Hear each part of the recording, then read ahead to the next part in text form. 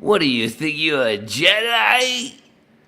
Yes. Well, hello, boys and girls. Hi. What a wonderful day it is today in our money-based economy.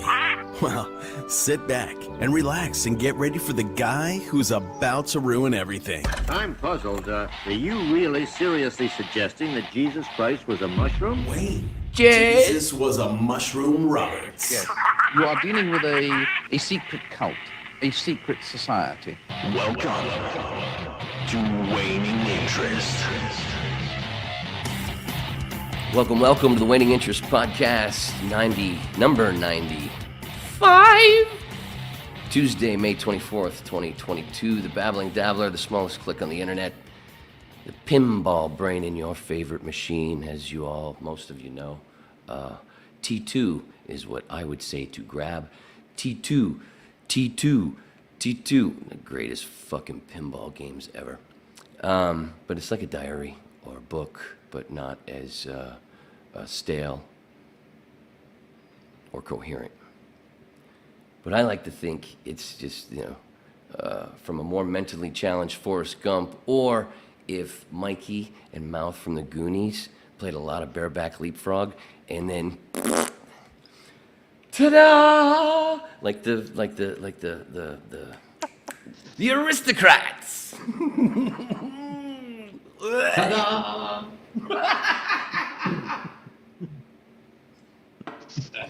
Dun dun dun dun dun dun dun dun dun. We're finally fucking doing it. Brett's here. Beckham's here. I don't have anything else. I just saw it now because I moved to. I wish I'd been doing that the same. Jess? Are you gonna shoot lightning out of your hands?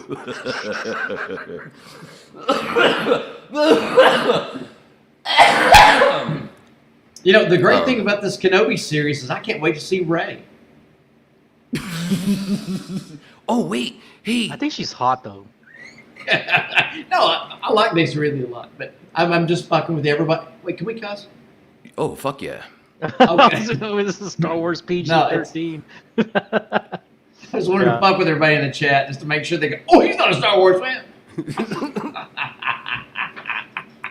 No, but what I was going to say is there's somebody, was that Mark Oliver, I think it is, in the Manson Saga discussion panel chat.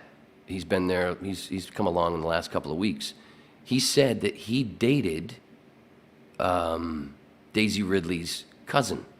What? For a bunch of years. Yeah, he said that in the chat, yeah. Is And he he corrected English? last night he corrected himself because originally he had said aunt, and he corrected, and out of nowhere he went, "Hey Wayne, by the way, it's her cousin, Daisy Ridley's cousin." Yeah. I gotta go meet Mark somewhere. Synchronicity. Wherever he's at. I guess he's in English. Yeah, he's over in I believe he said Stoke-on-Trent, where Slash was born, or grew up for a bit. I had to mail a package today to Cardiff, which is in Wales. And, boy, that's a treat. If you want to write out that address, there's a lot of shit. It's like, even the lady at the post office, she's like, are you sure you put all this in the right spot? I was like, lady, I don't know. I wrote it exactly like he told me to. The rest of it, it's consonants and not a lot of vowels. I don't know. Did you have to use two slips? Put them together? No, I didn't. Well, luckily I did not. But it was like, I don't know what's a street and what's a shire. I know that if I had to drive it over there, I would make it to Wales. I could make it to Cardiff. And at that point, I would just stand at town square and just start yelling for my guy. Hey, Just don't walk off the road at night or in the middle of the night. You might end up. The werewolf will get you. I did a play. You know what I was talking about. Yeah. I did a play with a lady from Wales, Lucy. 2015. Was she from a shire? Was she cute? Oh, she's gorgeous, dude. She could pass She could pass for Kate Beckinsale's sister, or Oh, cousin, at least I've always thought a she was distant hot. cousin. She's Wow. she's super super cute. And we learned a bit, and I don't remember any of it, but she taught us a bit about stuff over there, and yeah, it was 7 years ago. So, but Mike that was on Mike Marinaccio, my buddy, it was the same play. It was called Almost Perfect. Anyway, Lucy played the chick that Mike cheats on his wife with. It was great. We had a blast. 6 months we ran. Anyway, so everybody, yeah, some people might not know, but most people in the chat know at least who Beckham is from the Manson Saga discussion panel, Paulcast, and Speaking of the devil. oh shit, hey Paul. Oh, I didn't even timing. when I said oh shit before I even read what he wrote, which is oh shit. What up, motherfuckers? And Brett was what was that? 85 you did? Whip 85? Oh, I don't know the number. Our 5-hour Again, marathon. we went long, and I was drunk, so I don't know. You did the 5 hours too? Oh. Well, yeah, and then didn't we do it right after one of my Twitch streams? So I was already Yes. liquored up. Yeah, he had already done 5 hours on Twitch. Wow. You did that many hours? Well, to me, doing Twitch or podcast, it's just like sitting in a bar. Yep. It's just Yeah. we're just gonna bullshit, and I've always thought, man, having smartphones screws us in a bar because you can't bullshit anybody anymore. They just go, well, I think Top Gun was made in 1983. Well, I think you're wrong. I think well, let's just go You just see. Google it. And, yeah, and now you're on IMDb, and so now you can't bullshit anymore, and at a bar. Because they'll just go immediately to their phone, and but that's the way I treat everything. It's just, what? It's just like a bar. If we went and interviewed some bouncers, they would probably say that it probably has cut down and helped cut down on fights. Well, Because nobody's Yeah. they don't have time to argue. It's like, oh, Yeah. no, we already got it. Don't argue. You get 10 pints in, and you start talking about a Mike Tyson fight, tensions escalate, which kind of leads me to believe lately, with gas prices going up, how severely has drinking and driving been cut down? Yeah. I bet that's cut deeply into the cop shop's budget. Oh, and like the pandemic did. Yeah, well, like, there's no reason for a DUI checkpoint. Shit's too high. Ain't nobody out there driving. No, man, it is expensive. The only For time, real. speaking of the checkpoints, the only time I ever got pulled over at a checkpoint, I wasn't even drinking. I had my. That would be you. This is a fucking hilarious story. Before we get to the Star Wars shit, well, it has to do. Hey, your mouth. And it was so Really, fucking Danielle? crazy. Really? Who's the douchebag on the bottom not wearing white glasses? Yeah, where are the goggles? They're in the back. Well, Well, I should have put them on for tonight for the stormtrooper look. What's the doll's name? Danielle. Grogu. No, Oh, your doll. No, you said Danielle. no. Because I heard Mr. Beckham say, you know how much that Crazy. cost me before we started rolling? I thought it was a callback. Danielle, would you be a doll and go get us some all drinks? the thing that Mimi sent you, Oh, the crazy Charlie? Crazy Charlie. That's what he's called. Yeah. Show him. You want me to- Show you him. want me to go? All right, show, hold on. Show Brett. Let me go get him. Jesus Christ, how far away is he? He's in the chair. Hold on. All right. So what was I saying? Oh, the checkpoint. Fucking A, man. 6 stones will break your bones. Hey, that's not a bad idea. Hey, easy where you put your hand there. 6 stones will break your bones. Hey, that's not a bad idea. Can you see it? Yeah. Whoa, wait. There's the camera. Jesus Christ. Hey, easy where you put your hand there. We only just met. The last one to get fresh with me is sleeping it off. 6 feet under. The only way to improve that doll would be set it on fire.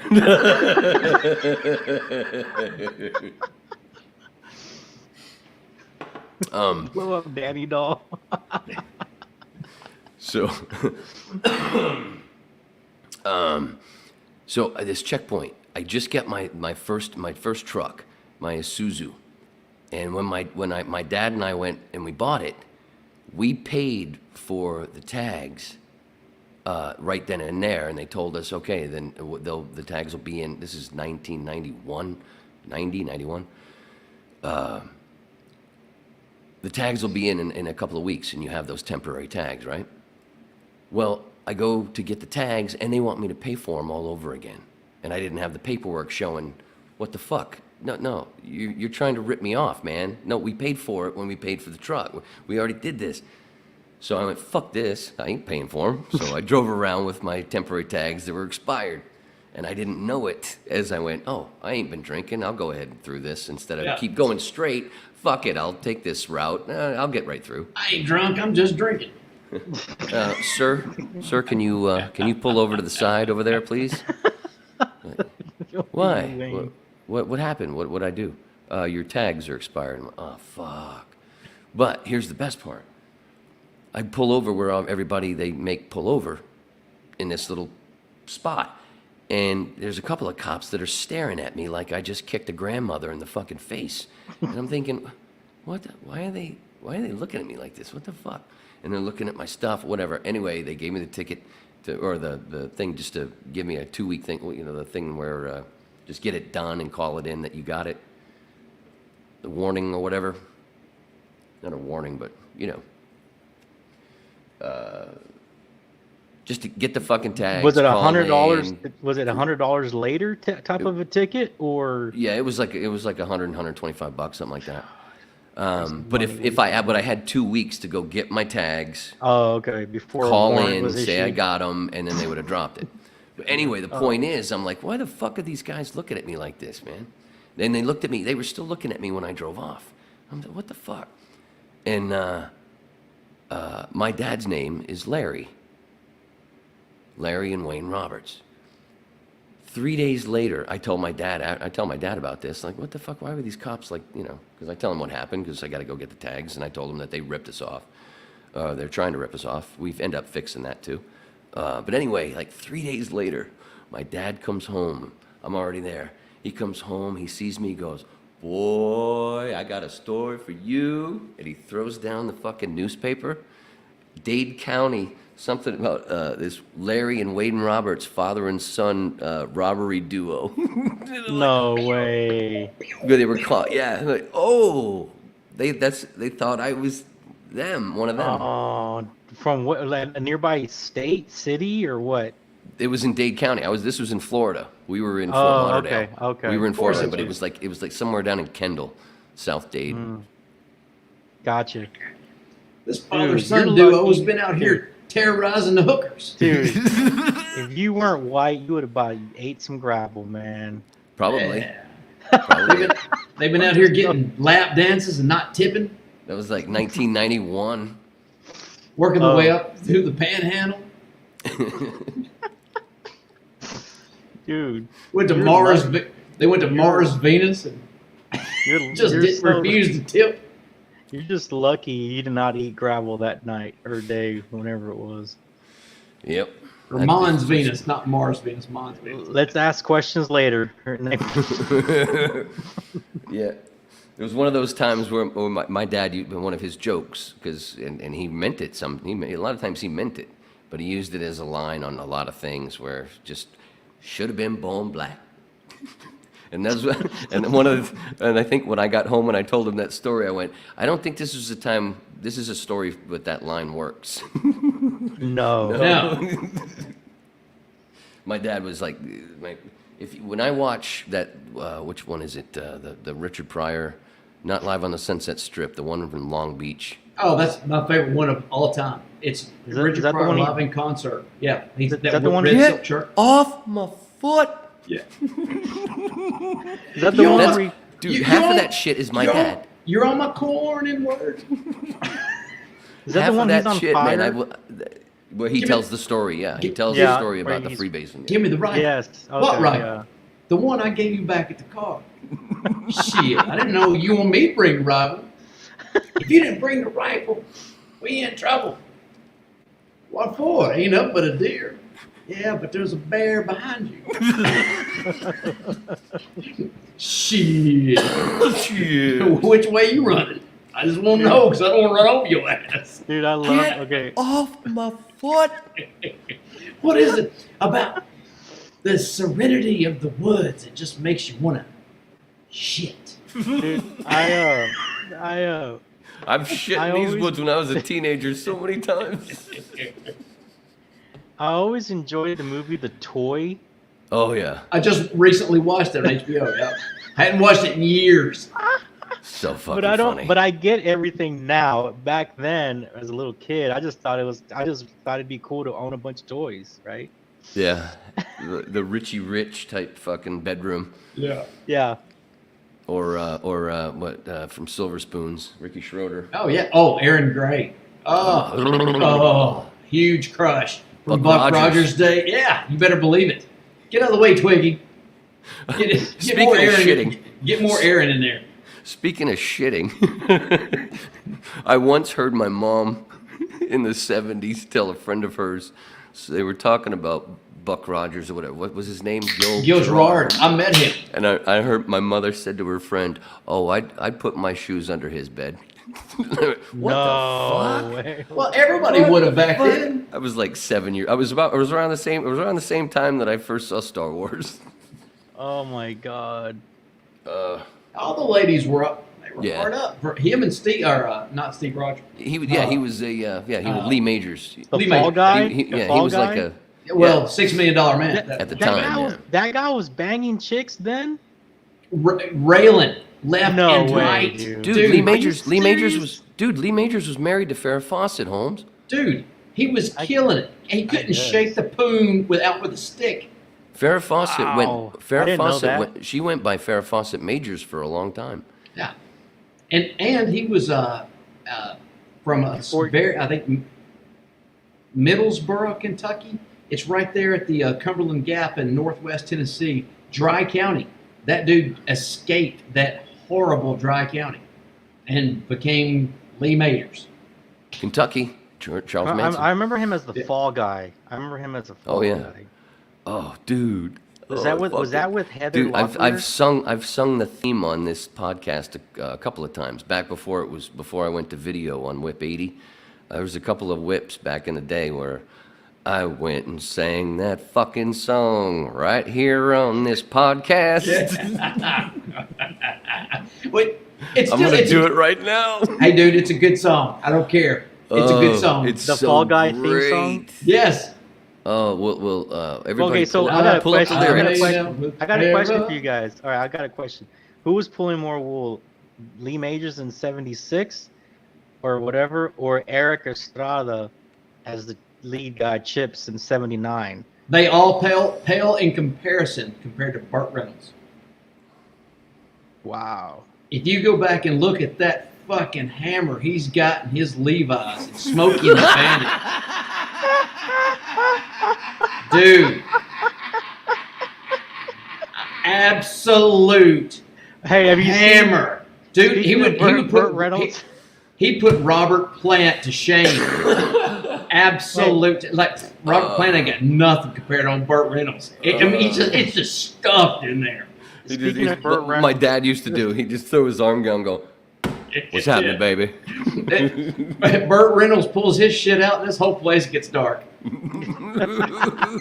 Have you seen him and Grogu together? The Mandalorian, if the Mandalorian was in the '70s. No, I have not Yeah, Is seen there's there a a picture picture of Burt Reynolds as Mando with the Grogu. Oh, that's funny. I haven't seen that. Yeah, you need to look for it. It's pretty cool. Bert. But yeah, well, I'm not the kind of kiss and tell, but I've been seen with Farrah. I've never been with anything less than a 9. So fine. I've been on fire with Sally Field, gone fast with a girl named Bo. but somehow they just don't end up as mine. It's a death-defying life I lead. I take my chances. I die for living in the movies and TV. I'm doing cocaine just like back then. But the hardest thing I ever do is watch my leading ladies kiss some other guy while I'm bandaging my knee. A boom boom. I might fall from a tall building. I might roll a brand new car. 'Cause I'm the unknown stunt man that made Redford such a star. That's it. I'm not doing the rest. Damn. You pulled that one love out, that. or you knew that was just. So fucking easy. It's a dude. great tune, man. He's just talking. He's not singing. Yeah, it's a great tune. But Dad, can everybody tell that do I sound like I did a couple of too many 8 balls the other night, and then got punched by my fucking coke dealer?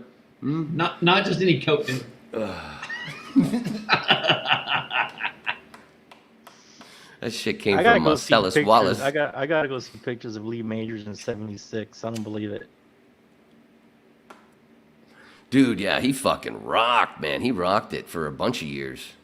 Was it more of the TV shows he had, or Yeah, well, first he was a Persona? $6 million. He was a badass because he was the $6 million man, And then after Lindsay that, he did- Wagner came in and picked up the dude following Yeah.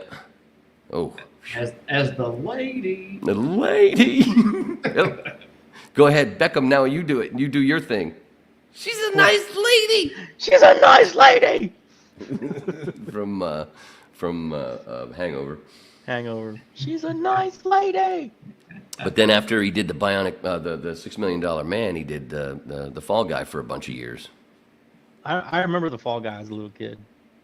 Oh, that show was great. And dude, Was it private investigator? I would be pissed off if I missed the open. I had to have because the opens back in the day, the opens for TV shows when me and Brett were kids, they were they were huge. So I'll throw this out for anybody in the chat and all you two fellas right here. The openings that always killed me. I always had something to do. And then Quantum Leap would come on. I'm like, I got shit to do. I'm not going to sit here. And then 15 minutes in, you finally get to the opening title. And I'm like, shit, I'm hooked. I'm in. They got me. But it would be like a 15-minute story before you even got to the title section. The credits. I was like, oh! That was I one gotta of the sit cool here and parts of watch the it. show. Yeah. Because they flipped it a little bit, yeah. Oh, that's right. Lee Majors also did the Big Valley back in the day. That's right. Yeah. What's the Big Valley? What was that? It was a A Western. Yeah.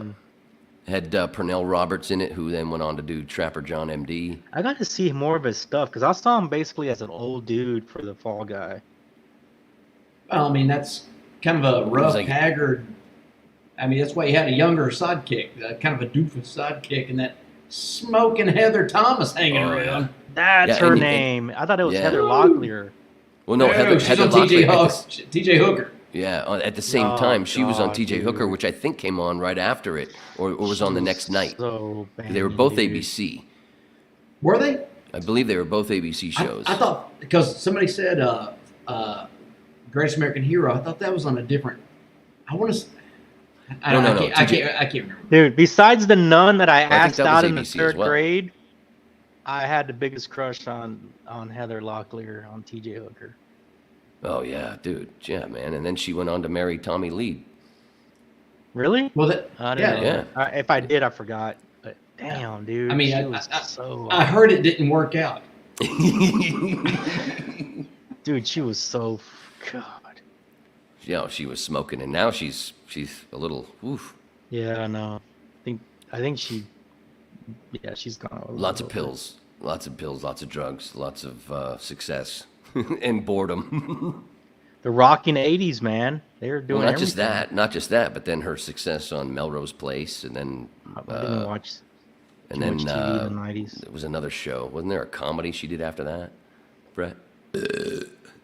I can't remember because there was I didn't watch TV in the it- '90s it's- at all, really. It's like now I don't even have a TV or cable, and so there was a huge section of time where Yeah, I didn't was watch TV in the '90s either. I was playing sports Yeah, in I high was completely school, focused on work college. and that kind of stuff. Yeah, I just, never really watched TV in the '90s throughout, pretty much. The '90s for me was early '90s was bowling, lots of bowling, and then fucking radio and television and movies. That's basically my almost all of the '90s. I did radio, watch TV, Star movies. Wars in '99 when it came out, though, because that was the biggest thing coming out. Oh, was Phantom that, Menace. was that the first one? Phantom Menace. Phantom Menace '99. Unfucking believable. Ah, I still have all my ticket stubs. do you really? You dork. Yeah, man. I it's- burned mine. I burned mine that day. Oh, Dude, I remember. You were pissed. In Wait, 1977, my dad took me to Oldham Theater. Yeah, and guys, I- tell your. And I original still year. have my ticket stub. Oh, that's and- cool. Wow. The And then- 77 and- thing is cool. And then in 1980, went to see Empire. Still got that. Jedi '83. Still got that.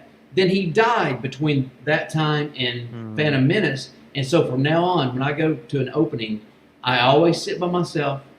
You know, if somebody wants to sit beside me, that's fine. I don't care. But you know, it's like, I get no, it. I'm not inviting anybody to come with me, and I keep the stubs. You know, That's so cool. it's because it's for me. 1977 was just amazing, and I don't know if I told you this or not, but like in first grade, my parents had, and I don't really remember this. I remember it being a little differently. I remember I want to be called Han Solo, but apparently I would not answer to anything except Luke Skywalker. My parents had to be called in. They were like, "Did y'all change his name to Luke?" Because he's not. You know, and you're sitting there with that big fat That's dumb funny. pencil in first grade, you know, and he's, and they were like, "No, we didn't change his name. It's still Brett." And well, he's not answering to anything except Luke. And I mean, both parents had to leave work. And you know, if I'd been older, I'd got the shit kicked out of me when I got home. I was lucky I pulled that shit in the first grade. And I don't really remember it, but that's how much I love Star Wars. I went to school and it's like, well, this is it.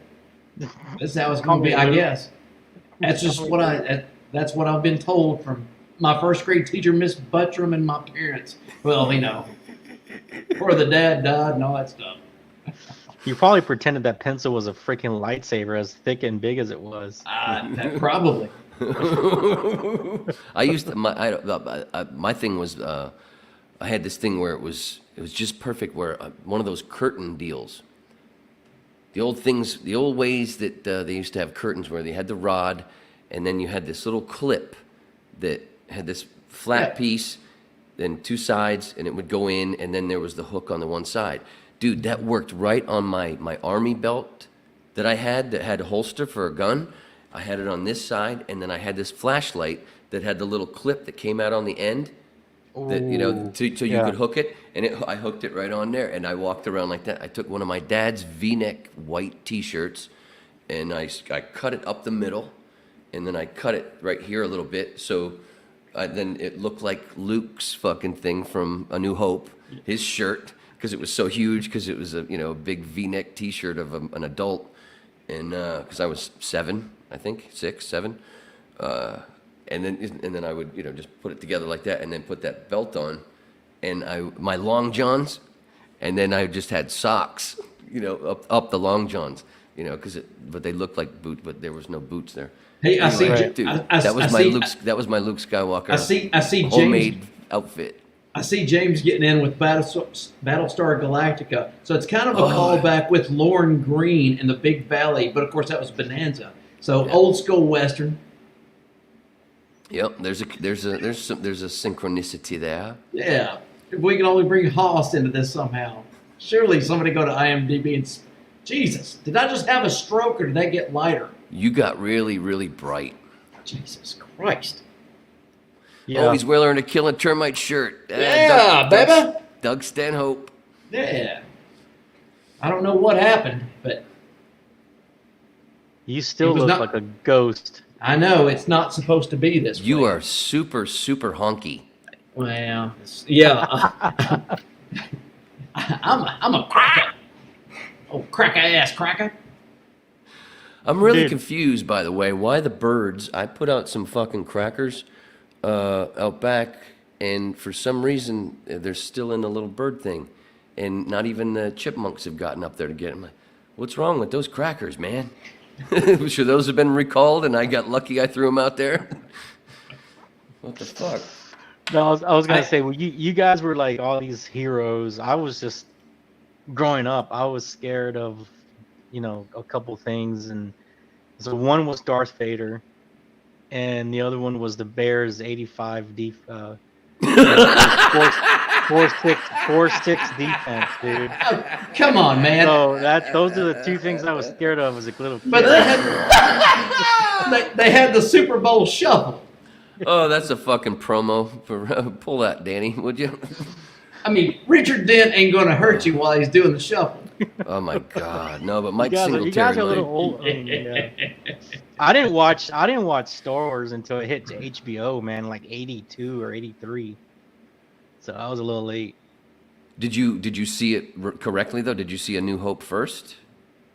Well, it was probably playing first on HBO, and then they would end up playing Empire and then Jedi later. So that's how I ended up watching it. Yeah. Because some people around your age, I know, that have I didn't go to the theaters. Didn't see them didn't see them in order. I saw them on HBO. I didn't go to the theater to watch them. I was too young. I remember in like 1998, so obviously prior to episode 1 coming out, I was working in a place called Film House. Wayne, we've talked about this. Yeah, I worked for them too. Yeah. After Brett left, I actually did some work there. Well, yeah, I mean, I left. A little thing called 9/11 happened, and I kind of had to leave. But yeah, it was Wayne and I had kind of crossed paths there. So I was a storyboard artist there, and their private consultant came in and was telling us that we're down in the atrium. You know exactly what I'm talking about, Wayne, and was just describing us. Here's what the graduating class of 1998 is. Here's where their heads at. They've never lived in a home without a remote control. And that shocked me. I was like, shit, the only reason I thought my parents had me was to get up and go change it. That's my only use, was to change it from VHF to UHF and to change the damn channel and to hold the antenna. Did you have that cable knob?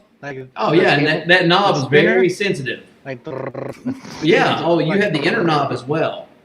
But like and subscribe. And so yeah, so they'd never lived in a home without remote control. I can't remember what the next one is. It'll hit me in a minute. But the third one that was huge was they thought the graphics in Star Wars sucked, and that's what blew me away.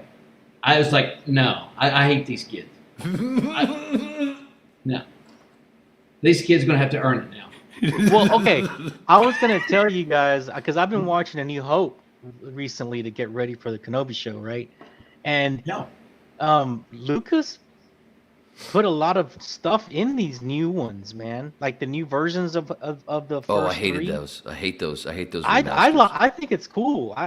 There's moments. There's Bespin more. is cool with the stuff in the background. There's some stuff there that's cool, but all that stuff at Tatooine that he put in those redone in the '97 maybe shit. the Tatooine stuff, but I like dude, that. There's fuck, space. There's come more on. space. There's more spaceship stuff that I think is cool. Yeah. And that scene with Han Solo and Jabba, I think works. No, God, it's You don't so like it? Well, fucking he horrible. puts It's horrible. he puts Fett in there too. I like it. I like it. I do like that. I'm with Wayne. I don't like all the close-ups of the animals coming by, so they do the cuts. I don't like that. I do like the extended version of Jabba the Hutt in there while they're in the hangar with bay. Solo, right? And I do like, they're all setting up, because used to in the original one there was only like 4 X-wings, and now you've got 2 or 3 squadrons of X-wings. There you go. Right. And so yeah, I like, and it's the same way with when Han and Chewie, he goes around the corner. There's only like 6 stormtroopers, and now there's like 4 platoons of stormtroopers waiting on him. I was like, oh, now that's a reason to run. Right. Yeah. There's more good than bad. So you don't like You don't like Fett being in that scene either. He closes the scene out as he walks where Jabba's walking away from Han. They could have done more with that, but and if you're gonna keep fixing stuff, then at least fix that. I would like the Jabba thing fixed because it's fucking awful. I mean, I at the could see time, that, meh, yeah. but no, it's fucking. He kind of runs into him a little bit. Like he kind of touches. Like it's It could be odd. It's a done little better weird. today. Yeah, of course Right. it could be. I got you. Yeah. And Of course. like, of course, I always thought that when they re-released all those movies with all that new stuff in there, I thought, clearly this is a cash grab. It's not like, Lucas go, well, here's how I really wanted to make it. Like, come on, you're getting money from us. Oh, it's huge, yeah. So I was in the theater for every one, and of course the whole time I'm sitting there, that's new, that's new, that's new. Yeah. Right. You're like, oh, And that's new. Yeah. So there's a lot of it that I'm with both of you on. It's like, we didn't need that. But then the other stuff is like, it's pretty cool. Which, No, yeah. which before we start roll tape, let's just go ahead and get into the ass ripping. My favorite Star Wars, as I get older, I keep going back to it, is Episode 4. Yep, I know everybody is going to go, no, Empire is the one. Empire is the one. Here's why. As I said, everything I say about Star Wars, I can defend it. And of course, let me preface it with this. Shit just got real. Yeah, two things Lucas said. Lucas, they were like, why did you start with the Episode 4? Where's 1, 2, and 3? He goes, well, 4 in my story has the most action. I wanted to get into it. And then a few years later, he comes back and goes, well, the technology wasn't there for me to make 1, 2, and 3. And of course, I go, wait a minute. In Episode 4, that opening scene is one of the greatest moments in cinematic history. And you were doing that 75, 76. And the first time I saw it in the theater, I missed that part. And Where dude, Vader has the guy and he's choking him. That's the scene. Oh, you're no, talking about. No, he's just talking about the the ships. The yeah, ship when it oh, comes you got out. Leia's little ship. ship, and then Oh, okay. a big Imperial cruiser coming. Right. And it was amazing what they did. And those dudes, and to me, all I heard when Lucas said that was like, y'all ran out of creative juices. Y'all were just, now you're looking for money. Because that Skywalker sound kicked off, and they had so many other things. Like, come on, man, you could have pulled that shit off with cool stuff. But anyway, Star Wars New Hope Episode 4, it's standalone. You were introduced to characters. You had more cool characters. You had some conflict. You had conflict resolution, and then it was over. And it was a great one-shot movie. It stands alone. And then here comes Empire, which is probably, I'm going to say, the greatest sequel ever, next to Godfather 2. And it goes back and forth depending on my mood, which one's best. But it's Empire just you knocked haven't it seen out. Top Gun 2 yet, buddy. Oh! Let me squeeze my nipples and go sign up for the military, baby.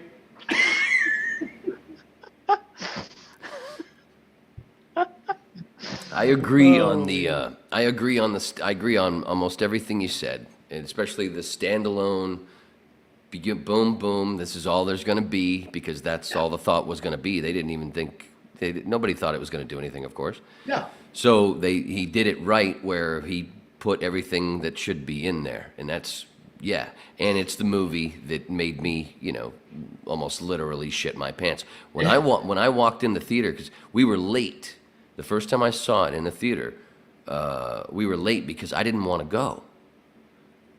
I was playing with my friends next door, and the way my dad spoke, like I said, with the Richard Pryor thing, my dad's had this slang to him, and I should have understood, but at the same time, for some reason, he said we're going to go see this space picture everybody's talking about. But all I could think of was we were going to go to a museum and look up at fake stars. Space picture. Right. Space, but what? And I didn't want to go, and we were. It wasn't that. I wasn't the reason we were late. That was only like 5 minutes or a minute of me going, what? All right, let's go. Well, it was the 70s. Your parents had to have a little slap, Oh, and they were buzzed. Yeah. had a drink for the road. They were buzzed. We're going to see a little space movie in a minute, baby. Hold on. I remember them having one of those too. Whiskey sours. My dad liked whiskey sours, and Coors Light. And that was probably actual banquet coolers because The old day, yeah. 1977, the number 2 movie in the nation was Smokey and the Bandit. The number 1 was Star Wars. And what were they doing? They couldn't get real Coors beer east of the Mississippi. And so... Did it come in those little cans or little bottles that it still comes in? Little bottles back in those days. Yeah. The little stubbies. Or you had those little pull-tap cabs that you'd step those. on at the lake every summer. And then years later, my first real big voiceover gig was a Coors brand. It was Aspen Edge, which was, they were trying to compete with Michelob Ultra. It was the low carb Aspen Edge. Arguably, what was it? Arguably Bill K, Jar Jar Binks. The world's best low carb beer. Some fucking, when I did those spots, nobody knew who he was at the time. Joel McHale was in a couple of the spots. I like Joe McHale. He was, and Is the he spots good are or funny. If you is he look up bad Aspen Edge voiceover, Aspen Edge, what is it? Backyard, I think it's called. They were in 2 of them. The other one was 19th Hole, and it's him and another guy. They keep doing this thing like your wallet and my wallet. They keep doing these levels. Dude, as a kid. And in the spot, there's like your corn and my corn or whatever, because they're at the grill, and then he throws like your steak and he throws it on the floor, on the ground, and then my steaks. Seriously, is that my steak? You want to see your corn? Aspen Edge, arguably the world's best low carb lager. Dude, I made fucking almost $100,000 on that gig. Nice. Yeah, it was and that was my first big. I had to race around because I had been SAG eligible for quite a while, but I was in Tennessee and Florida when I was eligible, so it was right to work states. So I was like, fuck no it. union here, baby. Right. So when I got to California, everybody was like, well, if you're eligible, just wait until you get your first big gig where they force you to join. So then I had to run around down to AFTRA because they weren't together yet. Yeah. I had to run all over the place, paying dues and doing all this fucking shit. I'm like, is this really going to happen? Paying dues is great as long as you hit a big one. And they were cheaper back then. I'll bet. It was only $1,200 back then when Some I of joined. my comic buddies that told me Now they're now it's like $3,000. Yeah, they're like, shit, we're going to the poorhouse. I haven't. Dude, how paid long my did that dues. beer last? How long did haven't- that Aspen beer last? Only a year. I was gonna say they I don't pulled it. remember. I think I saw it, but I don't remember drinking it. It was 2004, 2005. I didn't. I think I saw it, but I didn't. I drank a bunch of it. Speaking of that, I tried to help my cause. You're sponsored by Aspen beer. speaking of that, I'm empty. Go get it. Go get one. You guys going to be okay without me? Yeah. I mean, when I'm up, I might as well go see a man about a mule. I'm up. All right, I'll be back. So Beckham, what year were you born? 76. Oh, so you were. Oh, dude, I thought you were a little younger than that. I thought you were born in the 80s. But I didn't see Star Wars until like the early mid 80s. Oh, I didn't finish the story to where we were late. So when I the first time I saw the movie in the theater, we opened the doors to go find a seat, and it's all dark. And it was as soon as we opened the door in the theater, and I'm what? I was born in 70. What was this? Before my 8th birthday or 7th birthday? So anyway, I'm little, and my parents opened the door to go into the theater, and back in the old and immediately it's all dark, and the fucking screen is right there, and the fucking door blasted open, and then Vader and the stormtroopers come through right after they captured the ship. So we were like a minute late or something like that. What do you remember about that? And then they had to basically be my eyes because I couldn't take my eyes off the screen as we were trying to get down the aisle when we found a seat. I just couldn't. I was tripping all over the place because I couldn't fucking take my eyes off the screen. You weren't scared of Vader?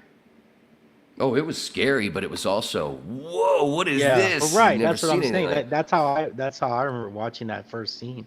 Dude, it. It was so new. that was brilliant though, the way he was able to he thought about starting it with that because it does, and especially for that time, right? I mean, you had all these we had Star Trek and all that kind of stuff, or your Rogers guy or whatever, but Buck Rogers. Buck Rogers and all that. But man, Yeah, like but the effects were nowhere right, near with yeah, that show. yeah, and like who was this Battlestar guy? Galactica kind of ripped it off a little bit, but they had a little bit okay. But Who was this guy in the all black outfit and all that kind of stuff? And yeah, man, it was risky. I mean, he talks about the risk that he took all the time, but it definitely paid off, and it definitely captured people, and especially young people. oh, it captured everybody. Everybody had. Everything was Star Wars, Dude. man. Yeah, and back then, Everybody. I mean, everybody kept going back and back, right? Every weekend, the lines were out the back. Yeah, I think. Let's see. So then I saw it again. Brett, I think I told you before, but you don't remember from the 5-hour marathon. That when I finished the story about being late. We walked in like a minute late. So when my parents opened the door of the theater to go in to find seats, as soon as we opened the door blasted open, and then the stormtroopers and Vader come through on the ship. Oh yeah. So and then they trying to find seats, and I couldn't get my eyes off the fucking screen. I have a model of that where the doors open. I have a model yeah? of that. Yeah. Is that some of the stuff you were painting? No, that I ordered the model part. That would be too hard to do. Yeah. You have to show some of the video later or at some point. But of, what whenever you're I doing. put that one, and some of Brett's Star Wars sketches. Whenever I get that scene done, I'll of course I'll video and shoot it to you and show you what it looks like. It already looked pretty cool from what I saw. I'd show it on my phone, but I'm getting that Battle IMS bullshit, so it keeps popping up and fucking with me, man. I gotta do something. I've never had a problem like this with my phone. That for some reason I like Empire more because of Battle of Hoth. I just like it. I don't know. I just wish there was a little bit more longer, a little bit more sequence maybe. There's so many cool. Anytime Han's like, go back to Star Wars. It's like, oh shit, Han got his payment, he's out, and then he loops back around. Your tail's all clear. Kills Flawless thing goes home. I missed that. He's like, yeah, I'm just gonna take my payment and leave. and then in Hoth, he's out there. He takes care of Luke, and what does he do? They're out there looking for him, and he goes, good morning, nice of you to join us. Sarcastic, just a rogue. When they finally find him. Yeah. Yeah. I fell asleep rewatching Empire last night. And I can't believe how many times I fucking seen this movie. And I just fucking noticed it. Either that or I noticed it before and I forgot. You probably just forgot. The first 2 shots of Leia, when Han comes back to the base and he comes in to say, I gotta leave. General, I gotta go. Mm-hmm. When he first walks in, there's a shot of Leia where she looks over at him, right? Yeah. And then he goes over and blah, blah, blah. And the next shot of her is the same exact shot, but they flipped it. Really? Yeah, I'm sitting there laying there watching it, and I'm like, I'm gonna wait a check minute, that what the out. fuck? I It fucked with my eyes for a second. I went, wait a second. And- I went back. Yeah, they flipped this. It's the same shot, but all of a sudden, she's right there with the same 3 dudes, but it's on the other wall now. Now you're gonna make me want to go check that out. And those storyboards from that Hoth battle scene in Empire are just art just among themselves. It's just beautiful. And It's it just is gorgeous storyboards. Speaking of sketches, show up some of your Star Wars stuff if you have anything. Who? Oh, I Him? don't know how to pull that shit up. Oh, you don't have it just sitting there, This laying there? your podcast, baby. Oh no, I sent you some stuff. No, I don't. It's in the other room. Well, Brett's in the description. Brett's Twitch link is in there, along with his. I didn't put his Instagram, but his Twitter and his. But you Just can find Husky you can Boy. find- What But kind of art? I Instagram- mean, so you've drawn the Battle of Hoth or what? Or No. So okay. I used to do a lot of comedy show posters for Stanhope, Burt Kreischer, Sam Tripoli, the Issues with Andy Crowd, those folks. And I've always loved comic books, always loved films, and I did storyboards back in the '90s and into the early 2000s. But around here it's nothing. It's country music stars and country music videos. Brett's in Nashville. It's not Star Wars. It's not something cool. It's just how do you pick up a gig and pay the lot bill. But it's working with comics has been awesome. But yeah, just Husky Boy on Instagram. Dude, And, would you guys have liked it if Vader drew the sword in the Battle of Hoth, or do you just like the way it is now? I like the way It's it is fine now. the way it is. He didn't. And luckily they cut out some of that. What's the fucking? There's deleted scenes of where. Yeah. He It reaches got out attacked. with a force and try to. No, it got there was an No, attack one of the the troopers gets attacked no, by the right? another one of the fucking thing that gets Luke at the beginning. Wampa. The Wampa. Yeah. Yeah, there's a Wampa attack that got deleted. Yeah.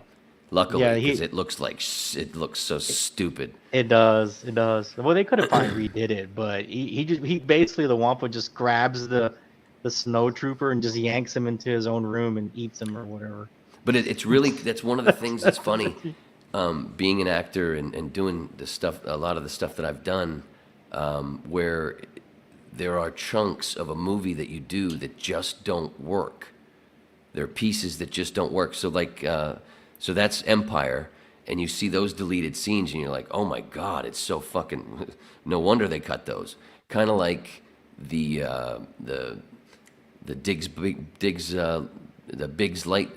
big stuff in A New Hope, where you watch that deleted stuff, and you're like, yeah, you can see why they deleted it because it's bad. So anyways, and I've done films to where there are chunks of. I did this one movie that was supposed to be feature length, and it was going back and forth between my character and this other dude, his story and my story, and it was going to show at the end how they sort of blended together. I saw the footage, and the guy ended up making just one movie and cut all that other guy's part out because it was so. It didn't even look like the same movie. It was like it was fascinating because he showed it to me, and I ended up doing another film with this dude. It's the one. It's the one that I told the story to Danny when Paul was on. The accidental dick pic story. Did you say that you sent or in the show? It was that film where the director had to basically take a 90-minute film that he wrote and turn it into a 55-minute film. It was just because it was like kind of like I'm saying, you understand my point, right? It was like because you've seen the deleted scenes, the Biggs stuff from A New Hope that's been deleted, and it's. You mentioned dick pic, and I'm still 2 nights ago. I had this fucking nightmare where I had sent dick pics to all my close female friends on Twitter, which I would never do to ever. And I woke up in unless I'm asked. No.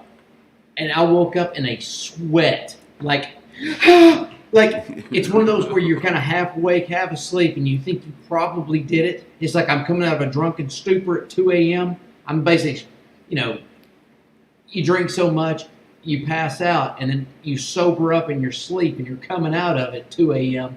and go, and started looking at Twitter, and it still couldn't process in my head, and it felt so real in my brain that I had done that, and oh my God, it was one of those things where I immediately want to get on Twitter and start going, I'm so sorry.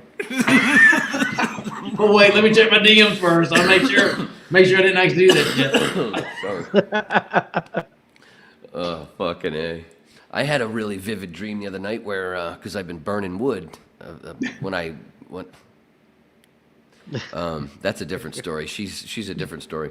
The one who gave me I didn't really do few 8 balls and get punched by a Coke dealer. It was a joke. I had a head cold.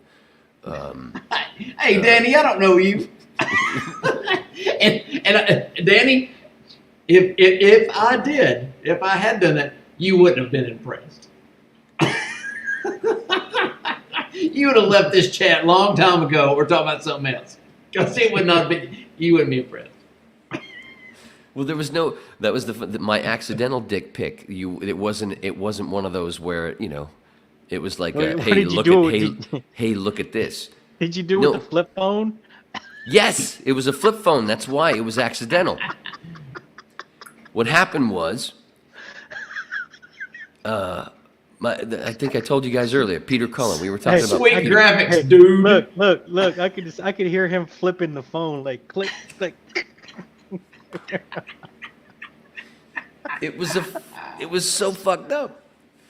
What happened was, I told you earlier about one of my ex-girlfriends who was an assistant to Peter Cullen. Yeah. Optimus Prime. I was going to say, we were just talking about that, dude. I can't remember if that was we were recording yet when we talked Hey, about old that. grumpy mama's in the house. What's shaking, bacon? Holy It's cooking shit, good sweet. Yeah, one of Brett's fans from his Twitch. She's my friend. She's my friend. My She's friend, a fan. yeah. She's my friend. Yeah, you go onto her Twitch. She has Movie Watch, right? Yeah, she's got a movie watch party every Sunday night on her Twitch stream, and of course I watch her. Whenever she's playing, she's a gamer as well. And I hope she celebrated Victoria Day on Monday in Canada. I know she did. I know she did. So, yeah, it was back in 2008, 2009, in one of those flip phones, and I never took pictures with it. There was like 8 pictures there was 8 pictures in the gallery on that phone, and it was all my daughter just taking pictures from when we were driving around.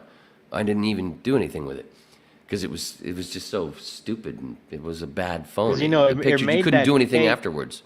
It made that fake snap sound, like. You don't know how old I am. Yeah. You want to know how old I am, kind of, and A year younger than me. A year younger than me. Yeah, I'm younger than you, I think. But when the 2010 flood hit Nashville, I did not have a smartphone. And so when I was going out walking around my neighborhood, because we're surrounded by these 2 little creeks, and it was just completely flooded. And I was taking video with this dumbass flip phone. And the video was so grainy. It was like 64-bit. It almost, and it was like, oh, look at this. Dude, Look at this more. Dude, beta porn looked better than that. Oh, it was terrible. Terrible. And I think the only pictures I had was my dogs and those flood videos and pictures, and I was like, that was it. Yeah, it wasn't. That's one of the reasons. Yeah, I didn't really do anything with it. So, but my Look what but one James wrote. Christina, what did James write? Hopefully, this dick pic story ends with Wayne snapping his flip phone down on his dick. The killer is here.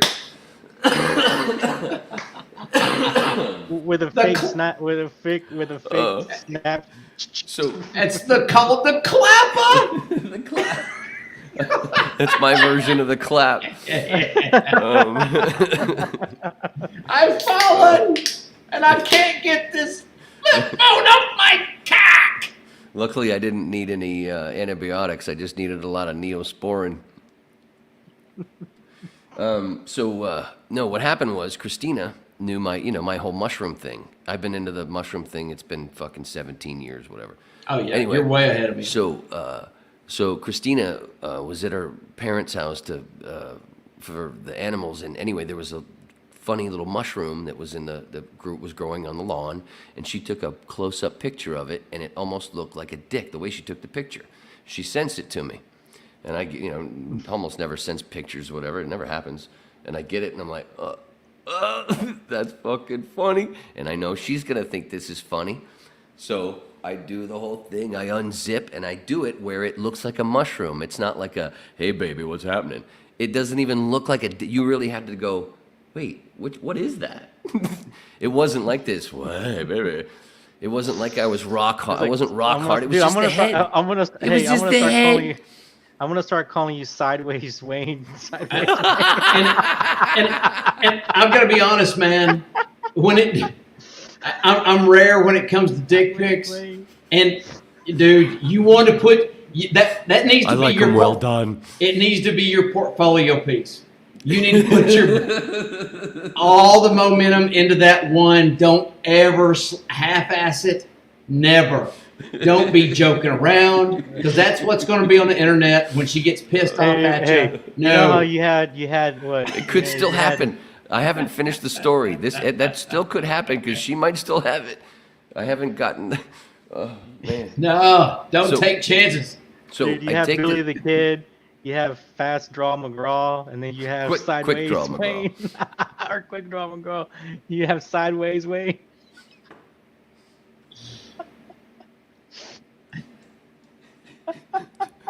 Sideways Wayne.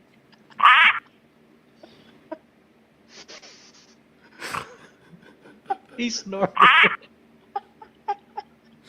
Oh man, son of a bitch. Anyway, so Sideways Wayne, I got to remember that. Hopefully Jinx will make something that looks like a. Anyway, so let me try. I'm trying to finish this fucking story. It's supposed to be about Star Wars, but now we're talking about not my just dick. any story. My Star Wars dick. We're talking about my lightsaber. Anyway, Slap.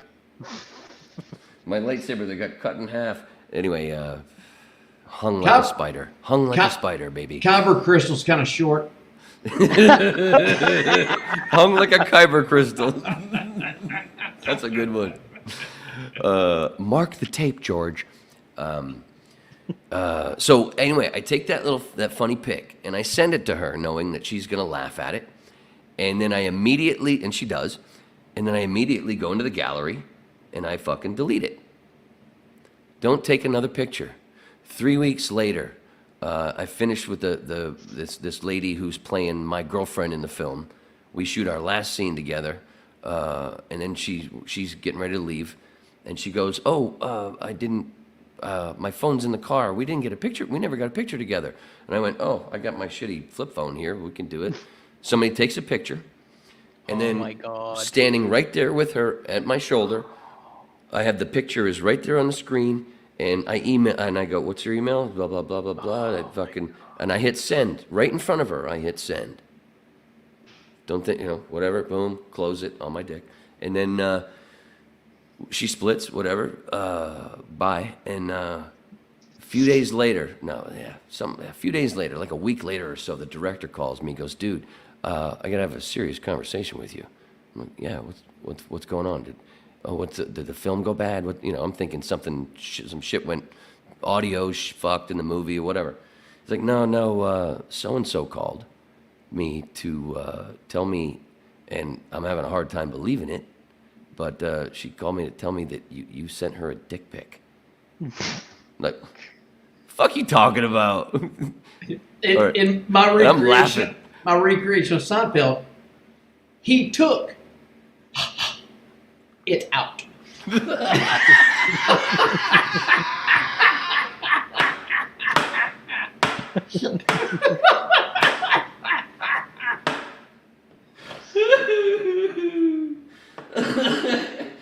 Oh man, a Chevette. Oh fuck, man. So I laughed like that. Dude. That was my reaction to him telling me that. I'm thinking there's a punchline. I'm thinking, what are you fucking talking about? I just said no goddamn dick pic. What are you talking about? He's like, no, I'm serious, man. No, she said you sent her a dick pic, and she sent me the pic. I'm like, what? No, I didn't, dude. I'm like, no, what the fuck are you talking? I'm trying to think. There's no fucking way. There's absolutely no, because I have forgotten about that pic that I took and deleted immediately right after I sent it to Christina. That's not even in my head. So I'm thinking, what are you talking about? Now. I didn't say her last name. There's a lot of Christinas in California. Right. Because I've never met one. So I go, dude, no, this is not. I don't know what the fuck you're talking about, man. So I go, here, we'll hang up the phone, and I'll send you exactly what I sent her because the pic is still on my phone. Hang up. I go to that picture on the flip phone. I do the whole thing, and then boom, and I text it to him. Doop. Hang up. Bill K, are you telling me there's just a thin layer of gabardine between me and him?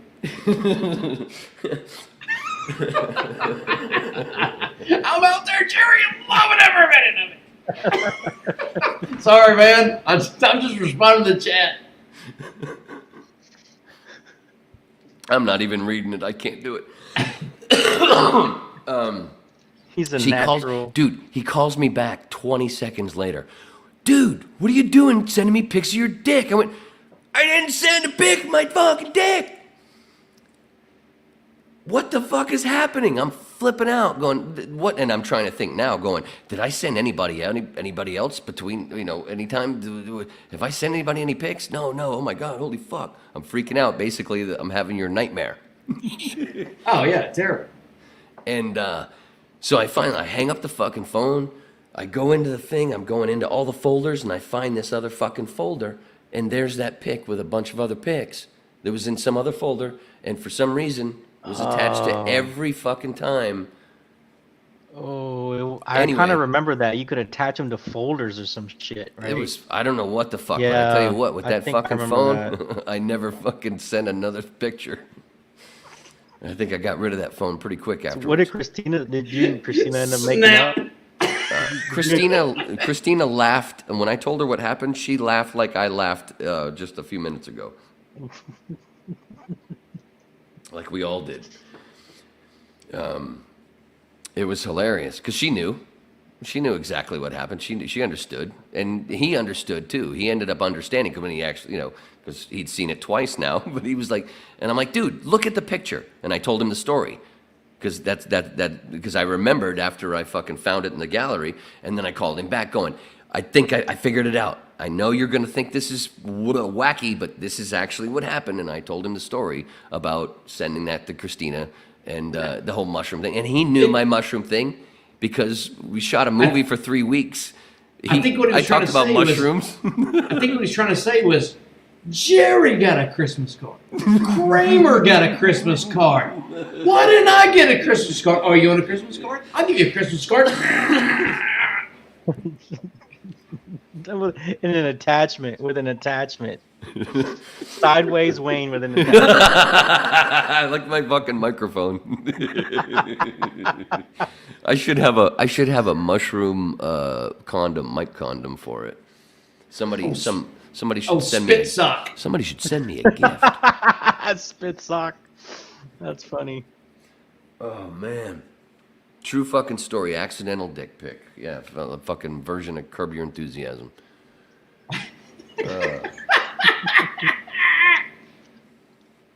And I also, one time, another lady that I was with, she said, oh, dude, it's a Tim Conway Jr. Tim Conway Jr. and his partner for a bunch of years, they split up, and Tim's doing his thing, and he's looking for a new sidekick. I'm with this lady who worked with him. I'm not with her. We were just every once in a while activity partners. And she sets me up where she gives him my sidekick demo. He loves it, and there's this email thing back and forth, whatever. Anyway, I think I'm replying to her to say, oh, you're going to get some extra special treatment in the bedroom or whatever. I was replying to all. I didn't get the gig. He should have given me the gig, and it would have been the greatest opening story to ever tell with his new sidekick. This is how Wayne got the gig, by the way. Fucking A. Oh, I dude. fucking literally shit my Remind me pants. not to trust you to send an email to anybody. This is kind of like VH1's Why the Music Never Happened. Right. Never get him to send an email. Don't let him do it. VH1's What Could Have Been. Oh, Christ. Fuck, man. Tim Conway Jr. Oh, man. Now somebody's gonna that would be so great. I'd love to hear the audio of somebody. We Hey, I need to heard this just- story hey, once, we Tim. need They call him up on his show we now. need to test this out. We just need to get a huge email chain and attach you to it. Just see what happens. But the same thing happens. Like, say, if you have an Android phone, it's the same kind of deal where there is a separate, if you have a Google account or whatever, there's a separate gallery, So like if you take a picture with your phone or video, and then you delete it from your normal gallery right there, you still have to go into the Google Photos and delete it from there if you're going to delete it because it's still there. You're right. Because the other night my iPad. You had a dick pic thing? No, it just erased all my. I don't know. It's just weird. It just merged with the phone. It was weird, and I didn't want it to. I had to go to the settings and mess with it, but it did it on its own. But you're right.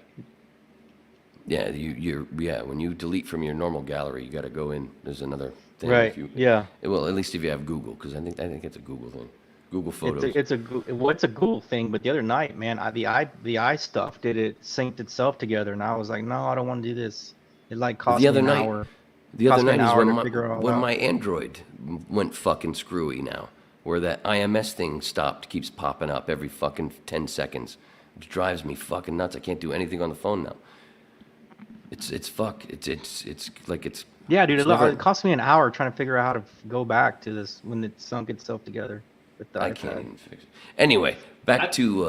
I remember that long ass telephone cord that would stretch to every room of the house. Oh fuck yeah! And it would just get spun up, and you just spend an entire conversation trying to unravel that motherfucker. Or you just tied yourself around the pole or around something. 1986 in this house, the phone was on the wall right in the kitchen right there, but you could walk all the way down that hallway into a bedroom with the cord went all that way. And then you trip on it going into the kitchen. And my grandmother's house had that big black phone with that big rotary phone, and it was like a nice little parlor table, a nice little parlor chair. Like you couldn't move more than 2 feet. Was it the one where you talk and then you hold it? That old? It wasn't that old, but it was one where you could pick it up and beat the shit out of somebody with it. It was, and it was one of those. It'd be one of those like you don't like where the conversation goes. Hey, go fuck yourself! Click, bam! It was one of those.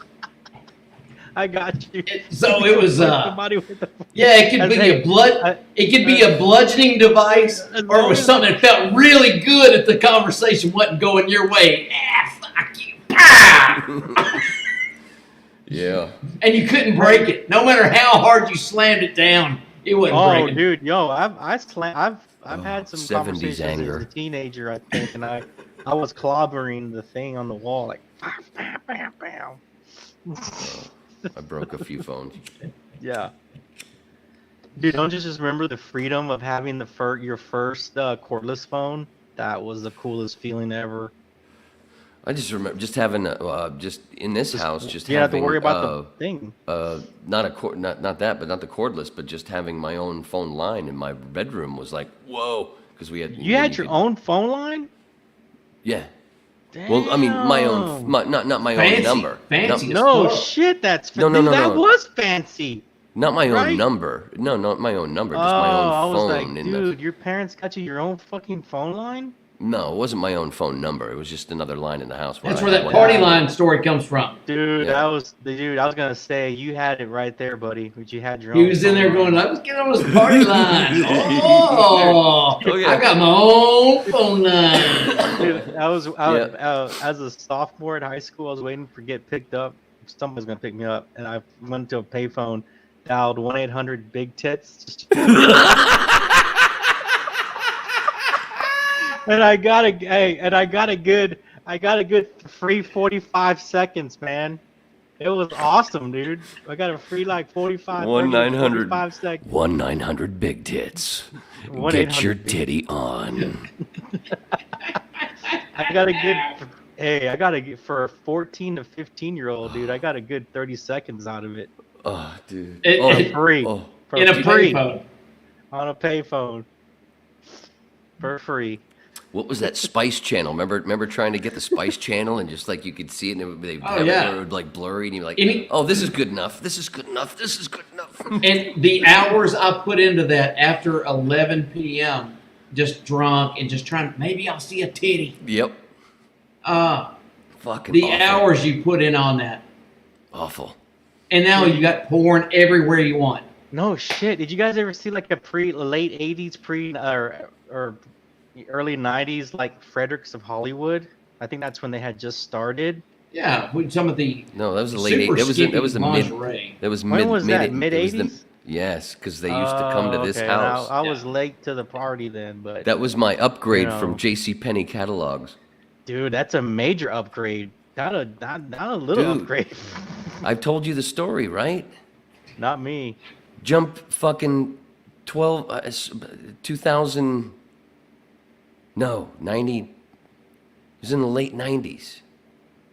Right? Yeah, 97. We moved into that building. 97 was when Phantom Menace came out. No, 99 was when the Phantom Menace came out. I thought it was not. Oh, I was 97 he's was going back to the old Google crap. 97 was the Google it and find out. 97 was when the remaster things or the upgrade shit. Oh, when was the remastered stuff? 97. But this is a better story. Yeah, 97 was when all that new stuff came out. Okay, got you. I went and saw it with Fezzi. That was my Ron Aron year. We had some disappointing theater experiences, me and Fezzi, because we also saw Batman and Robin together and went, what the fuck? Anyway, Fredericks of Hollywood. Who, do you remember the main... I told this on the podcast before, too. No, well, dude, I was in California in the pod. I couldn't hear all of you. No. I told it on the... I first told it on the roast. I don't remember. Dude, you were cutting in and out on the roast. Remember, we couldn't hear you. But that was only during the roast. During the actual conversation, the storytelling, I told this story. Fredericks of Hollywood. Remember the main model in the catalogs? It just seemed like there was one blonde and one. Yeah, it was brunette. one blonde chick. That's the right. brunette. It was a brunette. It just seemed like there was two of them. There was two or three. There was two or three because there was also a redhead, but there was the main one that they used was a lady named Terry Weigel. Was she a porn star? She became a porn star. Gotcha. That name sounds familiar. Yeah, so I'm jerking off. She was. I'm jerking off to her in the mid-late 80s, to the Fredericks of Hollywood catalogs, right? Now we jump to 1999, I think it was. Mike Church was one of the talk show hosts on one of the stations I worked at. My roommate was his producer, and Mike had me also knew that I did. Back then, I did Mike Tyson on the phone and with Ron Aron, and I did Ace Ventura. So this is after Ron Aron. So, but I still worked there, and he knew I did those voice stuff. So he used to have me call into his show as doing these character shit. And we hung out a lot. We partied a bunch. Mike and I drank a lot together. One night on his show, he has Terry Weigel as a guest because she's in town at one of the strip clubs. I remember now. Okay, I remember this story. Yeah. Okay. So he's like, dude, Terry Weigel's gonna be here, and of course I've already told him. Oh yeah, we all it's like me and Brett. Yeah, we know we jerked off to that a long time ago. So she's gonna be a guest on the show. So. So if you want to hang your idol, and so if you want to, and actually he wanted my help because his show was from 7 to 10, so there would be nobody, and David would be in his producer, my roommate, would be in the control room, so to let them in there'd be nobody there to let them in, so. I know you want to meet her, and you actually help because you let her in when she gets here. I'd have been nervous as fuck, dude. Her husband and her, they come in. I bring them into the little kitchen area and stuff, and I'll give them what they need, and I give her a Mike Church T-shirt, right there in the kitchen in the fucking building. She takes her fucking shirt off, and she's not wearing a bra. And then she's already given me this really big hug before. For no reason, just hi. She's not sober, let's just say that. Neither is her husband. And they're swingers as well. Not only is she a porn star at this point, they're also known swingers. So she's very lovable. She's very loving. So she just takes her shirt off right there, right in front of me, and oh, thank you, and then puts Mike's shirt on. Then she takes her fucking pants off, and just throws them right on the table right there in the kitchen. Her husband grabs them, whatever. Okay, all right, I'm going down to the studio. Are you having flashbacks to '84? Oh my at this Christ, moment? dude. It's insane. I can barely fucking breathe. Especially when she especially opening the door. Oh, hi! And then I'm getting a hug immediately. I'm not asking for anything. It's just like she's just coming right at me. I'm like, right out of a dream. It's very dreamlike. And I'm fucking completely sober too. I wasn't afterwards, but so take them down to the studio, and it's a commercial. I take them in during a commercial break, and she's still pantless. Now she's just wearing a big T-shirt that's covering her ass. Yeah, so it's it's almost like a dress on her. Yeah. And no underwear.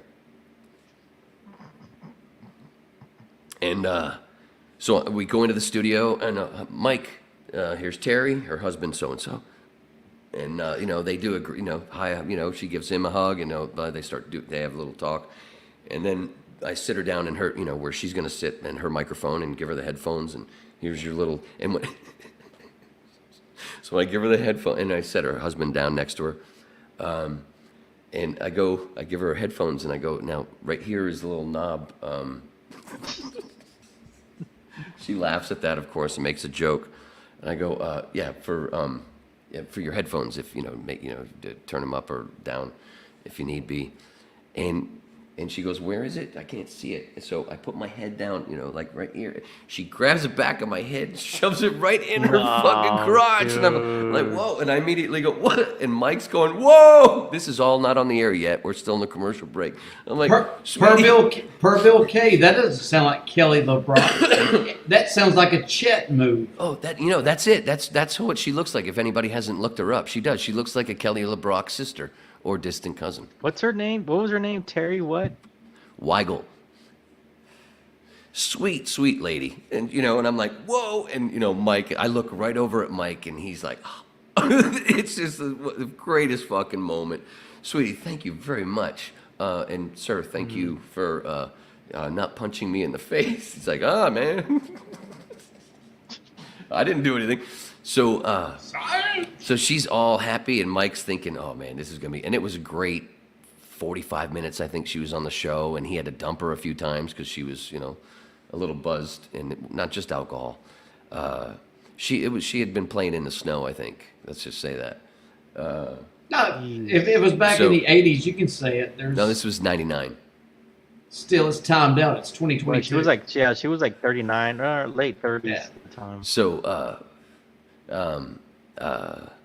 so then, they have the show. It goes great or whatever, and she invites me and my roommate and Mike down to the strip club to see her show later on.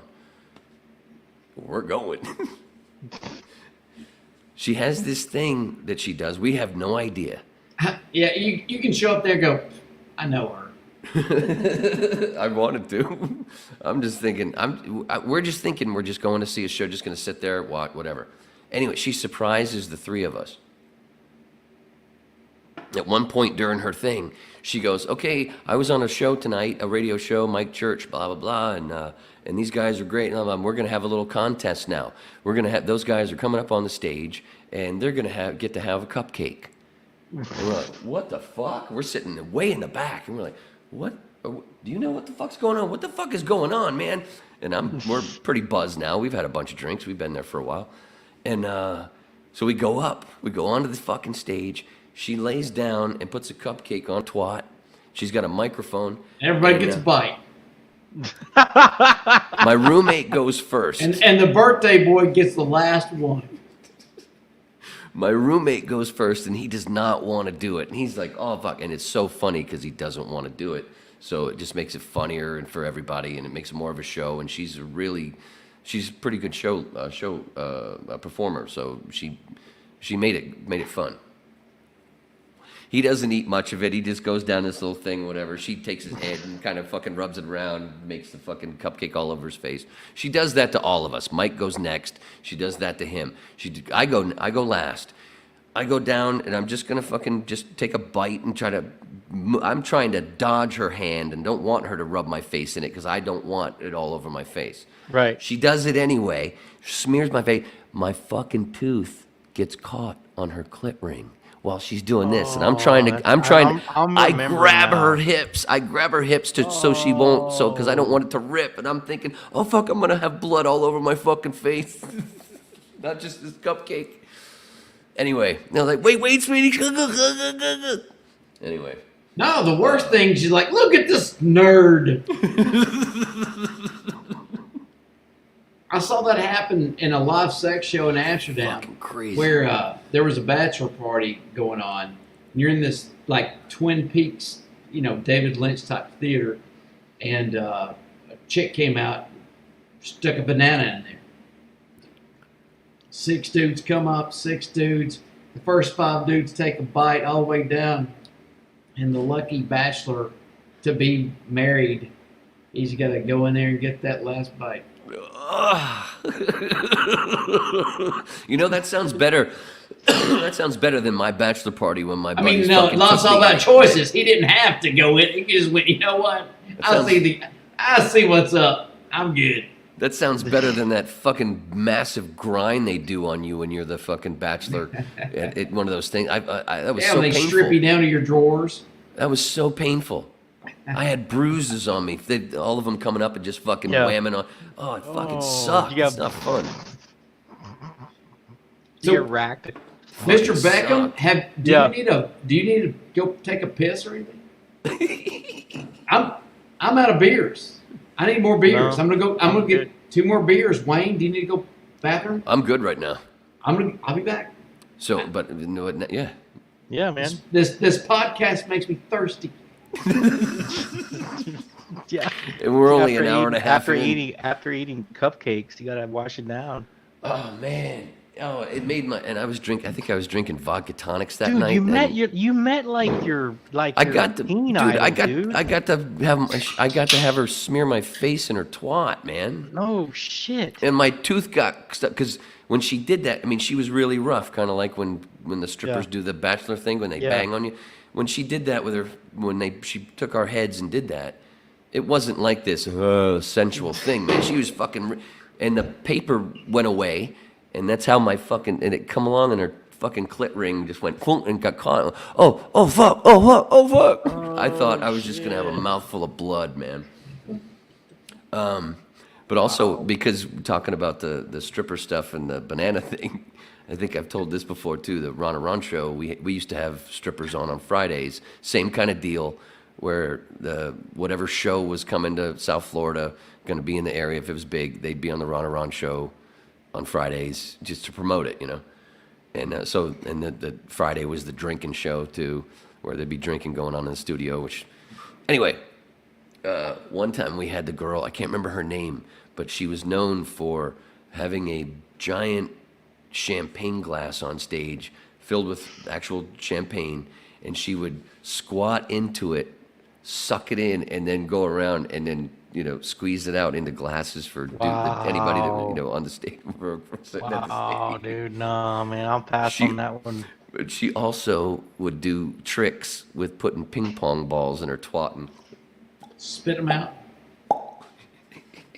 In the studio, one of my gigs once, she's laying on the floor in the studio on her back. Sounds like she came from Thailand. She's probably got a snake trick too. No, I believe she was from Kentucky. You know what? Snake handlers. Dude, Kentucky's nuts, dude. Yeah. Please pass the snake.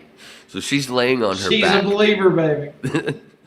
And this is just the radio. We didn't have video. I don't even know if any pictures got taken, but it was so fucking hilarious. It was difficult where I'm on my knees and I've got a microphone between her legs. Well, she's laying on her back, and Ron, both of them, are standing 10 feet away with ping pong paddles. And she's shooting ping pong balls out of her twat. Oh my god. And I'm trying to hold the microphone and watch this while these guys are swatting. It was so stupid. And did you guys have a lawyer on the premises? This Dude, is like some Wild West shit. Dude. This is some crazy Wild West shit. I think anytime I see a show like that, I'm always amazed that nobody else is going, are you seeing how amazing these things are? They can hold all that shit and do all that shit. That's amazing. Did Like, you could have you- a lawyer? Could you imagine what are you gonna do with your pecker? Nothing. You can try to swat one of those ping pong balls. That's it. You got nothing.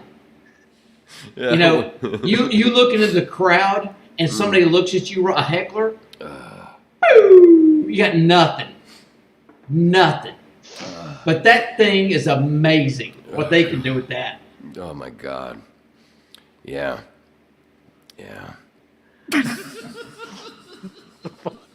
Dude, You have had a some kind lawyer? of fucking.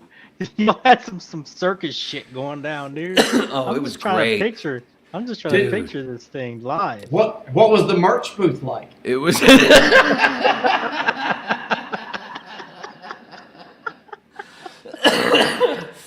Oh fuck, bro. I'm just trying to picture all As this. soon as dude. that stripper, as soon as she left the studio, Fezzi looked at me and went, Batman, you make sure you clean that microphone. You have like Christ. Pee Wee Herman in the corner. Oh, it was so fucking great. I'm a rebel, Dottie. I'm a loner, Dottie. Oh, man. Holy shit.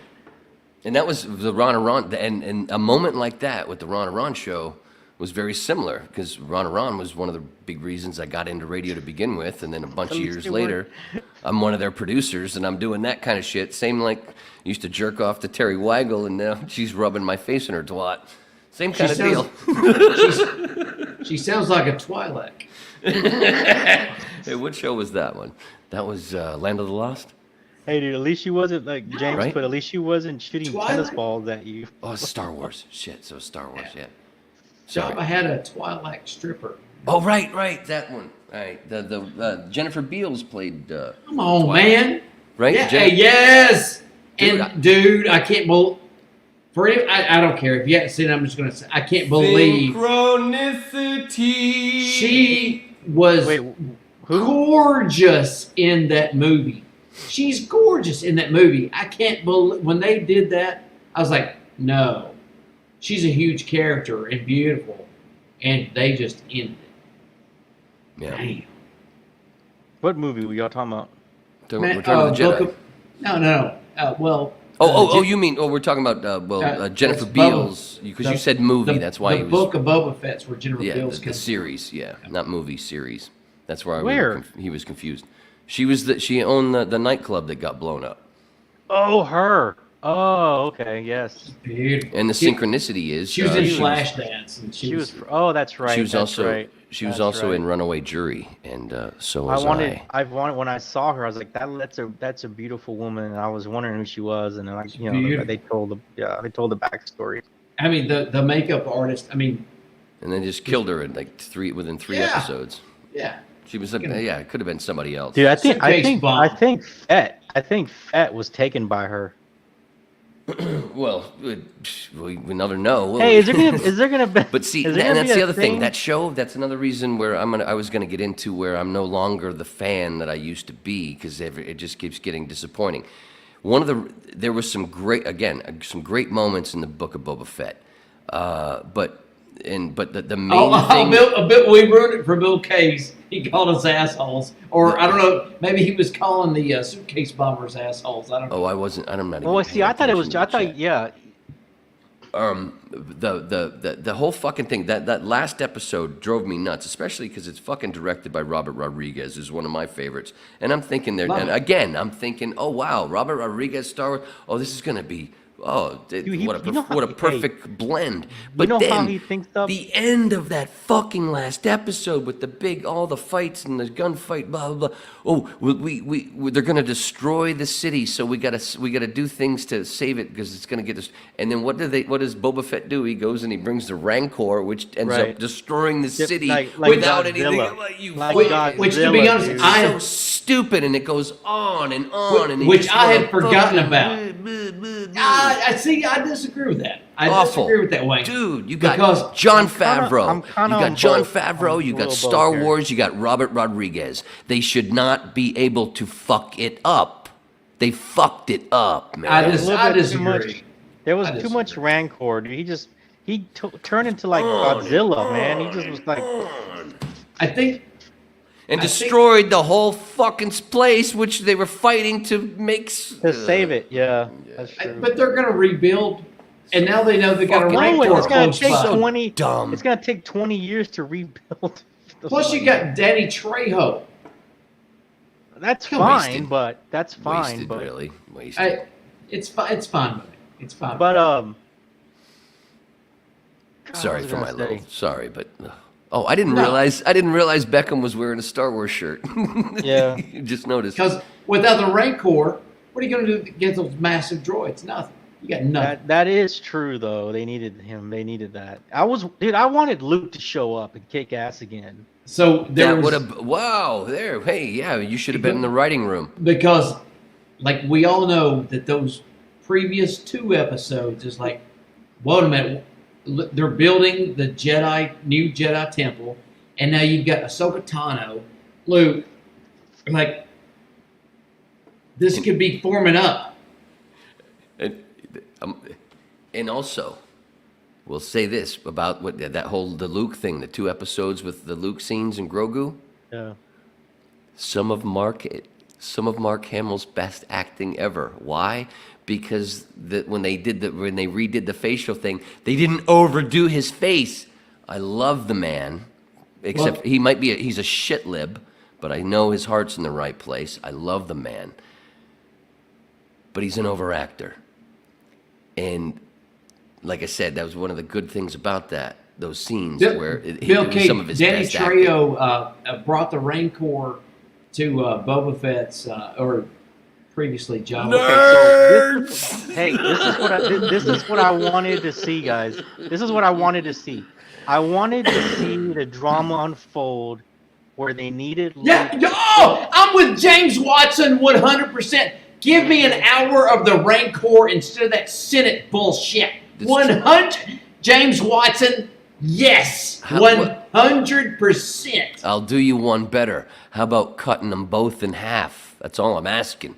I wouldn't do one over the other. You still need some of Danny that for the Trejo plot. playing the But yeah, Rancor. cut half of that out, just like cutting half of the Rancor. No, thing. I like the political. I like the political stuff. I like. You the need political- some of it because it's relevant. Yeah, I mean, it's right. really what's going That's on. how We much have Eventually, it. but That's what. Right. But the funny thing is, a lot of Americans don't realize they're Star Wars fans, and they don't realize they live in the Same they shit. live under the Empire. Same shit's happening, right? Yeah, it's true. No, but I wanted the drama unfold.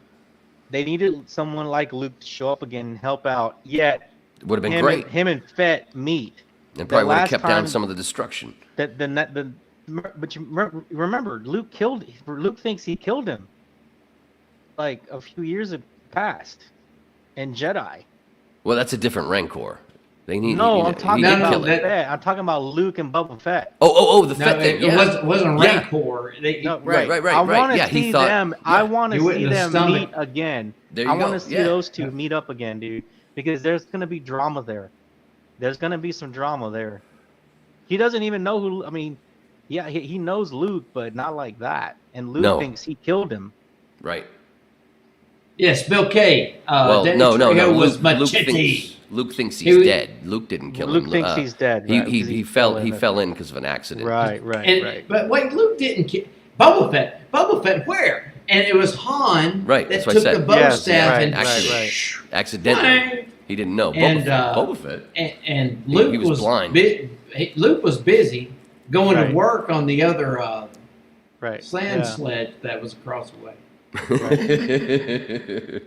But it's true. And also to not to completely knock Hamill. Even yes, he is an overactor.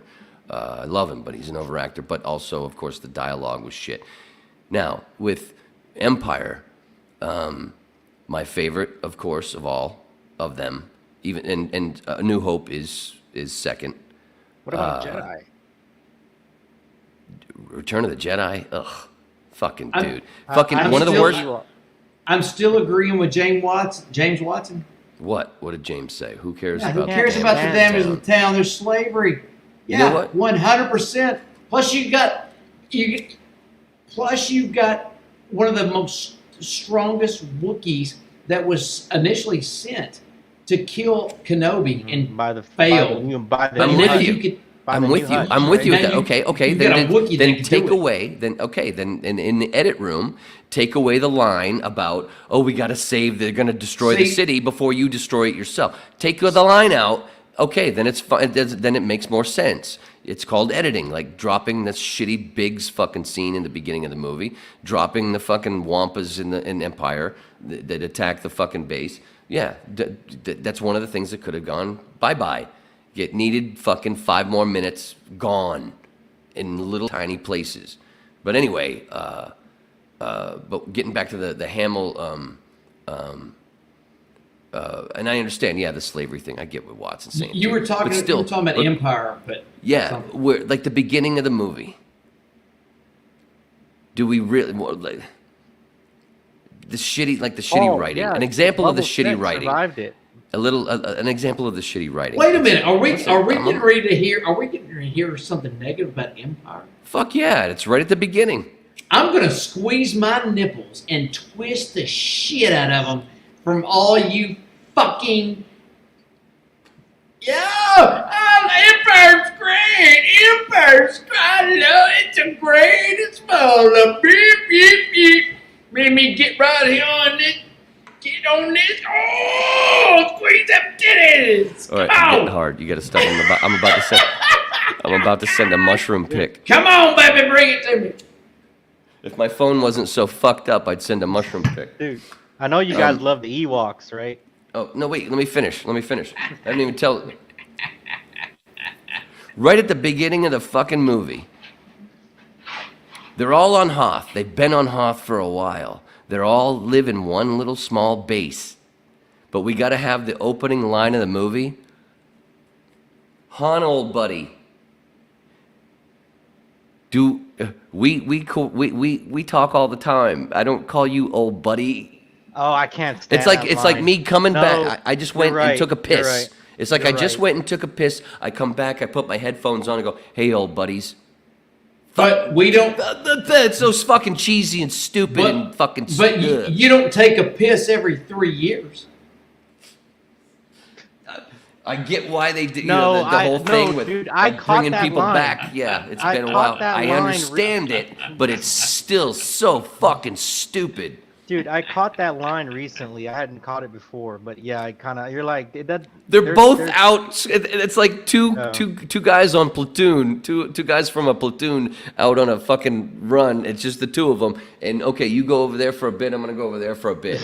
And then 5 minutes later, hey, old buddy, get the fuck out of here. I'm gonna punch you in the face. You call me old buddy again, you cunt. No wonder Han fucking treated him like a dick. And then the whole kiss thing, he's like, wait, these two fuckers have the Force from the guy with the most midichlorians. What the fuck are they doing kissing? So we Not- we can definitely go into that with episode 7. Not yet, buddy. Starkiller had more. Which is the same movie. And then bringing that name back. Oh, God, that was good. Fuck it. What else? What else in Empire that I didn't like? Oh, I told you that I caught that fucking flip of the fucking shots. What else do I not Where like? are all the people in Cloud Everything City? else in fucking Empire Like, you is notice almost Cloud perfect. City, like there's nobody around when they're transporting him, but then all of a sudden everybody's going crazy and the Empire is gonna come down.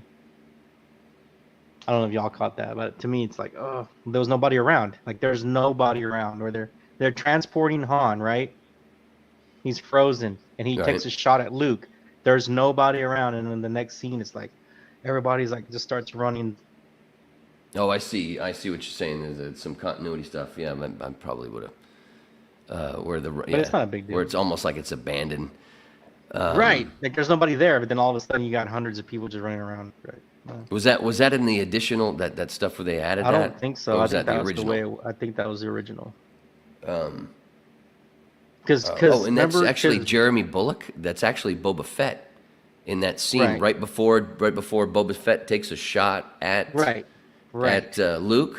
Luke, right? He's The general in the hat, the Empire general or whatever, lieutenant, whatever, who pulls Leia out of the way is actually, I think, that's actually Jeremy Bulloch, who played Boba Fett as well. So he had I didn't know that. where you actually see his face. Yeah, this is like the one time you see his face. He played another character. So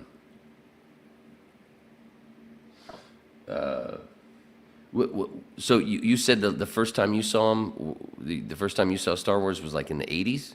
Yeah. Early 80s? Early 80s on HBO. I did not get to go see him at the theater. Yeah, you were little. You were born the year before the first one was, right? Right. Yeah, I was. Yeah. So, but I probably, I mean, I saw Hope first because I remember being scared of Vader as a little kid. Yep. And then I had Bill K. Yes, yes. Heard the podcast. Yeah. Yep. I had the toys to Empire, and then Jedi. I still didn't go see Jedi at the theater. I just saw it on HBO. I remember my biggest memory of the first time seeing Jedi is my buddy John. His mom took me and my buddy John, and I inhaled a giant fucking Coke and popcorn before the movie even started. So I missed like 15 minutes of the movie because I had to pee. I pissed like 5 times during the first time I saw that movie. Yeah, dude, it's a big deal to know you got to dehydrate yourself. It's going to be a 2.5 hour movie. Nope. I stopped drinking coffee at like 8 in the morning. Just go ahead and no. If I'm going to that 11 o'clock matinee. Oh, not dude. drinking shit. I'm not eating nothing because I'm not getting up. Because especially, it's not like it's getting any cheaper to go to a movie. No, I can't. The last time I was actually in a theater was Wonder Woman. Oh. I haven't been to a theater since then. Ugh. The WW84? No, the original, the first Wonder Woman, the first one with Gal Gadot. I got you. Are we gonna talk like Star Wars, like deep stuff? Like what? Yeah, like what do you got there? Yeah, I thought we were going to talk about Kenobi since it's dropping on Friday. That's what I thought we were talking about. Well, yeah, we'll certainly get to it. We've still got an hour or so. We've been getting to it for 2 hours. But what do you have I didn't there? even know these. I didn't know these books existed, man. We're going to stroke each other for a while. What is this? The edging podcast?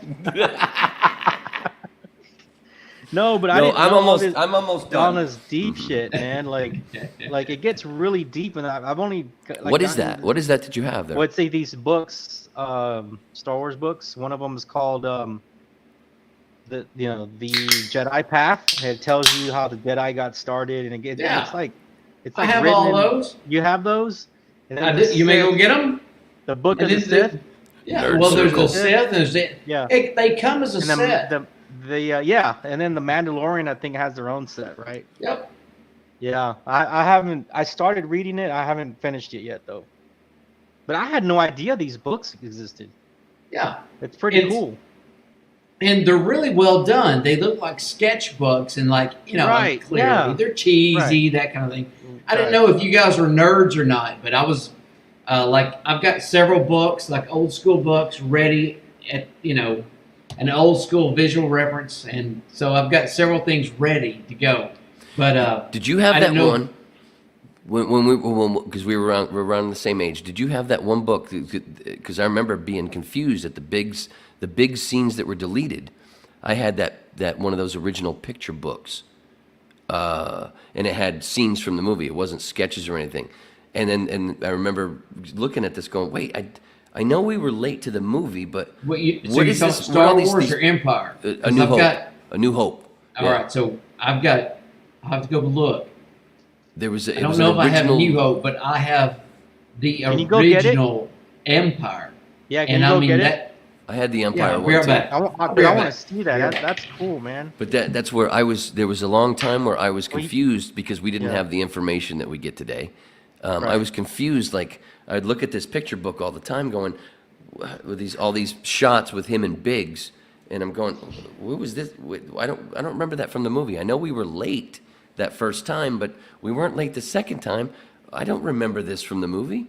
It was because there was shots from deleted scenes, of course, which I had no idea what the hell that was back in 1977. Dude, if he has like an original book from that time, that's gonna be insane. If this was 1977, 78, instead of Jim Morrison back there, it would be I had Star Wars drapes in All my right, let's see room. if this is the one you're my talking about. bedspread, my pillowcase. It was all my babysitter made me an R2D2 ceramic. Really? A piggy bank. Oh, Yes, I've seen that. I had that. Wow.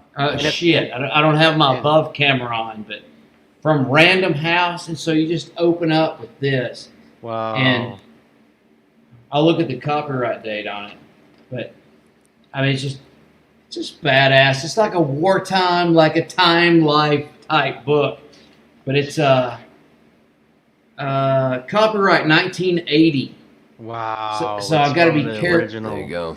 Dude, Yeah, that's. I mean, it's. I would wonder trade what a happened to Manson book for that.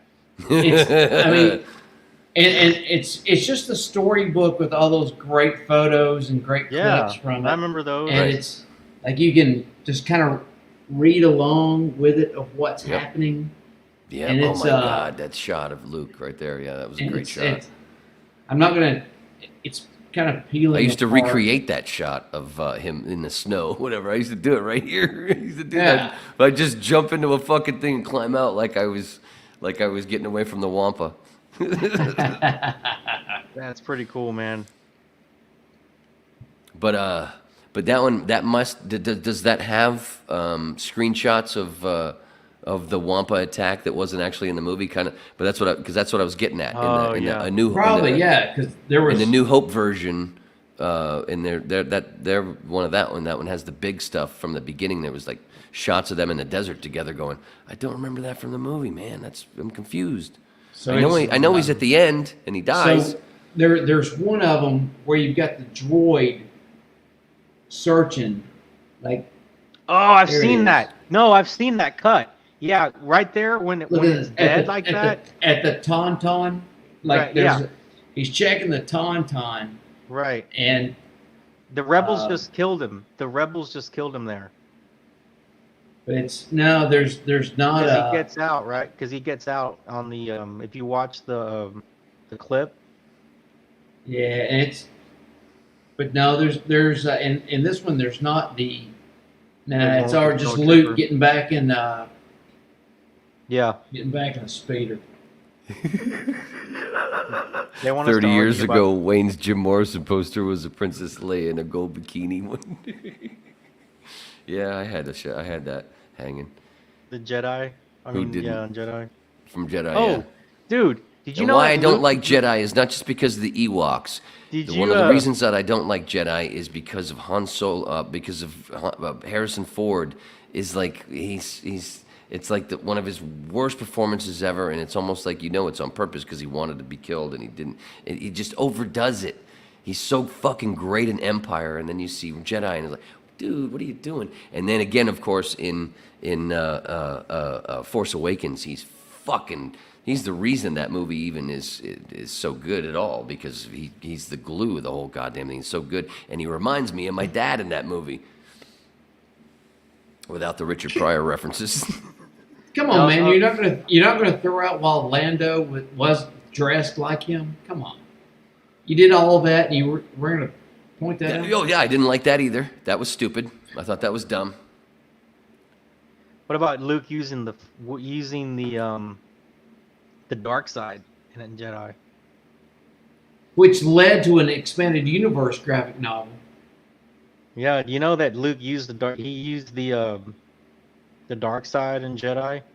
That in an expanded universe graphic novel, Luke went into the dark side to destroy it from within.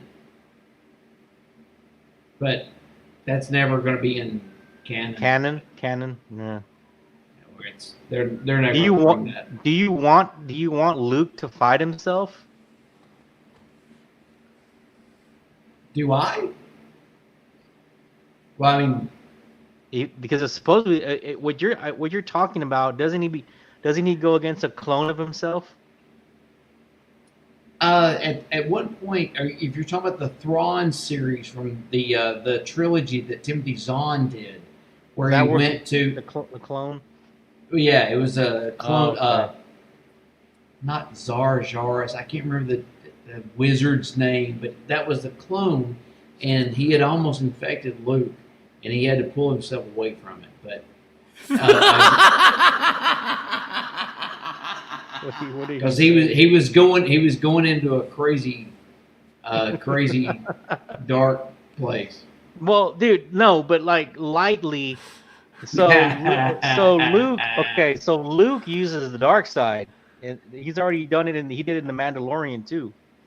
But when in Jedi, when he force chokes the that green. Love dude, Harrison Ford and American Graffiti. That's force choke is dark side. That's not the light. That's not a Jedi move.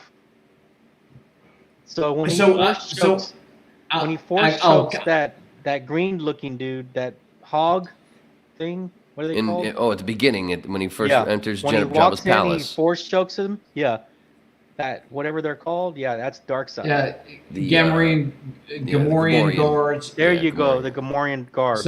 So you can put people to sleep. Now, if you go into the last episode of season 2 of Mandalorian, right, when he goes in there and just crunches people, that's dark side. No, you can do that with droids. He is wearing black. That's for sure. Kenobi does it too in Clone Wars. Yeah, he does. Not just that. He also does it. He does it in Phantom and Attack of the Clones, right? You can do it with the droid, just not a human. If it's a droid, you can absolutely use the Force to absolutely crunch them. Yep. Okay, I thought that was a dark side move. Which is, I mean, I don't care. I'm just saying he's dabbling with the dark side a little, you know. Because he did do it with the Gamorrean guard. Yeah. Kind of. So he did. Kimba. Luke, Force choke me harder. Kimba made a American Graffiti reference, which is one of my favorite movies, especially with Harrison Ford. And I've always wanted to do this illustration. I don't remember a throat hug line in American Graffiti. Well, I've always I'm going to address that. I've always wanted to do an illustration of Harrison Ford in the Millennium Falcon doing you'll be hanging on for sweet life when I get this baby rolling. I can't remember because Harrison Ford is in that badass '55 Chevrolet in American Graffiti. The yellow he was one, like right? He was like no, he was in yellow? that was John. John was in that 32 yellow Canary Ford, and Harrison Ford showed up in that primered '55 Chevrolet, and with Mackenzie Phillips. Well, I mean, Later eventually, on. but Right. yeah, but Sorry. yeah, I've been wanting to take 2 movies and take them out of context, and it's funny. She said, I'm guessing she, but mentioned Harrison Ford and American Graffiti again. One of my favorite movies. Put him in that car, but put the Indiana Jones hat on him. That's too many references. Yeah. Throat hugs, Beckham. Throat hug. That's a blowjob, right? Whoa. Isn't it? It sounds like one. Yeah. The other guy had a piss yellow car. Yeah, it's Canary Yellow 32 Ford. That was what was the actor's name? John Milner was the act, but it was That was his character's name. I've never Right. seen that movie. Is it Yeah, good? there was a Thunderbird. The T-Bird was Suzanne Summers. She had that Really? white T-Bird. He did that a lot of stuff. He did a lot of stuff back in the day. Who the fuck was Richard. Suzanne Summers was in that? Yeah, she was. that? Yeah, very small part. Yeah. I think she said, "I love you." Yo, please turn. Because he was talking to Ron Howard at that point. She said, "I love you." Wow. Paul Lamat. Of course. Yeah, that's it. That's it. His Yeah, name, it was of John. course, and his name John come- Miller. Yeah. And as it was loading, his Lorenzo name Lamas. finally popped into my head. It popped into my head before it loaded and before I. Lorenzo. All right, I got 2 questions for you guys. Same question, but all right. So, who's your favorite, hero in Star Wars, and who's your favorite villain? Wait. You go ahead. Episode 4. You mean the whole thing? Of all of it, all the All the Your characters. favorite hero, and then your favorite villain.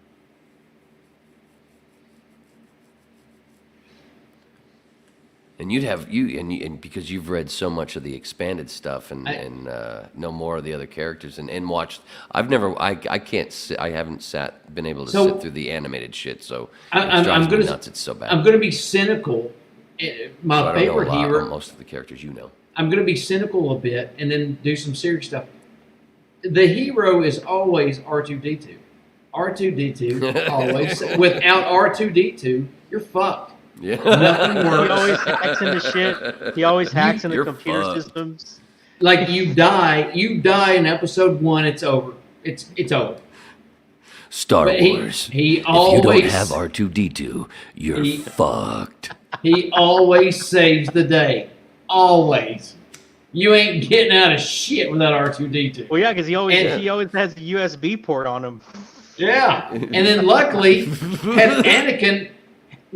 Anakin disobeyed Kenobi and didn't wipe his memory. And so he still had the plans for everything. So, yeah. How are they R2D2 going to is- explain that? That's You what I just want to kinda know. go- I'm sorry. It's already been explained if you watch. No. I want no. The droids, yeah. But when Kenobi says in A New Hope, I don't seem to remember ever owning any droids. Well, he didn't. Yes, he did. He never owned a droid. I mean, just because. I mean, He's getting. if you go back and look, R2D2, Okay. there were multiple R2D2 units. That's true, though. There were multiple. Yeah, that is true. Yeah. Okay. All right. He's getting technical on you, though. But now let's look back. Like in episode 4, when you first in New Hope, and rest easy, young Luke. You had a busy day. Now that's technically per the expanded universe. That's the 3rd time that Luke and Obi-Wan have met each other. Now where they go with it, because where Kenobi comes, You're leading up to Kenobi now. all right, so when I watch the trailer, I go, it's been 10 years. So they were born 19 years prior to the Battle of Yavin. So Right. now, so it's now 9 years prior to the Battle of Yavin. So a couple years prior, Jabba the Hutt sent a bunch of mercenaries and henchmen out there to old man Lars, Owen Lars, to fuck his shit up because he was late on his payments or whatever. And Kenobi jumped in, whipped them all. Owen That's Lars right, was, and that's Get- where he get- meets the. That's where he get meets. the what's fuck his out of name? here! Don't you ever come back! And so that's where I think that snarkiness come from when Owen goes, "You're gonna train him like you did his father," that kind of bullshit. So, so we'll see what happens there. Well, And, time out. You know that Kenobi fights that big Wookiee, right? Oh, yeah, I said that earlier.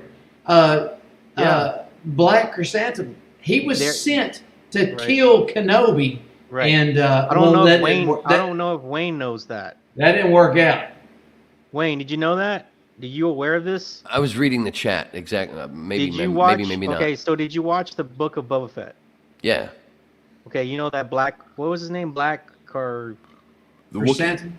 Chrysanthemum? Yeah, the Wookiee guy that Right. kicks Fett's ass. Well, Kenobi beat him barely, I believe, or he had to use his lightsaber to beat him. I think he had to use his lightsaber to beat him. He wasn't supposed to use his lightsaber because he doesn't want, you're not supposed to be known as there's a Jedi around or whatever. But he had to pull out the lightsaber to beat him. What is this from? Because- Is this from the because he Clone was- Wars or expanded No, it's universe? it was just in the comic. I think a comic It's book. Oh, one of the expanded. comic It's books. it's expanded. Yeah. universe. Expanded universe. Right. Okay. But he saves Lars from Black That Wookiee. Wookiee guy. Yeah, What is the character's name again? I always forget his Black name. Chrysanthemum. Black Chrysanthemum? Chrysanthemum. Chrysanthemum. Chrysanthemum. Yeah. And so he's and he's going to be an ally. Clearly, they aligned him with Book of Boba Fett. But Right. yes, and once you get into the Inquisitors, so Which we will in the Kenobi series. But they're right. old. Well- they're actually they're kind of old by then. they're in the Rebel series. Right. I'm thinking of. I'm sorry. I'm thinking of. And there's so much overlap the between Jedi. all this is what's happening right now because Right. Yep. and I'm just going to throw it out. If you're a damn casual, I don't care. You should have seen it already. Darth Maul comes back to Tatooine and he finds Kenobi. It's like you're like hiding like a desert or a rat in the desert. What? You're protecting something. No, someone. And then they get into it, and Kenobi kills Maul, and that was pretty much right as Rogue One is happening. That And everything's New happening. Hope is happening. Right. So New Hope. yeah, It's so all happening. Darth right Maul there is with us. so when Kenobi's starting out, Darth Maul is still alive. He's just running the other crime syndicate. Right. Um, Right. Darth Yeah. Maul never, like, casuals think that, well, Darth Maul died in episode 1. No. You watch Clone Wars, you figure out, no, he's very strong, and he's very integral into how Mandalore and the Darksaber and everything came. If you watch The Mandalorian, Right. how everything came around, and Dude. he's the reason why Ahsoka Tano basically split off from the light and the dark side and went to the gray side. Maul was a big influence in why She Ahsoka became an Tano- anarchist. She Fuck became the a left. Fuck the right. real. She was already a badass, and then you realize, oh, all right. But you know that with the black saber, you're supposed to win it in combat. Right. You know who had the black saber and gave it up, didn't give a shit about it? Yes, Sabine Wren. No, somebody No, else. I thought Sabine Wren gave it to Bo-Katan. Before that, Let me think about it. Hold on. this is gonna shock you. No, it's not. The only reason Oh. I know a lot of some of the stuff you Dude, guys are talking he about with doesn't these give a parts shit. is He didn't because give a of shit Screen about Crush. the black saber. I don't dude. watch He just, them. I just fucking watch dropped it. Ryan's He breakdowns. didn't care about it because he's more 'Cause powerful than anything in the whole It- universe. Because it had to be before He Death won Watch. it in combat. He took it in combat. Where is Dang it. Adrian Barbeau? Oh, Adrian Barbeau is in Swamp Thing. Yeah. Uh, But who? lay it on me, Mr. Beckham. Yeah. I'm Who is bringing Darth- it fuck are you talking about? Darth Sidious took it from Okay. Darth Maul. He beat him. And he's like, "I'm sorry, Master. I'm sorry." Wait, He's like, was that in the graphic novel? "No, it was in the cart. It was in the Rebels." Yep. Rebels or one or the other one? Oh, Yeah, remember that? He beat his. Yes. He killed his brother. Yep, because I remember Dude, he doesn't even. He had the saber, and he just. Yep. He's like, "Fuck! I don't need this shit." I got complete. lightning." He's like, I know exactly what I Dude, can remember the that exact saber- scene when they jump that, down. bro. Yep. That saber belongs to Darth Sidious. No one Yep. ever took it. Yep. No one took it from him. No one ever I took it from him. completely forgot about Dude, that. the Emperor owns that black saber. That's his. Nobody. Well, not took now. It back from He him. did. He did. He did. Well, I know, but nobody took it Well. from him. Fuck. That's my Did you point. kill him? No, he just did. That's the other thing. Hey, you know That's, who? Oh, you know who? we'll get did to the beat him? end, I guess, with Rise of Skywalker. But oh my Hey, god, you know what a who fucking did beat joke. him though? Oh, well, I mean, clear, What's laziest her writing name? ever. Somehow, Palpatine returned. That was so awful. That line, I hate that line. That line makes me cringe. Which one? The one that he just said when what's his Yeah. name says, "Oh, like Palpatine must like they know him like their best friend, like they were So best friends." or something. let's jump into that. That's what kind of fucked me up in Well, episode we never 7. finished. We never finished the question of heroes. Oh yeah, Oh, favorite the heroes hero and and your villain. villains. R2 always saves the day. That's right. Chewbacca is my favorite of everybody. I don't Really? care. Chewbacca? Yes. I have a shirt. I have a T-shirt of Chewbacca in the closet. Okay. Let him rip your arms out. He's I want to great. see him do that. He never does it. Yes, he does. Where? He does it. He does it in Solo, right? Yeah. Oh, okay. I must have. Yeah, I forgot. Which, dude, That's true. if there's He does. any You're right. fucking In the movie, cage, he does it. if there's any movie that should be like a like the Zack Snyder thing, they brought the Zack Snyder, and I was hoping they would do it with David Ayer's Suicide Squad too, and let's see the actual director's cut and what they. I want to see what the dudes, the original directors, I want to see the footage from what they shot of Solo, and I guarantee you it's fucking better. There are so many stupid things in Solo. I do not blame Alden Ehrenreich at all. There's just so many other stupid things in there.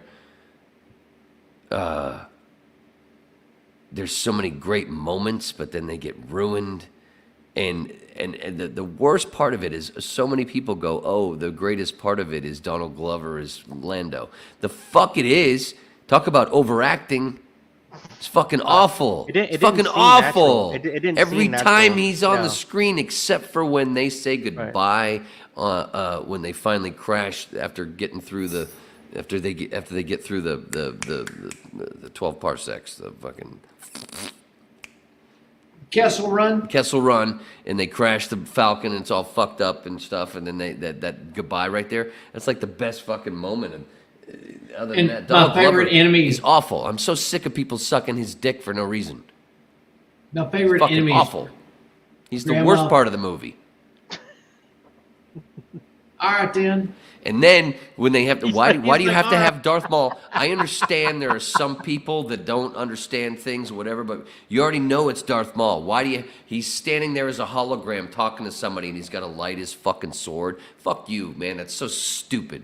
Talk about lazy shit. Well, that's what I was asking about. Okay, for example, Lord where Miller, Vader- those guys, where- that footage. I want to see what the fuck they shot, man. Where Vader I bet doesn't it's so fucking doesn't- good. I where bet it's Vader- so good. where Vader doesn't light his saber in the Battle of Hoth. That's what I was asking. You're like, he didn't need to, right? Right. There you go. Like fucking. Hi. That's like me. That's like me calling you on fucking Zoom just to say hey, and then for some stupid reason I got to stand up and pull out my fucking samurai sword and go, "Hey Beckham, I'm here." Fuck you, you fucking clown douchebag. Don't ever call me again. This sounds like it's coming from the heart, Beckham. I know, dude. Like I wear yeah, it right. he's It's really- right there on my sleeve. He's Oh, wait, really wrong taken one, back sorry. by Solo. It's Don't so ever- fucking don't ever- insulting. It's so insulting, man. What the fuck? You've got every single perfect resource, and then you fuck it up with some of the dumbest fucking lines, some of the shit that doesn't make any fucking sense whatsoever, and Donald Glover is in love with a robot. What a clown douche. Well, I mean, they set it up where he Don't die! I can plug you in! has a massive Fucking die. It's a fucking robot, cunt. And you could just fix it, you fuckface. It's only, you only got the fucking greatest technology ever. You fly a thing called the Millennium Falcon, cunt. Fuck you! You just plug But they in haven't made the R2D2. Kessel Run yet. Fucking asshole. Oh, And beside Glover, How do you really probably- feel? How do you really feel about? I just he want to probably take Jonathan. railed everything else. I just want to take Jonathan Kasdan and his father aside and go, fuck off. asshole, douchebag. That's why they fired Lord Miller, because Lord Miller knew that the script is so James fucking Watson, stupid, and that's why James- the fucking shit came in with the improv and fixing it and making it Dude, good. that would've been and then they cool. went, wait, you're making it good. Don't do that. You're That fired. dude. You're Dude, making James, it good. James Watson said what I said earlier. I was always waiting for Vader to reach out and try to hold the Millennium Falcon Yeah, back. he could have totally done that. Yeah, I was always waiting for that. Or at That's least true. maybe messed it up a little bit, like maybe. And damaged it a again, little bit, this you is know? why Episode 4, A New Hope, the original, is always better than Empire. You're gonna use that. You're gonna use that whole. No, I think we've But I was going to go to the Kantashi station and get some power converters. I thought we already established why Star Wars is way better, and we keep doing it. Star Wars is way better. Oh no! I'm saying that's gonna be that'll be. It's one a of perfect bookmark. that'd be one of your It's a perfect bookmark, and it was made in 1970. It was released in 1977. you want to hear? Fantastic. You're right. And you know what? And speaking of that, one other thing that was stupid about Book of Boba Fett, when Fett is with the fucking with the Sand People, what do? They have all these shots with the Sand People all spread out traveling. Wait, I thought in A New Hope they fucking just walked in single file to hide their fucking numbers. What are you doing? Yep. You Wait. made Iron Man. Why is this so stupid? Sorry, Jon Favreau. I don't care. I'm not an actor anymore. I don't fucking care. I'm not like I'm. No, you know, if I was in LA, I'd be, wouldn't be talking shit because I'd be looking for a gig. So I could have played Luke Skywalker. So wait. Okay. So what's okay? You're remember. You know okay, who I want to play? Su- I want to play Chewbacca. I would love to play the on-screen version of Kanan. Was it Kanan? Right? Oh yeah, Kanan was the. Kanan Jarrus. Kanan Jarrus. So That's who I'd like to play. and that kind of leads us to like Because I want to. Because we he see goes the blind at one point. That'd be we see fucking Reva, a I challenge. think the third sister, and we see the fifth brother coming up in the trailer, which he gets killed by Maul, but that's like 3 years before the Battle of Yavin, and Who gets killed by Maul? the fifth brother. The fifth Fifth. brother, the one with the round hat. Yeah, Fifth brother. Because the guy that you're talking about, he kills the Inquisitor. yeah, the one that Grand you want to be, Inquisitor. the one that you And- want to be, the one that you want to be, the act that you want to be. What's his name? These aren't the droids you're looking for. No, the one that you want to be, Wayne. The one you just talked about. Kanan. Kane is the one. Kanan that Jarrus. kills- Yeah, he's the Well, one that well, kills. he's and he well, you know what? Again, He gets killed by Maul? No, he gets killed but sacrifices himself. Right, that's right, yeah. Right. Because he's using the Force to blow to make sure the crew. Right. You know what? From if the- you haven't from the watched Ghost, Rebels, right? From the Ghost, right? yeah, if you haven't watched Rebels, Dude, just go watch it. dude. Kenobi's gonna drop in 3 days. Like you can, it's all. That's out why the we're door doing now. this. Yeah, we It's wanted all to do out a the pre door and then now, a dude. post. We're gonna do It's one all- after it's done. Then we're gonna do So- another one. So and during this time, like Because I'm keeping my hopes down. Ahsoka Tano is on the run along with Sure. Ezra. Right. Yep. And Kanan has not died yet, if I'm not Right. mistaken. You're right. Well, yeah, because he kills the Inquisitor. So, Darth I think it was 3 years prior to Battle of Yavin that Vader releases seventh sister and the fifth brother to go find Kanan and Ezra and Ahsoka. I think. And I'm pulling this out of my ass. It's It's been a while since I've watched. Yeah. Crisco. the Clone Wars. But it's like, and again, I'm thinking this is looking at Luke's age and looking at Kenobi's hair. Bruce. This has got- Okay, and at he the says, same time, and he says 10 years, so it's got to be Luke and Leia were born in 19 years prior to Battle of Yavin. So it's got to be 9 Right. years prior at the to same Battle of Yavin. time, Vader is secretly training Starkiller. Secretly. Wait, Starkiller. Who's Starkiller? Yeah. That's Vader's secret protege or whatever. Why my Starkiller base is all I know, and then Skywalker. No, his name was Starkiller. Starkiller. Yeah, it's this little boy he found after he killed his dad, which was a Jedi, and Which show was this on? Or is it's this not. It's expanded? it's part of the comic books. But I don't know. Oh, it's comic book. Okay. I don't know if it's going to be canon. I mean, well, I'm just saying, Starkiller. Right, okay. That was. I that just was wondering his where it appre- came from. It was 'cause a I'd not secret heard. apprentice. I don't know if they're going to bring him in canon or not. But at this time, also Vader is training Starkiller secretly. Emperor Palpatine doesn't know. There's a lot going on, dude. When this Kenobi show is running, you're talking during there's a Kenobi. lot going on. Like Brett saying, there's a lot of shit Is going that on. what, Dude. wait. Is that what you're saying? You're saying that what you're talking about the Starkiller thing? That's what's happening during Kenobi. Yeah, he's secretly training his apprentice. He has an apprentice. And what again, I've avoided every chat room, everything online. I don't want to. I can only take assessments from Expanded Universe, and I'm wondering if the trailers are going to be doing flashbacks as why we get the Grand Inquisitor. And then I see what you're saying. Yeah. And so I don't want to make assumptions, that kind of thing. And then if, we see the trailer and Kenobi is looking at, I'm guessing, a 9-10-year-old Luke. But that might not be what he's actually looking at. Remember, in the trailers, they flip it. So that's true. In the show, he might be looking at something else. Expanded Universe. Either way. Again, Expanded Universe. Kenobi has actually interacted with Luke twice before we actually see him in episode 4 when he goes, rest easy, young Luke. You've had a busy day. Right, he saved him once. I know that Saved him from Jabba Hutt's henchmen and mercenaries, like when he was 7 years old or something. And then he had a friend named Wendy or something, and they got caught up in a sandstorm, got lost in the valleys, and then Kenobi took them back. And every time Kenobi saved him and took him back, Uncle Owen was like, "Get the fuck out of here, you motherfucker, blah, blah, blah." Yeah. And he's an asshole, dude. He's a dick. Yeah. So it was that kind of stuff. So that's why he didn't care about him whenever they got fried. So yeah, remember that? Yeah. They remember that, dude. Yeah, he was like, "Pish posh." Let's go to Tashi Station.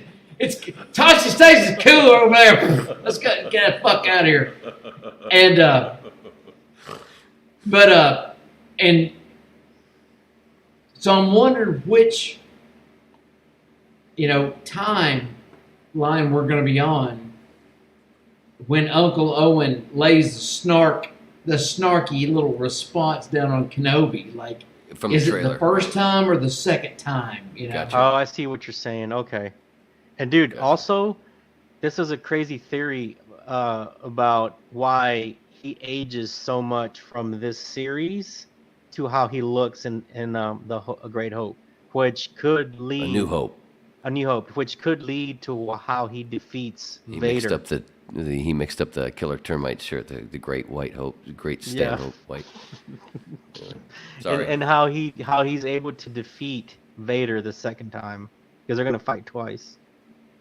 He's gonna get his ass kicked the first time. Well, I mean, we all know Vader's coming. Right. I mean, gross. It's already like and it's already been set up in season 2, and I'm just wondering, are we going to see Ahsoka? I don't know. I think she's busy, dude. I think she's not around. Oh, she's busy, all right. On my mushroom. And what's weird is I was watching Ahsoka as a kind of a youngling, kind of sort of, while she was with Death Watch, doing Clone Wars, like season 4. They were burning down like a Japanese-inspired village. That's racist. Which made me think of The Mandalorian with the Michael Biehn character. Right. In that Speaking of Stanhope. Shaolin Temple type thing. Yeah. And I I don't know. I've been all over the place. There's a lot going on when this Kenobi show goes down. But again, there's only 6 episodes. Right. So the first 2 episodes are going to be pretty fucking boring. Just getting to know everyone. Yeah, I know, but I'm jacked for it though. I'm excited. Same. I think I can't wait. Expectations low. They might show Vader getting assembled, and they leave it at that. That would be cool. No, we already know he's assembled. No, Vader's already assembled. No, I'm talking about how they have that scene where he's like. They show it a little bit more depth. A little bit, depth. right? I got you. Yeah, exactly. But it's Dude, so many fucking people.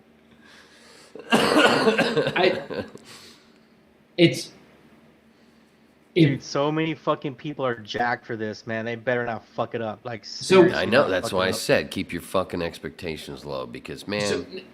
See, my expectations are very high, and here's why. Mine are high. Because your first 2 episodes are going to be character I'm not development. a fucking fan anymore. And then by the end, if Dave Filoni and Jon Favreau have anything to do with it, it's going to fuck you up. It's going to be amazing. They're going to throw the kitchen sink at it. It's going to be incredible. It better be incredible. They've had plenty of time and plenty of resources. Because Filoni saved Clone Wars. And then Favreau came in and just like... No, there's still, Mandalorian is it? Yeah, well, there's still even that show. There's plenty of stuff that could be fucking trimmed, stupid shit that should be trimmed out of that. That doesn't make any fucking sense. A lot of it. You don't make any sense. A lot of it being conversation with Grogu and Mando. Some of it's just so fucking stupid. So fucking stupid. Come on, dude. Can you imagine if you wouldn't like to have a little baby troll that could move shit with his brain? Yeah, but I wouldn't say some of the dumbest fucking things ever that Mando like you're stuck in traffic. Now you got Baby Yoda there, just going. Like, get the fuck out of the way. I mean, I got somewhere to be. I mean, some of it is just so fucking... The dialogue is so stupid, and the scenes are so ponderous. They could use 30 seconds gone, and it would be perfect. What they need is me when they're done. Okay, we're done. We're at our pre-final cut. Now let's bring Wayne in to do the final cut, edit. And I'll sit there and I'll go, what? Whoop, get rid of that. Oh, look, see how that's even fucking bam. Yes, that little 7 seconds right there. Get the fuck rid of it. Bam! Wayne would have ruined the entire bridge scene in the good, the bad, and the ugly. We don't need that bridge scene. Get that fuck out of here. That drunk, it's out. We're gonna chop 30 minutes out of this movie, and then sit there and wonder why Han Solo wants to be killed. Yeah. Why Harrison wants to be killed? Wait, why'd that guy get drunk and die? I don't know. Let's go meet out on this gigantic bridge. Suddenly with no we're all across. And you have a lightsaber. We're all across the river. You have the Force, and you're mad at me. I want to go fucking suicide. Fucking dude, crazy. I mean, cunt. there's a lot going on in Kenobi, man. It's just, I'm gonna be like, I'm gonna try not to overthink shit when I see it. Well, it's easy to overthink because there's so much overlap. Right. That's what I'm saying. Yeah, exactly. I mean, there's so much. Well, you can't think. Number one, you have it's the when you're a geek like you guys and me used to be. You're looking. You have to watch it more than once, and that's one of the reasons the way they do their shit, because you're watching, you're trying to follow the story, but you're also looking for all the little nuggets that they're putting in all over the place, for the geeks. So we're all still when you waiting first for watch it, you're like Ezra. you're kind of out of it. You're not really following because you're looking for all the Easter eggs. So but. It's still gonna. Yeah. I have no expectations. Yeah, that's right, Bill K. Now, if you all just apologize, like I know you're going to. I'll be right back. I have what to. What do you say? I have to go take a dick pic. Bill K. is doing a line from Fistful of Dollars. You see, my mule. Dude, Kenobi better. He gets the crazy idea. He don't like you laughing.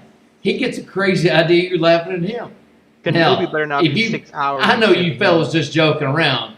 So if you fellas just apologize, like I know you're going to. I just hope Kenobi's not sitting around in the cave for 20 years and just feeling sorry for himself. I hope it's pretty action packed, man. It's Because it's again, 6 hours, like you said, it's 6 hours. This isn't like 8 to 10 episodes. yeah, Right. it's going to be 2 episodes of character building, and then I think it's going to go have off to the piss. rails. It has to go It's- off the rails. There's no time. They don't have enough time for it not to, right?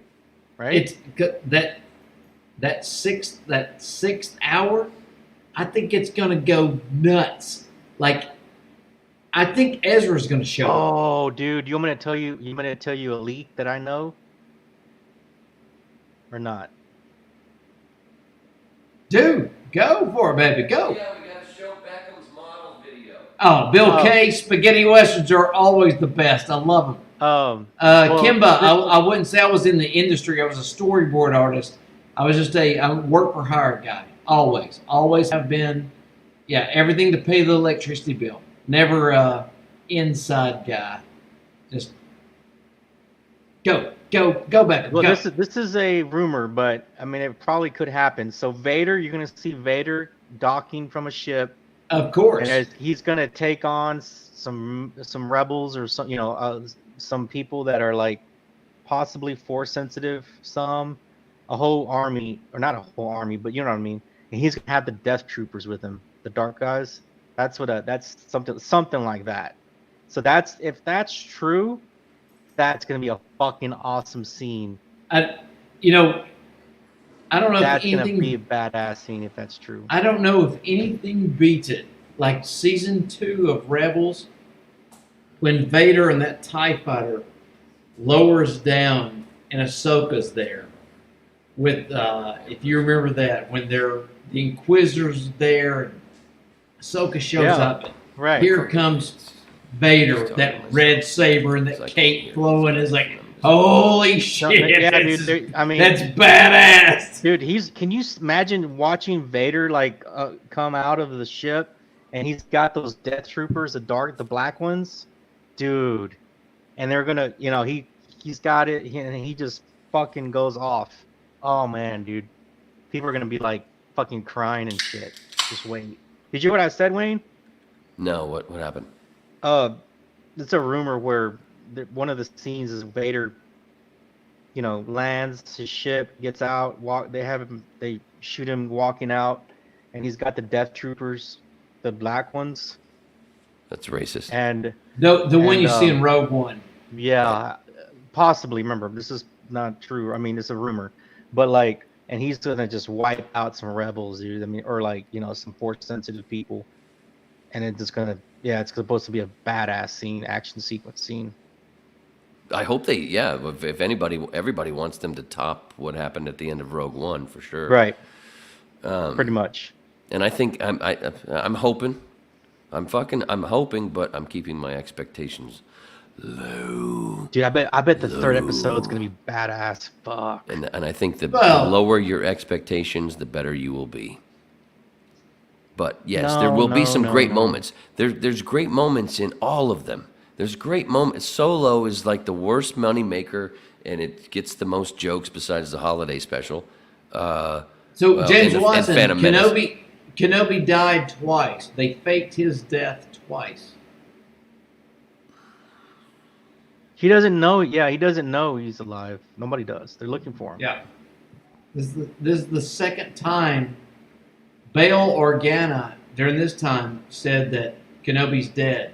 Dude, in the so- previous time, that's when Anakin was alive back in the Clone Wars, where he had facial reconstruction so he could go in with Cad Bane and infiltrate and be a rogue gangster. Well, here's another. You want the But rumors? they told Anakin he died, and Anakin believed it. They had the funeral, Jedi funeral, and all that stuff. So What was this in? Rebels? that was in Clone Wars. Clone Wars. Like season 4 or something, Couldn't where Kenobi died and went couldn't do it. deep into Cad Bane's gang. Do you want the and do you want they some rumors? hey, don't get me wrong. The Jedi have fucked with Anakin a lot. They have. No, they Right from have. the They start. should have granted him. They should have granted him the title of Master. master. Yeah. Yeah. So They- what? Go ahead. They fuck with his emotions like they fuck with my money. All right, I gotta see a man about a mule. Right on. I want him to. Yeah, he's gonna finish the rumor. I Well, I have gotta another get beers. rumor. I have another rumor. I gotta get beer. Wait. Oh, okay. I'll be All back. right, we'll save the rumor. All right, so Wayne, tell me your favorite hero or Jedi my hero or whatever, and my hero and your favorite villain. My hero when I was little was definitely at the beginning was Luke, but as I got older, it definitely changed to Solo because of the sense of humor, and also because Harrison Ford. If you met my dad, Yeah. if you met my dad, you'd see similarities. So like, you know, especially Empire and Force Awakens, I'm like, it's like watching my dad. It's fucking super cool to me. And there are certain shots at certain angles of Harrison where it's like, no, that really is him, not just the mannerisms, the snark, you know, the funny fucking, you know. Right. And so he's, you know, that's who, you know, we're going to see a space picture. That's the first fucking thing I ever heard about Star Wars was my dad saying, we're going to see a space. And I'm thinking, we're going to a museum and look at fake stars. But villain. Who is your favorite villain? And also the best part of the other thing cool about Empire is Han going from the vest to the jacket. That was badass. And then going back to the fucking vest and Jedi. And I thought, fuck off. Nothing wrong with the vest, but at least in Jedi he should have had the white shirt off and just worn the fucking vest at that point. That would have been more badass, like Rambo. Anyway, villain? I mean, because I was so little and I saw the fucking Star Wars special, I remember the coolest part. I remember thinking, oh my God, this is so stupid with the Star Wars special myself, even being a little kid and being so excited and being let down for the first time really bad. But that little cartoon Boba Fett thing was pretty cool. And the way that the mystery of it, you know, I'm just talking the original trilogy. Because after that, I fell off. I think, did I tell you about Phantom Menace? I saw Phantom Menace 4 times the day it opened. A week before, I stood in line with 2 friends of mine. Well, a friend of mine and a friend of hers, who was a geek. This guy actually had the guitar of the Ace Frehley guitar, the Les Paul, where the fire's shooting out that picture. He actually had the guitar at that time. He was late to get in line for the tickets because he was trying to make a deal at a Pizza Hut for thousands of fucking pizza boxes that had Star Wars shit on them. This guy's apartment, they told me, was like a warehouse. Of just Star Wars stuff? Or just No, all kinds of shit, like the Ace Frehley guitar. He had a ton of whack, just crazy shit. This guy was a super geek. Anyway, he was late to get in line. Anyway, so me and Jen and him, I bought 4 tickets for the first day. Well, no, 4 tickets for me, but also 4 other tickets for friends who wanted to go. A buddy of mine went. 4 of us went. The first 2 shows. A week later, I bought a ticket for me, and another one went to a buddy of mine and another buddy of mine and his little boy, who I bought him a lightsaber. Connor Hogan. Got a great story about Connor. He sounds like a white boy. Huh? He wasn't a white kid. It's just funny that he didn't have an O Fucking apostrophe. Connor. But so the four of us, we went and we're all excited. And then 10 minutes in, I wanted to leave. And I'm thinking, I'm going to see this movie 3 more times today. The four of us, we were like, we had finished and we were like, We went and got something to eat, the four of us, because we're going to go again in an hour. All 4 of us see it again. And we sat there eating going, do we really want to do it? Are you? Connor was he loved it, of course, because he was younger. The 3 of us dudes, we were all right around the same age. Everybody, yeah. Connor's dad Kimba, yes. Is Brett single? Watson. Oh, there's a promo. And I put it out on the first date. I'm surprisingly easy. So then we went and saw it again, and then we walked out, the 4 of us going, oh, Jesus fucking Christ. Can't believe we did that. What a waste. I'm so sorry, Connor. And he's like, what? Everything's great. I love it. All right, whatever. And then I'm thinking, fuck. You damn right I can do a bow hood slide. I got another friend. I can shoot an arrow, flaming arrow. I got another friend that's going to meet me in 2 hours to watch it again. And then my roommate is going to go with me at 9 o'clock at night to see it again. And at that time, I got home because we were going to ride together. I got home from seeing it the 3rd time going, oh, Jesus Christ, I don't want to do this. And he's all like, I get home and he's like, all right, you ready to go? I'm like, no. No, I don't want to see it again. I don't want to do this. So I went, yeah, okay. Yeah, I am going to see it. We got 20 minutes. I inhaled like 3 fucking beers and I drank like 3 more on the way to the theater. And that, I actually enjoyed it with a 6-pack finally going, I got a buzz. It's still annoying, but what the fuck. And it was more enjoyable for the crowd when they went crazy in all the certain moments where there was a callback or there were certain things that were good, which were very few. Can we do it? And the thing that drove me nuts the most, besides Jar Jar Binks, the pod race, again, another example. I like Kimba way more than Jar Jar Binks. Oh, yeah. I don't know where the Jar Jar Binks shit's going. I know Jar Jar Binks was created to sell novelty cups to fast food drive-thrus. I'm not talking. I don't even want to discuss cool. it. The pod race, another example of taking a perfect fucking scene, actually something that could be perfect if you trimmed out about a minute of it. Most of it being the stupid we could do the play-by-play with the 2-headed shit. Just hear it. 1 shot of them was enough. Then we just hear it is fine. It's great. The voiceover is great. But then all the shots of fucking Padme and Mommy fucking looking at the little iPad going, 6 of those I think there is. Or 4 of them. Just fuck off with that shit.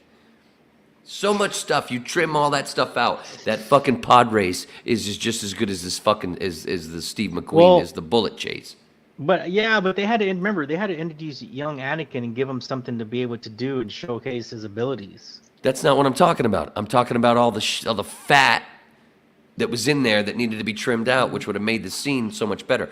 Like, wasn't there somebody? So a crash, like an extra crash that? No. Take out all the stuff. Take out all the cutaways. All the cutaways of all the reactions of everybody going. Oh God! Look out! Just fucking center on the fucking race, man. Zapping his tongue and shit. That was dumb. On the part. Yeah, that was. There's so many times we'll look at films and look at comic books and graphic novels and go, man, you know what?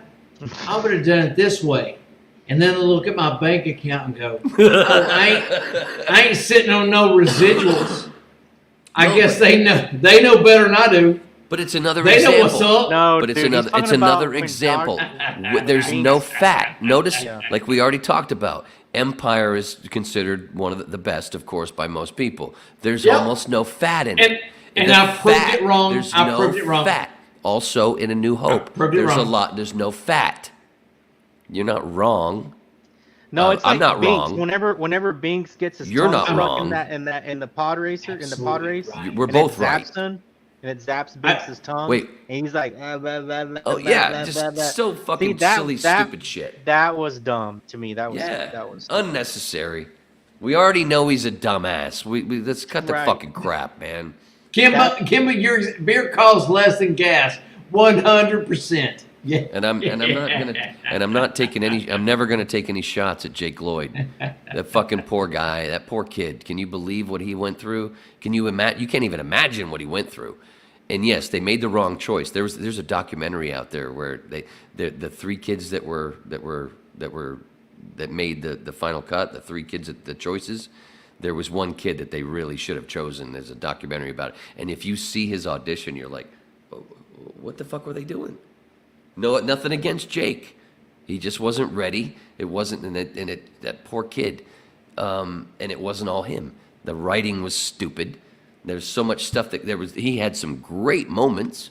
This is pod racing. At the end when he blows up the fucking space station, there's some great lines that he delivers. He has some great moments. You trim around, he doesn't look so bad and he doesn't take a fucking beating for the rest of his life. Trim that shit out. That kid, there's so much shit that could have been trimmed out that would have made him look better. But also, Wait a minute. I would have cast the other kid. There was one of the other two. I mean, You're talking about that casting movie, and children. it would have been better. Yeah, no, I know it sucks. It's not easy. It's not easy. And so, how are you stiff arming the parents on this? Stiff arming the parents. What do you mean?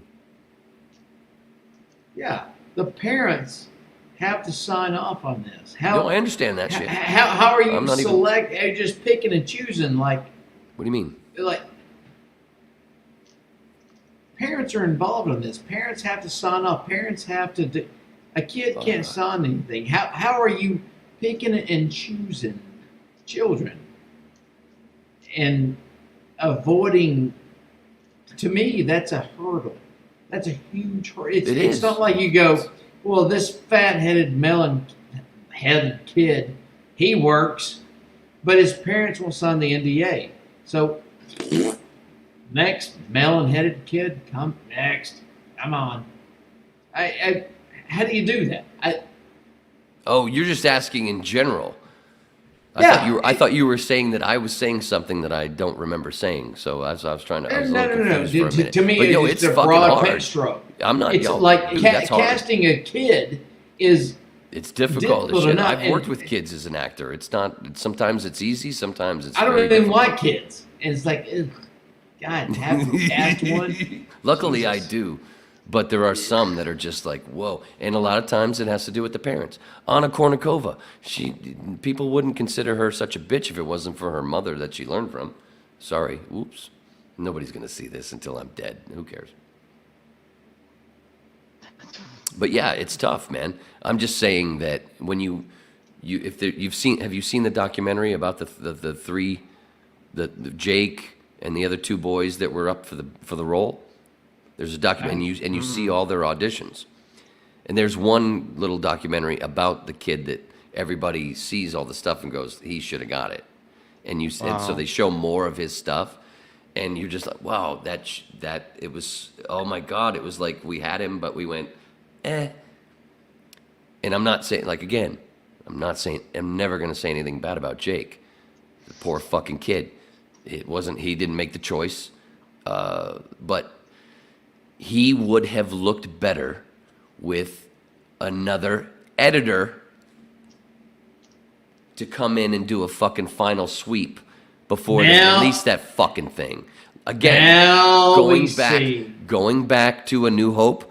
A New Hope is one of the reasons A New Hope is great, is because they took out that whole fucking opening thing with Luke and his friends, because it sucked. I'm gonna put some kindergarten. I'm gonna put some kindergarten glue paste, and Jake was in kindergarten. Wasn't Jake in Kindergarten Cop? Peeling back the skin. Now we got it, baby. Wasn't Jake in Kindergarten Cop? Or was that that was a Christmas movie with Schwarzenegger. I don't know about that. He was in a Christmas movie with Schwarzenegger, Jake Lloyd. It was before Phantom Menace. That's what I thought. Yeah, that's what I thought you. Kindergarten That's what I thought you were referencing. Sorry, I got No. confused on my references. Peeling, look, it's like an onion now. Now we. Dude, you guys haven't told me your favorite villains. Oh, Oh, I never got. Well, I was trying to say Boba Fett because of the mysterious of the. he's not a the mystery. villain. He's not a villain. He's not a villain. He's In the the, middle. he was considered not a a villain villain. at all. He was He's considered the a villain. middle of the road Again, guy. let me- He's the can I middle finish? of the road guy. Can I finish? Can I finish? Can I finish? Can I finish? Can I finish? Wait, this ain't your podcast. I was talking, like I said to Beckham earlier. No, you didn't, because you never Wait, said so. You actually confused me for a second. I thought you were actually right. It wasn't. Am I on a different one?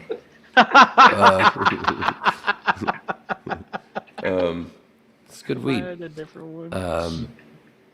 No, I was saying to Beckham when you were out for a bit, when you went to get beer and piss, the villain thing, if considering just the original trilogy, in just the original trilogy, I'm just talking from in the 80s. I mean, yeah, in the early 80s, he was a villain, but because of the mystery, it was so cool back then. But since then, I don't really know. I don't even. I should have. I didn't prepare for that Is it question. Vader? Well, that's too easy of an answer. No, it's not. He's got to. I mean, they're really going to start bringing. Oh, you know who I really liked? You know who I really liked in the beginning of the Last Jedi, the general of the dreadnought. I fucking loved him. Who? I loved him. Right before at the beginning of the Last Jedi, but when Poe comes along and drops all those bombs, and that dreadnought, that one general or whatever, giving all those orders. And that one, Mr. he was Beckham, if you great. can pull up Darth Nihilus. Darth Nuts. I know what you're talking about. If you can pull up Darth Nihilus, and now this is pre everything, but that was the. make believe. Can I get my mini that looks like him? That sounds. It's a cool sexual. looking motherfucker. Yeah, here, I'll be back. Hold on. Let me get him. He's gonna go get his mini. Oh, I hope it's clean. I can hear you.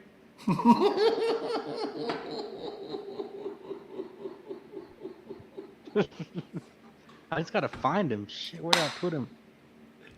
He is God, mini. where the hell's Danielle at? When... Like and Who's subscribe. Danielle? Danny is Danny After Dark. She has her own thing, and she's also part of the Manson Saga discussion panel with I saw Beckham and Danny Paul After Cast. Dark in the Right. chat earlier. That's who he's. Yeah, that's who that's he's what I'm talking about. Cool. She's been on Dude, the this whip. guy was like evil. Like he would eat your fucking soul, right? Who are you talking about? If you're Darth Nihilus, Yeah, right. Oh, Nile. Oh, yeah, this motherfucker instills fear upon looking I at don't know it. if you can see him or not. Wait, no, it's probably too little. No, Jesus. It kind of looks like a cross He's between. got some red. No, it's too Whoa, blurry. you're He's got frozen some a red. He's got a white face with like red marks coming down his face. Like when Right? That's him, right? it's got that white hard Yeah, with red. Yeah. with It's like red, an opposite yeah. of like a Kylo just Ren thing, can't- but opposite. It was like too Freddy blurry. when he showed up. It was like Jason or Freddy Krueger showed up. Okay. He's got a white In the- face. And he's got red lines from his forehead down to like by In the his nose. expanded universe. Gotcha. But So, do you want to tell That him looks what he badass. does? Do you want to tell him how he gets his powers? part of me was going to go, well, who's my favorite villain? Well, maybe it's another smuggler. But then I was like, I can't do a smuggler because they're smugglers. Who? It's not a villain. Han Solo? I will say I did like No, Kylo oh. Ren. I really did like Kylo Ren, and I liked Adam Driver. Really? Except See, I didn't like what they did with his character. But I didn't like what what they he did with his did, character. he was like it. he was fucking great. I didn't like it at all because when I I liked first him. watched episode 7 and I saw who this fucking Kylo Ren guy, who was this Ray person? Dude, Oh, I that's- love his mask. that's- His mask was cool That's as shit. that's Jason and Jaina. Right. That's the Han and expanded- Leia's kids. Right. The twins. And that's why they're force sensitive, and that's why she can immediately fly the Falcon immediately, and that's Jaina and Jason. She's had her head busted up, and she doesn't know who she is, and he's been indoctrinated. Han Solo was also an Imperial lieutenant for the Which we saw in Galactic Solo Empire a bit. Navy, and All right, look, here's his face. Here you go. yeah, it's badass. It's Wait, bad. hold on. It's so badass. I'm trying to see where it won't do the glare so bad. There. Yeah, it's so badass. Oh, that is See? pretty fucking cool. Dude, if they could bring this guy back for canon, holy fuck. Badass. Yeah, he's got like 2 red. So he's got a white That's face, it. but the 2 red lines are above his eyes, and it just goes like maybe a couple inches, and that's it, and it stops. It's pretty cool, man. Pretty cool, dude. But what he does is he eats your fucking. He needs energy, so he eats your soul and uses that as energy. So he'll kill you by just draining you, like force power. And this Drain is and he comes from the It's like being married. how far back does he go? yeah. It just Sorry, I drains missed that for a second. Yeah, I've never been married, so I can laugh at y'all if you guys Keep it are that way, divorced. homeboy. Dude, you think I'd be going to Vegas this weekend if I was married? Fuck no. I went to Vegas when I was married. Ugh. Not the Yeah, but second you're time. ranting dude. I went to Vegas and when I had a girlfriend 3 years ago. Oh my god, I went for a week. With a month, it was a good fun time, but had to check in. Again, I'm with James. With James Watson. Check in all the time and shit. I didn't like Kylo Ren. I'm with James Watson on that. Sorry. Whiny bitches. Yeah. Yes, they had them. That's direction, man. That's more direction and more trim fat. Well, yeah, this Darth Nihilus guy, he wouldn't be bitching. He would just fucking kill you and take your fucking life, He source. couldn't wait to eat your soul. Yeah, I mean, you didn't have a chance unless you were like an advanced Jedi, like Luke or Vader, somebody like that. Kenobi. I still, even though they did. Oh, y'all want the rumors? Oh, right. Go ahead. Before I forget. Okay, another rumor, like I was saying, was the reason that Kenobi looks so much older in New Hope is because he's gonna have to use that life force to either save Luke or use it to beat Vader the second time. So it ages him a bit. He's gonna age him, yeah, big time. That's a rumor. Because he can't beat Vader by himself. He can't. He just can't. Vader's supposed to whoop his ass the first time they see each other. But that's why I think Ahsoka is going to come in. And help him out. You think? That'd be cool, as long as they don't make it fucking cheesy and they're not Yeah, floating dude. over fucking Okay, lava hey. where they would have been fried before they even got to And- the end anyway. Again, something. Maybe I'm probably wrong, but at some point we're only doing 6 episodes of Kenobi. 6 episodes of Kenobi. So we have to we got to bring Ezra Bridger back. But How no, does Great. Ezra? I wouldn't bring where- him back. No, because he's with Thrawn. You want him to be with Thrawn, though. I Okay. don't know, man. Do you Jesus want Ezra Christ, to I be? thought I Do you was a want Ezra to fucking turn dork. to the dark side, and be Thrawn's dude? Right. What do you want with Thrawn? Right hand man. Yeah, Jed. he needs his right hand man. I'm, What do you But- think, you're a but- Jedi? and so Yes, Beckham, yes. the only reason I'm saying this is Thanks for because listening, I'm Beckham. thinking corporate. Because Disney completely fucked my thinking up in Okay. episode 7. Okay, And I'll give you throughout. that. I'll give you that. And so now, if Favreau and Filoni are involved, I know it's going to be awesome. Great. But There will as be far as- moments that are awesome. as far as expanded universe goes, like I'm trying to Sorry. just trying to put pieces together, and I can't. And that's why I've avoided Thrawn's everything coming. because Thrawn's coming, though. You got to know that. And wait a minute, Mr. Beckham, we have never met before. And I can tell you who I think my favorite Thrawn character would be. Do you want to know it? Do you want to know it? Yetch. I can't say yes like a Mexican. Fuck. Look at Ray. And I am Mexican. I am Hispanic, dude. And I speak Spanish. I can't do it the way Wayne wants. I hope Grand Admiral Thrawn is. I hope. Hold on. Oh. Hold on. I'm ready. Go ahead. Wayne, you all right, dude? Oh, shit balls. Now you hit him with a good headline. Bam! I am Mexican. So, Jason Isaacs. Yes. Jason Isaacs, who played you were telling me. Yeah, he played that asshole in The Patriot. That British major. Wait, what's his name? Jason Isaacs? Jason Isaacs. Jason Isaacs. Isaacs. Got it.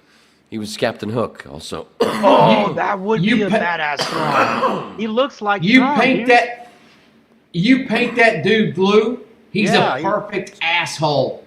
He looks like perfect asshole. That just didn't I sound like my right. assholes blue. That didn't sound right. I like them chartreuse myself. No, you're right. Like he A looks perfect the part. asshole. He looks like the part. You're right. Crisco. Oh shit! Like and subscribe. What's he doing right now though? What's he involved in? Probably getting painted blue. There's 2 shows going on right now. He's not doing shit right now. He can do it. He's not doing anything.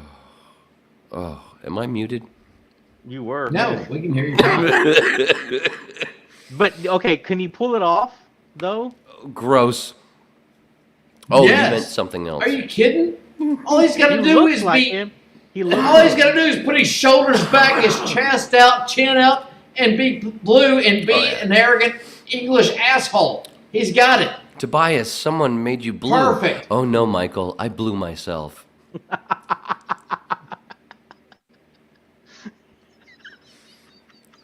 This whole time I've been thinking Arrested Development. David Cross. Oh God, it's one of the greatest moments in TV history. Oh no, Michael, I blew myself. Don't it make your asshole blue? I told you he's a fucking murderer. No, dude. Fucking murderer.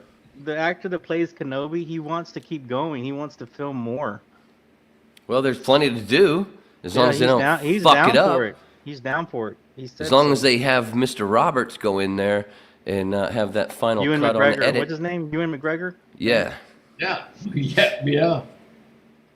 No, he's great. He was the perfect choice to play the younger Kenobi. I was excited for that. That was one of those things that got my hopes up for Phantom Menace. And Liam Neeson fucking was great in it. You know, he killed it just like he always does. It was just so much fucking stupid stuff. And then the reshoots with Ewan's fucking reactions, and he's got this wig on now because he's shooting something else because it's reshoot from it's like shot 8 months later. You can tell his hair's not really buzzed like it was. I hate those fucking cutaways. They were completely unnecessary. Completely unnecessary, and it takes me out every fucking time because it's glaring that one shot he's got a fucking buzz cut, and then the next shot it's a wig. And the next shot buzz cut. No! And I'm screaming no at the same time. It's all at the fucking fight with Maul. It's one of the things that if it makes it would be perfect if it didn't do that. I was gonna tell you,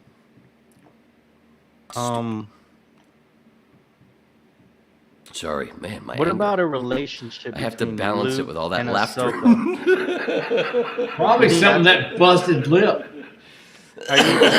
You think that's possible? What's A that? love relationship between Luke and Ahsoka?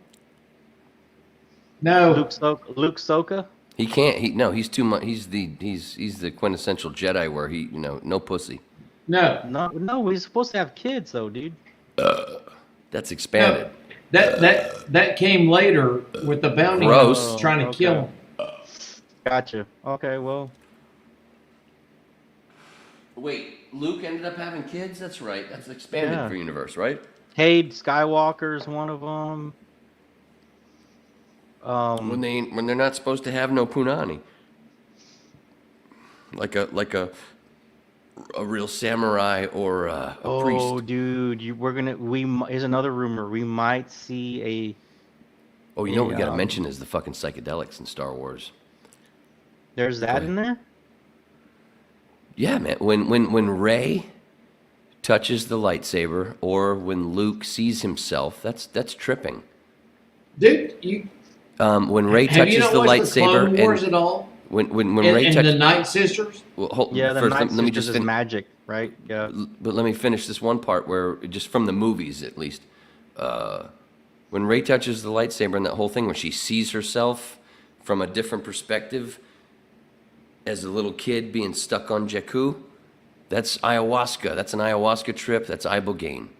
That's what happens when you do those things. You see yourself in a complete, just like in Game of Thrones, the whole thing with the tree and you see went back in the past. That's fucking ayahuasca. It's all, the whole thing is psychedelic. And the hero's journey to begin with is the same thing. Yeah, everybody just a life. Everybody is the hero.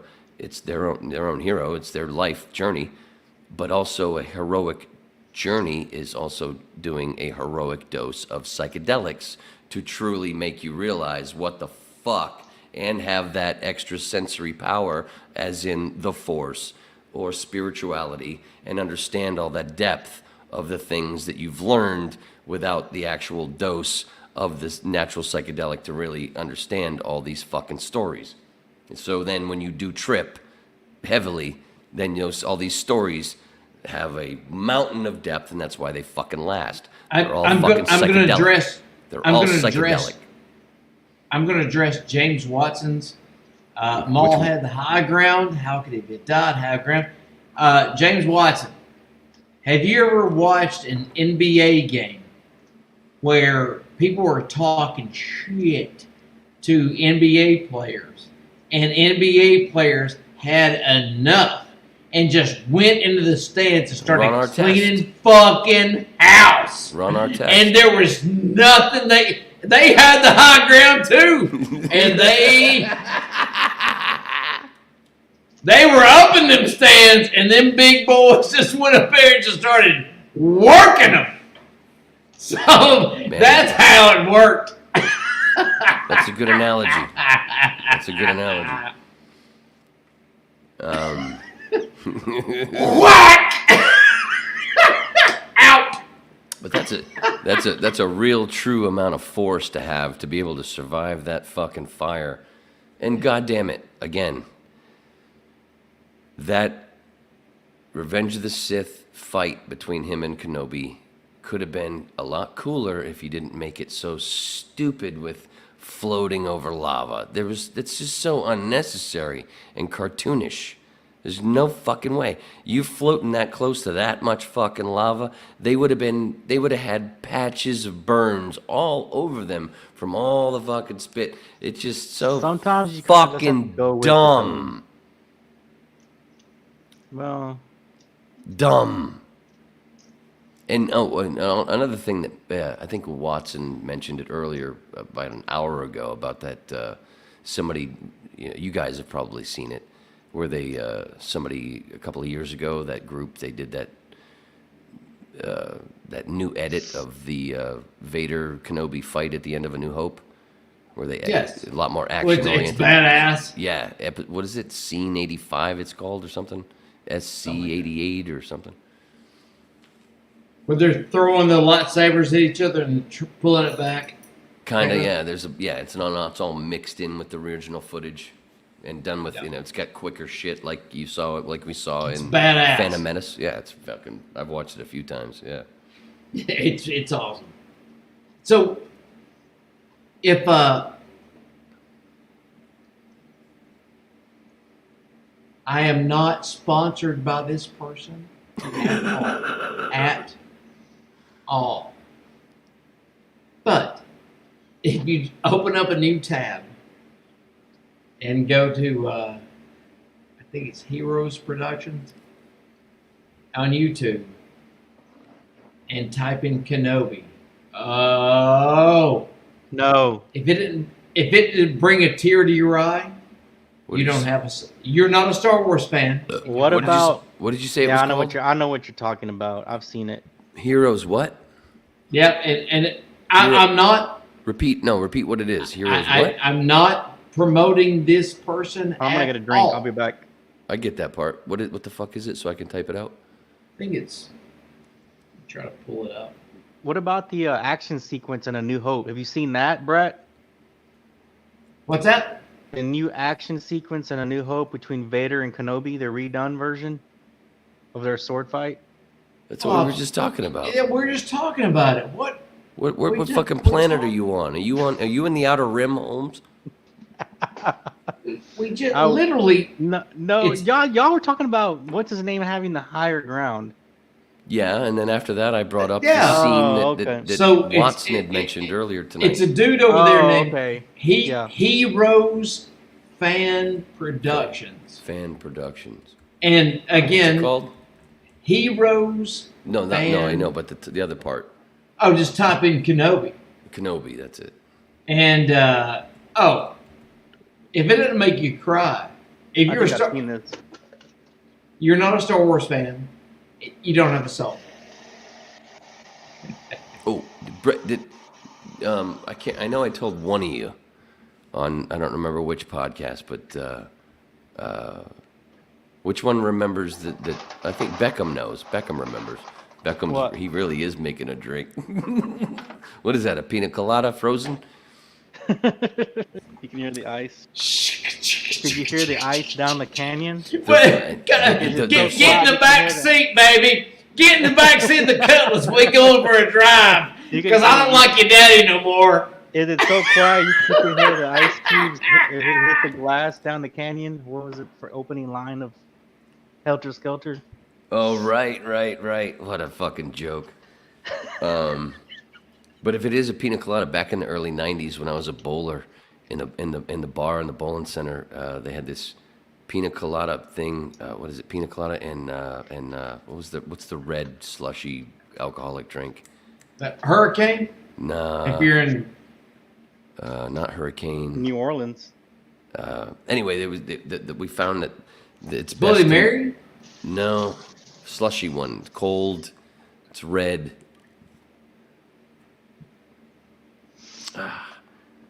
Shit.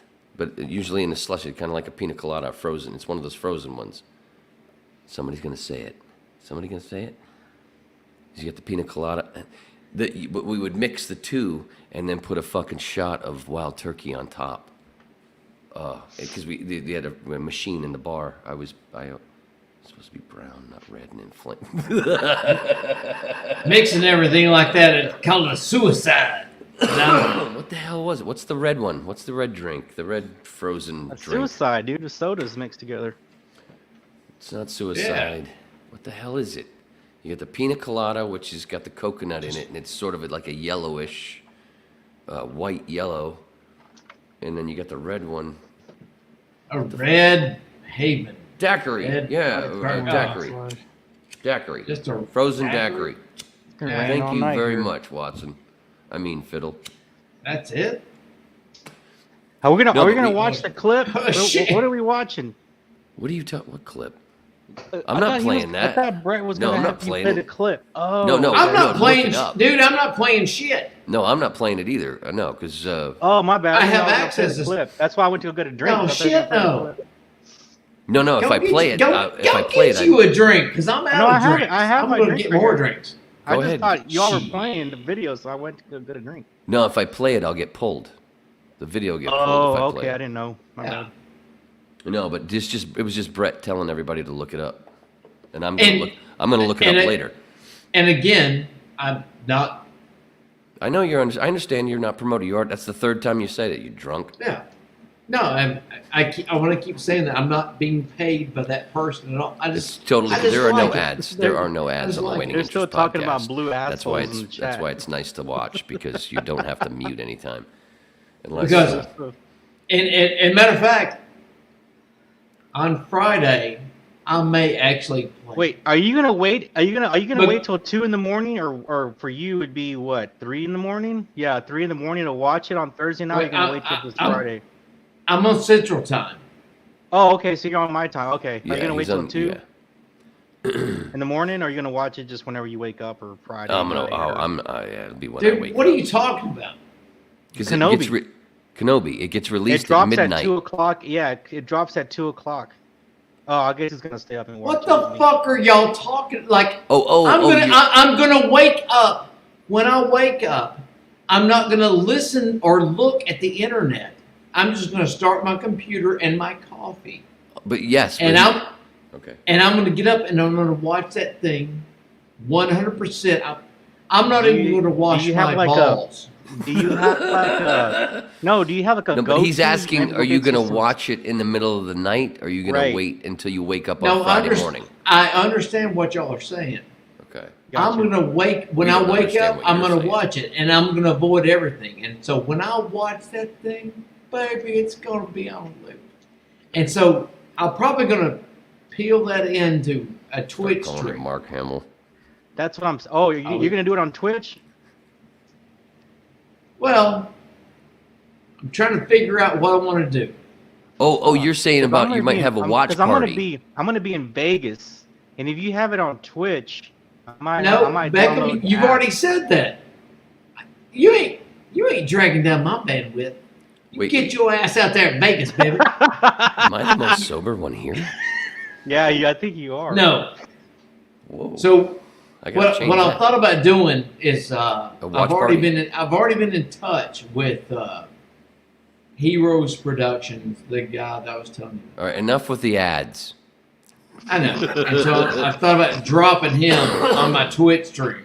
But Enough with that. He keeps see? saying, I don't mean to See? drop that. He keeps saying, I don't mean to drop this person's, but I'm gonna, It's- but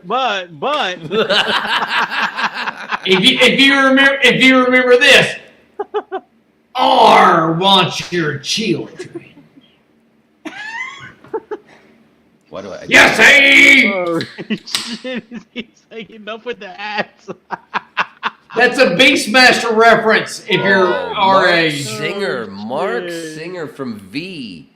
Who Dude, he I was a like bad dude. If you go That back and was look, cool. watch Beastmaster, Mark Singer, and well, that was Tanya dead? Roberts. Is he Tanya dead? Roberts. dude. Tanya Roberts, a smoke show, Dumb smoke as show. dirt. Dumb as dirt, but man, Is that what a guy smoke. dead? Okay, smoke No, show. she's dead, but Singer's still alive. But look, He's gotta Rip be Torn. like 80 though, dude. Yes, sir. Yeah, R 70. wants your children. I barely remember that fucking movie, man. Did you guys like that TV show? Because you guys were old enough to watch it. The I show? wasn't No, I old. didn't. I Dude, I never had to- watched it. V. Yeah, V. Was it good? Oh, that, I remember. yeah. Oh, I was a remember they huge were V trying fan. to market I That's thought what you I'm meant at. those Yeah. I thought you meant the No. Beastmaster stupid TV show. sunglasses. Yeah, the Did V, you guys the like V the show. show V? I watched it. Yeah. Yeah, right here. I watched it in this fucking house It was back so then. dumb. It's like, what- I loved it. You didn't I like mean, it? the show was fine, but the marketing was horrible. Oh, okay. Well, especially when you look back now, of course. But Jane Badler is that Jane. I jerked off to fucking Jane Badler, man. She was so fucking hot until she brunette went chick? lizard. Until she went Oh, lizard. until she Yeah, came she out was as a fucking. lizard? That's a sexy bitch. But that was where we first saw Robert Englund, who went on to play Freddy Krueger. He was one of the heroes in that It's a show. bitch. Robert Englund was basically like the Daryl Dixon of V.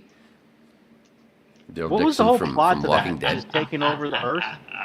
Did it ever finish, or they just? Oh, He-Man with ferrets. Fucking A, Fucking Fiddleboard. Fucking A. He-Man with ferrets. Kodo and Podo. I forgot about the ferrets, dude. Oh, that's They Live, Brock. Wait, Which what? part? What did he say? Which that was which They part? Live? No, Kimbo. Put on the fucking glasses. That's Because in V, she pulled her face back. Wait a minute. Oh, that's right. I remember. that's what I was that. jerking off to, James. Oh yeah. I don't. Wait a I minute. I saw the preview to that or something. I remember. Holy shit! You guys are Now- bringing out memories I have in my brain as Isn't a that- kid that I forgot. were there. They Live is a Holy totally fuck. different movie. It's fantastic. Rowdy Roddy Popper. Just jacking off. Love to it. the scene. No. Kimbo. Beckham and Wayne Kim- are having a totally opposite show from Brad. Kimbo. Now go back and look at the V shades. Two different movies. They back in those days they solicited those like these dumb Rednecks. what, no, No. it was just Yeah, these it was glasses, just- right? These they were glasses just or something? stupid. Oh, they oh, were oh, just oh. they were stupid like Wayne's doing his own show. plastic not Tom 3D Cruise. glasses. No, Yeah, they the were 3D glasses. Yeah. they were formed like God damn it. I see dead people. God damn it. What's the Pop what's, goes the Beckham. what's No, the dude, what's the most famous what's the most famous sunglasses ever? Oakley's. Nope. Oh, Don Ray-Ban. Johnson. Are you talking about the Don Ray-Bans? Johnson ones from Ray-Ban. Miami Vice? Ray-Ban. Oh, so Ray-Ban. they made these stupid Oh, I got a Ray-Bans. Great story. Horrific plastic, and they just poked holes in them, and then they sold them as like you can be like these V. You can buy V glasses. Blah blah blah blah. That's blah. right. And it didn't last long. I can't imagine why. And so no, They Live were different. I'm going to pee, but when I come back, I got to tell a great fucking sunglasses story. Hurry up! And Hurry up! Let's see, what time is it? No, I meant the Yeah. date. The date. Dude, we're is- about to We've hit gone 5 long, hours. so has the Whatever. what's it called? The time from a crime. What is it? When you can't get convicted of it after a few years? What is it? Ray-Ban. Yeah, you guys were all. What's it called? The what? What? Yo, I was just keeping up When you with chat. when you commit a crime, but then after a certain amount of years, you can't be convicted because time ran out. Accomplice after the fact. No. No. It's, No. damn it, too late. No, it's the time of I know what you're talking about. I'll think about it. Go use the Not restroom. Dateline. No, it's time of something. Dude, I work in this shit. I can't. I know. Statute of that's- limitations. Thank you Yeah, very much, statute of Fiddle. Yeah, limitations. Thank There you. you Fiddle, Yes. Fiddleperd. Let's see, this was 1989 or 8, so yeah, I think they ran out. You know what? I'm gonna sign into YouTube so I can, cause you people. Are we done talking Clearly Star Wars? not. Are we? I don't know. I was asking. I love. Wait, Dude. What do you? Okay, so you are you gonna stream on Twitch or you're gonna what are you planning on doing? I'm not doing shit. You're gonna just watch it by yourself? What? Me? Yeah, Kenobi. You're not gonna Twitch live, right? While you're watching. I'm not doing. All I'm doing is signing into YouTube so I can actually interact with the chat. 'Cause Oh, y'all ain't doing shit. I've been doing that all night. Well, kind. You're signed. I know I'm signed in. You have to just put it on mute. Seth, not now. Can't wait to tell this All right, let's go. Let's go. All right. Now we're getting somewhere. What's some advertisements? Mr. Beckham, you out there in Texas? Yeah. You want to advertise some barbecue? The best barbecue in the world. Sure about that? Only beef. Y'all can't smoke chicken for shit. Maybe not. It's always dry.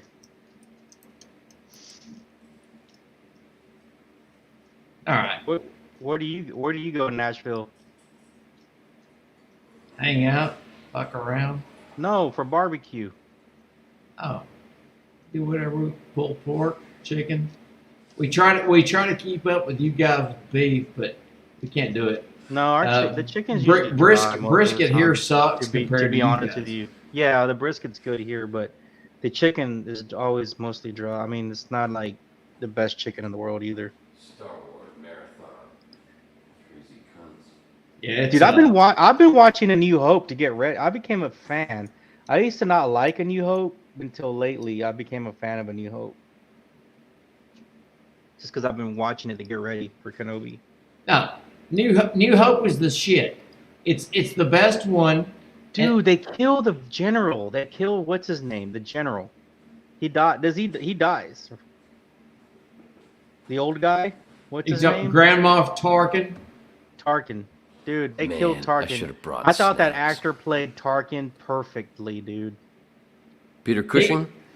The Tarkin. Yeah, Cushing- Tarkin. Yeah. Peter you Cushing look was at Peter- fantastic. Peter Dude, he Cushing's was been in awesome. some, like, he's You may fire when ready. Wasn't he like a vampire or something too? Or Yeah, he something? did. yeah, he's been in a ton of horror stuff. He's great. Yeah, He dude, did stuff was with Count fucking Dooku. Perfect. With Count Dooku, Christopher Lee. He Yeah, did those, the actor, right. those who was obviously in the other ones. There was a nice tie there, but what were those called? Those those movies back in the day that Christopher Lee and Cushing did. They had. I don't know. Hammer. Yeah. What's happening, baby? All Yeah. English movies. Yeah, they were. There was the production company was Hammer. Dude, or I something. like Tarkin as a bad guy. He was one of my favorite bad guys. Not my favorite. And they over that but again. he was one Rogue of my One. favorite bad guys. Yep. Rogue One, they overdid showing him.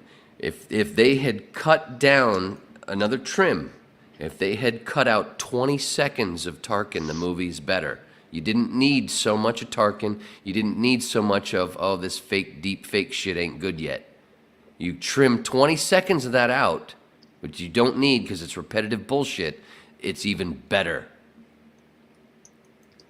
What's his line? Fire the missiles when ready. You may fire when ready.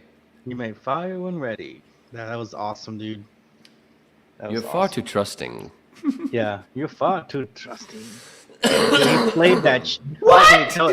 I like when he tells Vader, put him down. He tells Vader to put him down or some shit when he's got when he's force choking that other dude. Yeah, far too trusting. He's like enough. Oh, Vader. in put the him down. in the Or in the office in the conference or room, yeah. Yeah, he's like enough. Put him down. That corporate conference room. And that's You the know he thing. had See, power that's the over other Vader, thing. though. Here's the other lesson. Here's That's the what's other crazy. lesson when it comes to fucking money, and it all goes back to Jesus and the mushrooms and blah blah blah. George Lucas became the evil empire that he was fighting. He was telling the truth in American Graffiti. He was telling the truth in Star Wars. He was telling everybody because those guys knew. That group of filmmakers in the late 60s, early 70s, Francis Ford Coppola, him, all those guys, they understood everything because of the situation. Right? We're into the Manson thing now. I mean, it goes that whole situation back then in the late 60s with all that war and so many people, and especially Wait a minute. Whoa. artistic people understanding how Well, the like the government Empire lied is us, supposed to be like the lied Nazis, us right? into war, and talking about telling us I that good guys are actually bad Dude, guys.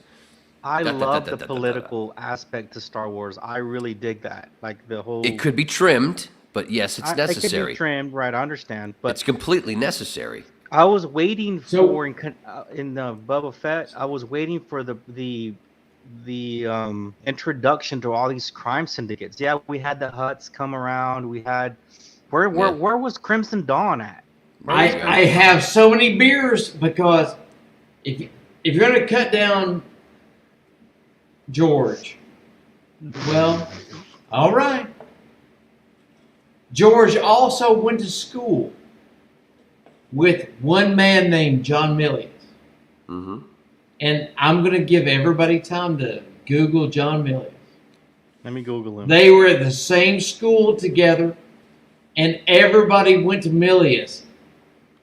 If you need a badass, if you need a badass monologue, if How do you you want spell to his last pump, name? Milius, M-I-L-E-U-S. Milius. I'm gonna get beers. I'll be back, and so I'm gonna defend. John Milius is basically one Be of right those back. people that was behind the scenes that gave a lot of kind of like how everybody Guns John N' Roses. Deere? I don't John know. Milius. No, I know. Milius. Nothing's coming out. M-I-L-E-U-S. That's crazy, Kimba. What did Kimba say? Oh, he's His a wife died. He screenwriter. tried to give He's a himself a heart screenwriter? attack so he could be with her. Yeah, he's one of those like he's one of those like He's still alive though, dude. He's almost 80. Yeah, he went Yep. to the USC School of Cinema and Television. Mm-hmm. Like I did a couple of I did a few student films at USC. With that guy? With that dude? No. If I might have walked past him and I didn't even know it because Oh, I was in the Zemeckis building a whole bunch. If you have ever quoted anything as a dude, like trying to be cool, it might have come from John. And it was a John Milius quote. I guarantee you. especially back in the day. And I'm learning all this stuff. I like learning about this dude. like Clint Eastwood. What do you mean you're afraid of heights? The fall will probably kill you. He might have put that in. He might have put that in. Fucking. Go ahead, Sundance. make my day. This 44 Magnum. It's blow your head clean off. The entire Conan the Barbarian. Yeah, he did Like, Conan the Barbarian. Everything, Yeah.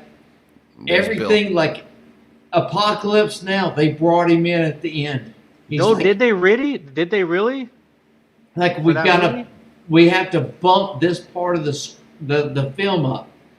Milius is in everything you've ever heard. Like Tarantino did a lot of script doctoring for stuff like Crimson Tide, and Tarantino did a lot of stuff once they realized. Well, he punched up a lot of shit that he's uncredited for. Oh, So yeah. There's a lot of writers. There's a lot of writers. Carrie Dude, Fisher. We're right back to Star Wars. Carrie Yeah. Fisher herself. She Hunt she for Red doctored. October. Like I said. Hunt for Red October. No, I think it was Crimson Tide. Hunt for Red October. Sean Connery called his agent and said, "This is bullshit. I'm not doing this." No, he's Because- involved in all this shit you guys are talking about. Yeah. Because Sean Connery did not have a great enough heavy monologue at the end. They called John Milius. And so Yeah, John Milius wrote what Sean Connery said in that bit. And the then wind, Sean Connery, the wind and the lion, and the wind and and the lion. he agreed with it. And he goes, "Done.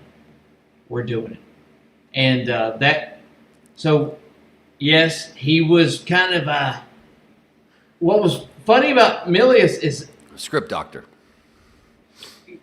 script doctor, but if you watch Dirty Harry movies, he kind of went hardcore right winger, and then the next one was kind of a liberal. Magnum Force. And then the next, yeah, because he was against the cops.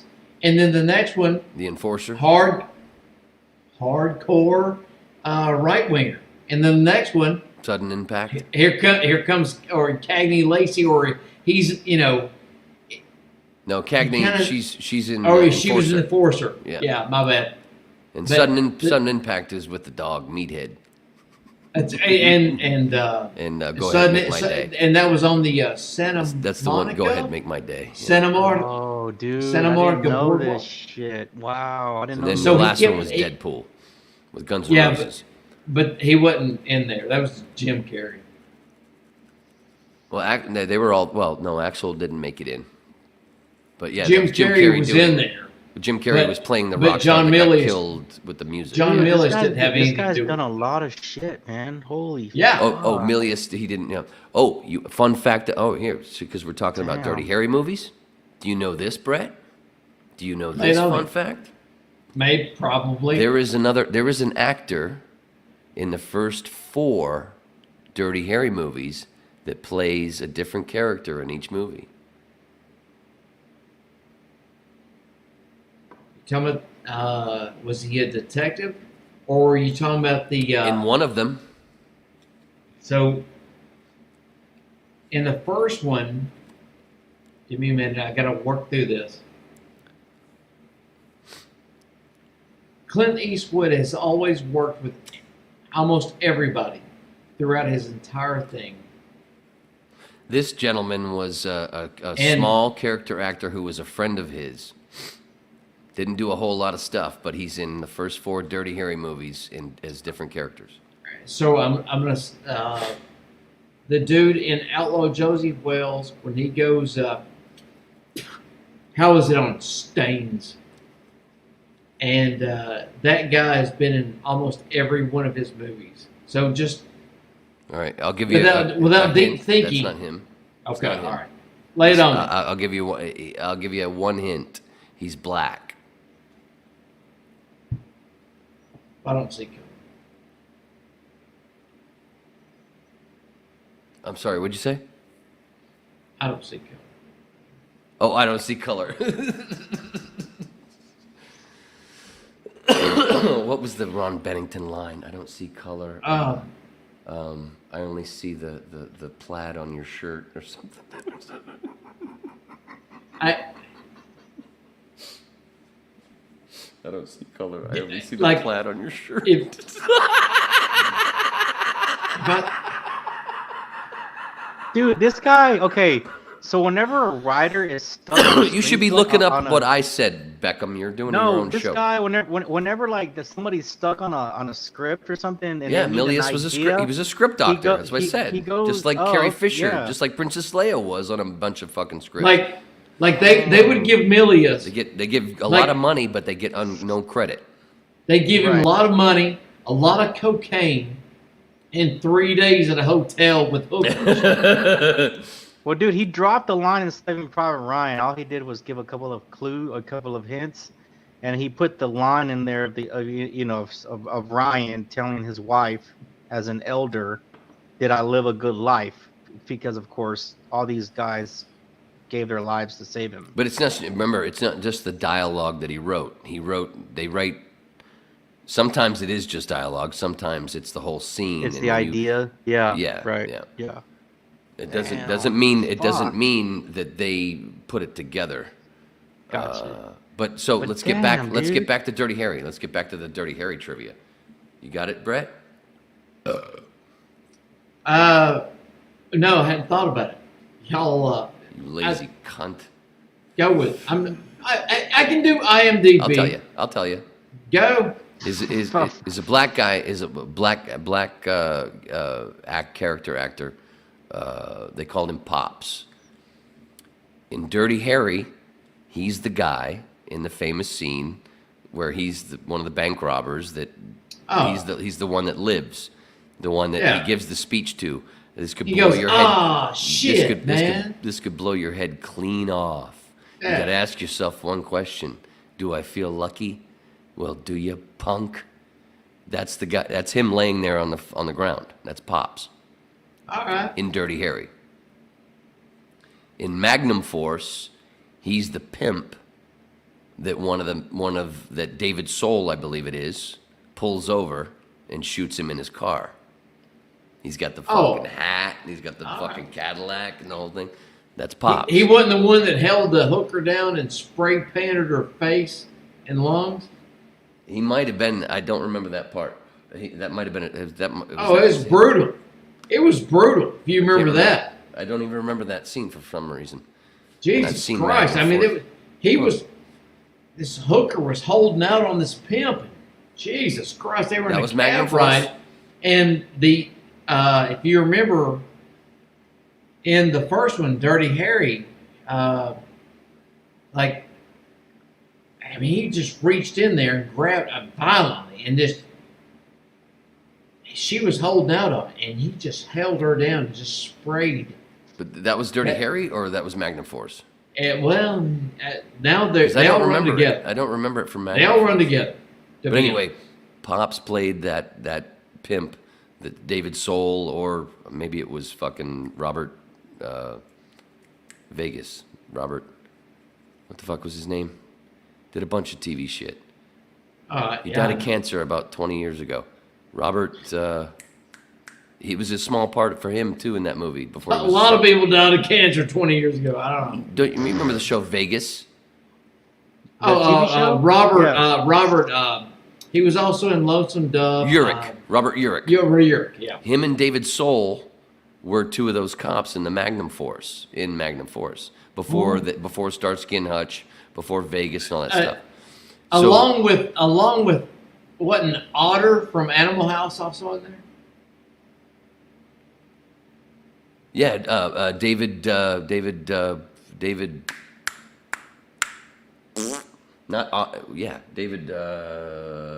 I can't say his fucking name. Same, I can't remember. But it's David something.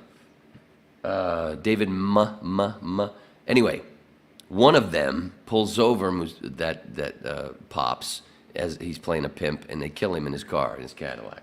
Yeah. Oh, that big pimped out Cadillac. Right. In The Enforcer, Pops plays Mustafa, who the cops are trying to pin all the Bobby stuff on. Remember? And then Clint goes in there and talks to him. That's Pops playing Mustafa. They know the black community that they were trying to blame all the Bobby Spencer or whatever the fuck his name was, the Vietnam vet that was blowing shit up.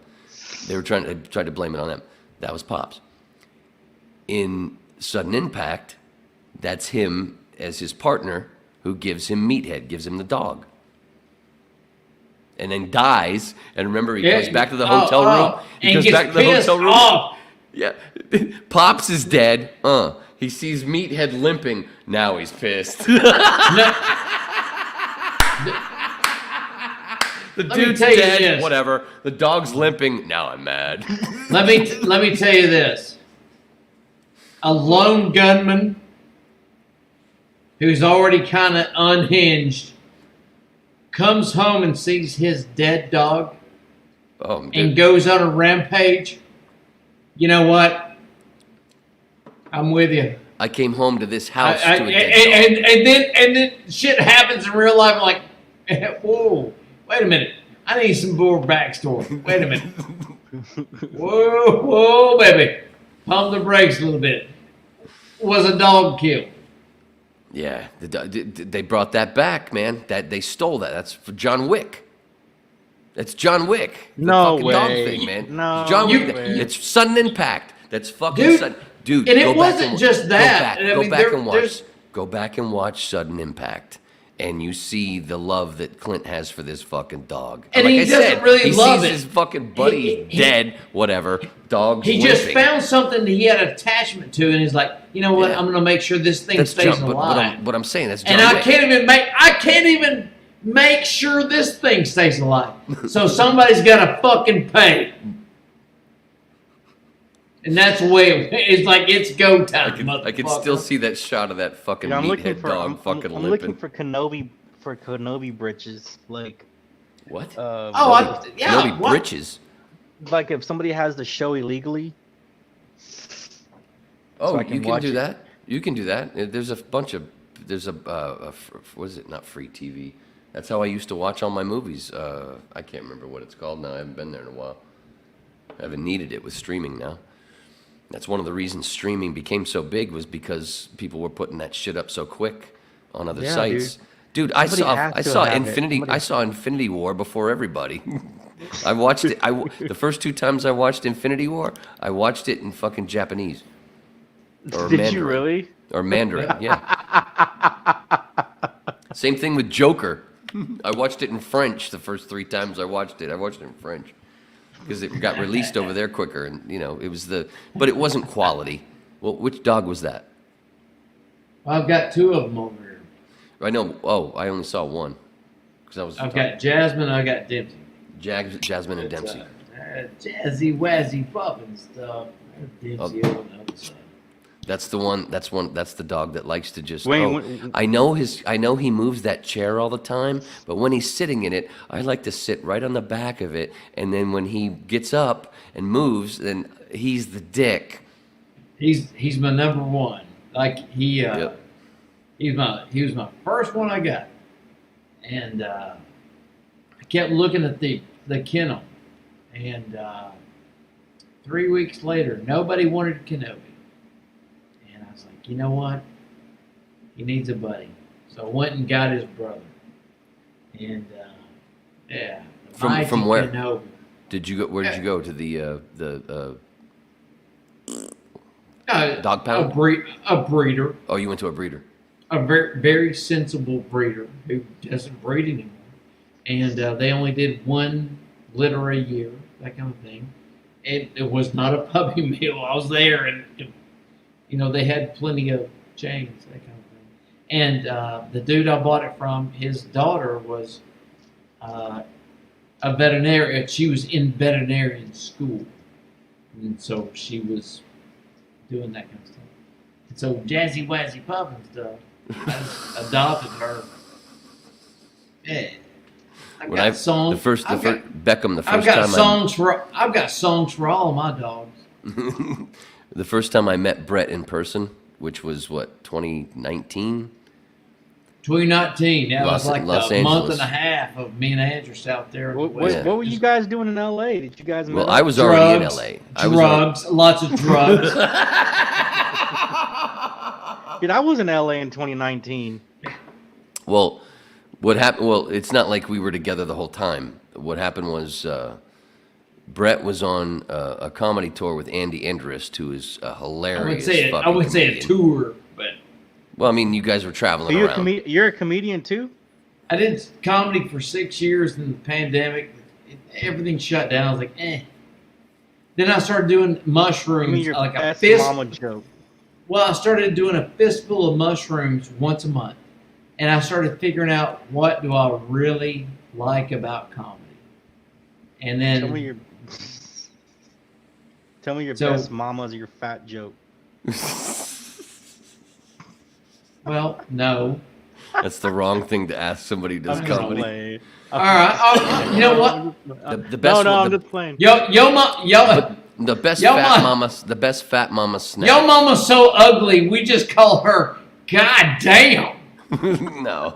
I'm just playing. The best "Yo mama is so fat" joke snap is your mama's so fat she broke her leg, gravy poured out.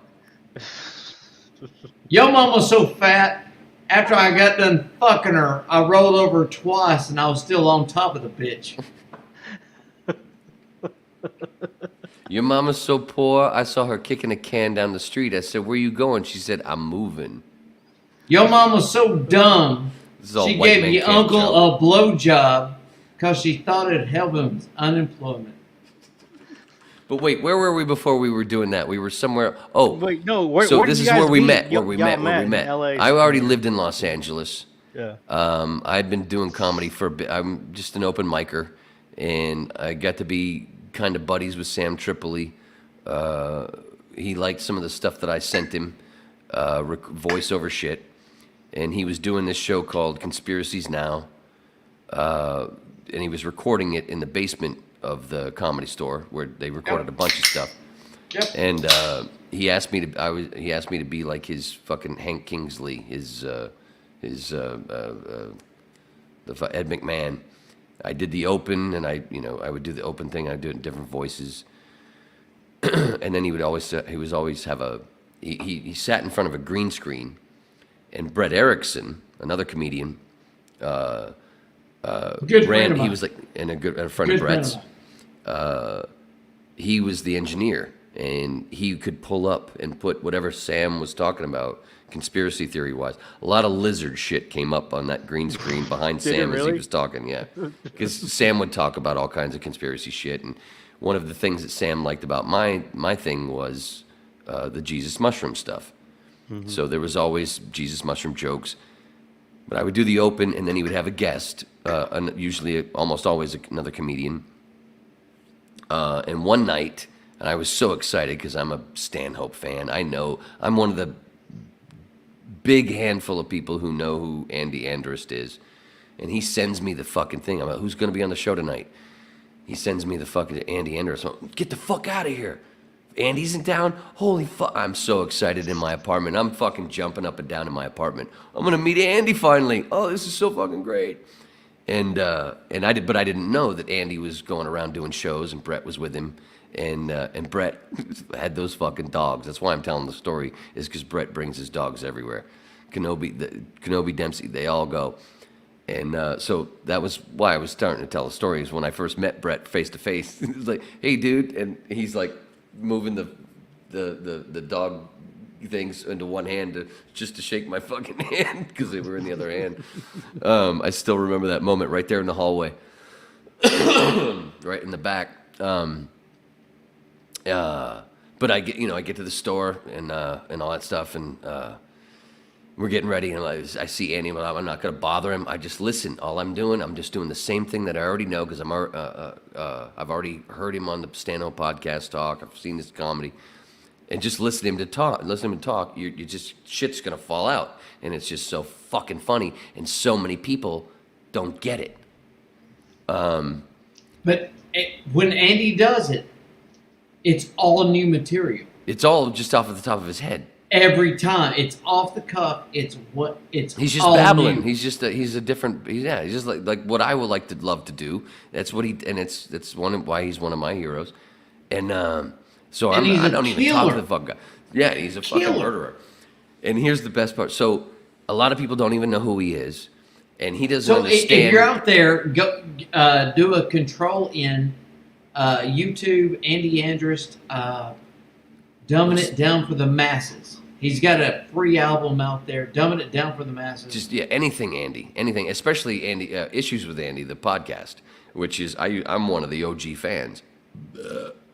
You can see it. You can go all the way back to the beginning of Andy Andrist, and you'll see me posting about it on fucking Anderson. Facebook. His name's Anderson. Andrist. Andrist. Andrist. Just hilarious, and one of Stanhope's favorite people. And Stanhope will tell you, when you ask Doug Stanhope who makes you laugh the most, he'll say Dave Attell and Andy Andrist. And that's one of the reasons why I went, okay, who the fuck is this guy? And that's why I dug into it, because of Stanhope. So anyway, now I'm fucking meeting the guy.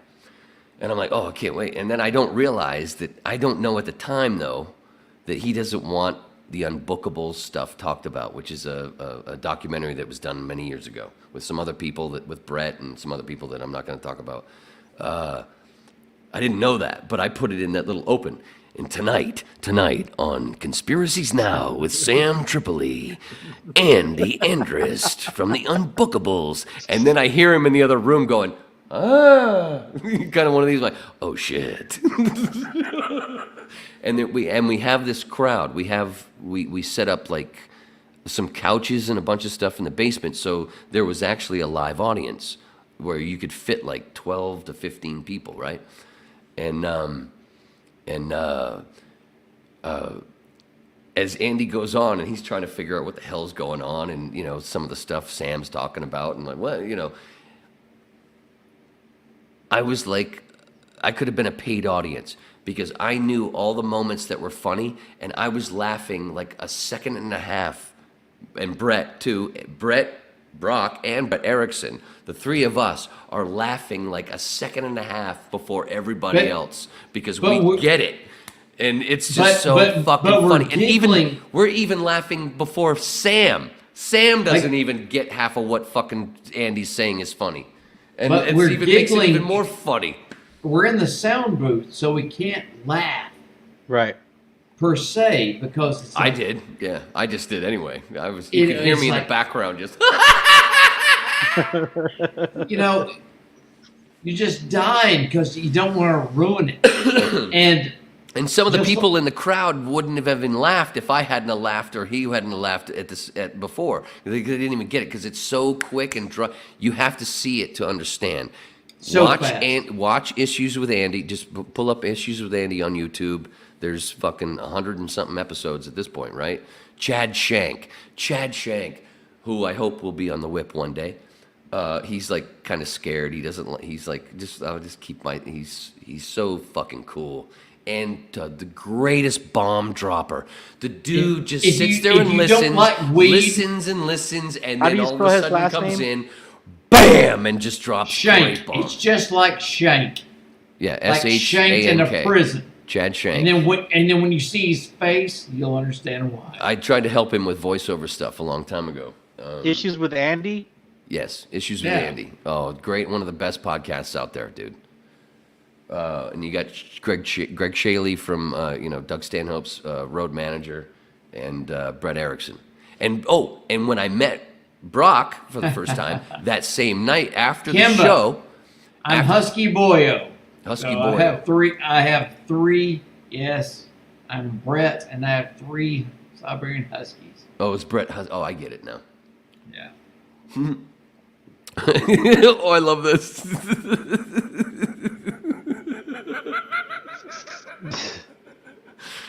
Oh, the killer. It's that same night, Beckham. So I meet Brett, and I'm already working with Erickson. So there's 2 Bretts, of course. So, and Erickson already knows that I'm a Stanhope fan. He knows I'm an Andrus fan and everything. So that same night that I met Brock, Erickson takes me to the secret fucking bar at the Comedy Store. Wow. The Magic Room, dude. The first time I'm ever in there. And I'm not drinking at the time. At the time, I'm sober. I'm just a weed guy. No I wasn't alcohol. impressed. I was. I was because Tony Hinchcliffe came up and went, "Hey man, how are you?" I didn't say anything. He just came right up to me because I was standing next to Andrus. I expected Coke. I expected okay, where's the famous people? Okay. I get it. So I went through there and I was like, I see famous people, but where's the Coke?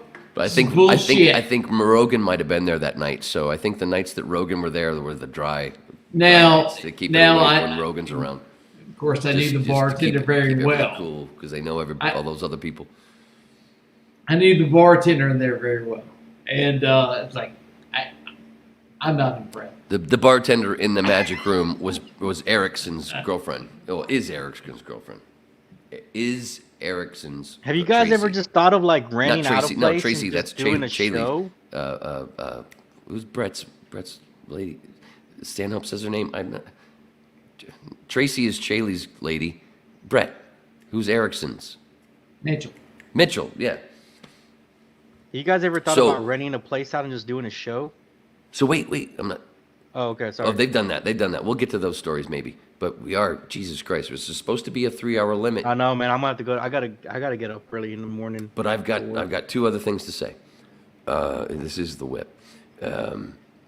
So my point being, because we were talking about Issues with Andy, that same night, and in the Magic Room when Brett brought me in there, and then he introduced me to Mitchell, and then Hinchcliffe, and then a few other people were in there, and that's when Erickson told me about the beginning of Issues with Andy, because originally they were going to call it Doug Less, because all these guys are known because of Stanhope. So they were going to call it Doug Less instead of Douglas. And that's fucking perfect. But they changed it to Issues with Andy, and then the podcast started a few weeks later, I think. But it's so fucking great. Especially the beginning ones. Oh my God, to go back to the beginning now. Yeah, because I saw when Andy would fuck up his camera. The issues, basically, the title of the show is so perfect because you watch the first 25 issues with Andy, and half of it is Andy fixing his camera with all 4 guys and fixing his microphone. It's just so fucking fun. It's so fucking fun. I was in the penthouse of the Plaza in Vegas when they did episode 1 of Issues with Andy. And I was over in the corner just belly laughing. Because they didn't think it was going to do anything. They thought, it's Let's We're go gonna for do it. one but or let's two. see. It's not going anywhere. And I was over in the corner just giggling my ass off. Were you really? You were there on the set? On the set? Or For whatever? number one, I was in the penthouse of the Plaza Hotel while they were doing that because I was Andrew's handler, and I didn't know I was his handler. I've had that job too. Wait, I was supposed to what? It's like I'm here to have a good time. It's on my fucking Jeep, my gas. Fuck. He's a grown ass man. Fuck. Now I've got a duty. Oh, You told you to go fill it up. You go fill it up. fuck.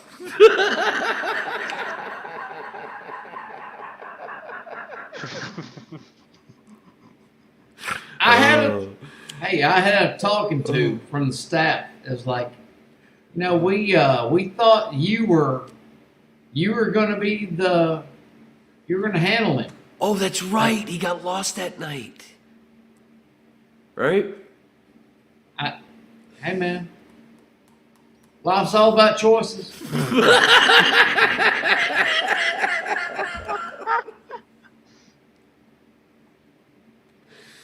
Oh, Oh man, Beckham, when you go back, dude, you go Some start dude has watching. purple hair and shit. Some dude who You go start watching issues with Andy. You're gonna understand yeah, no, a lot but of this more. who's who though? Who is who? Like who's the guy with the purple hair?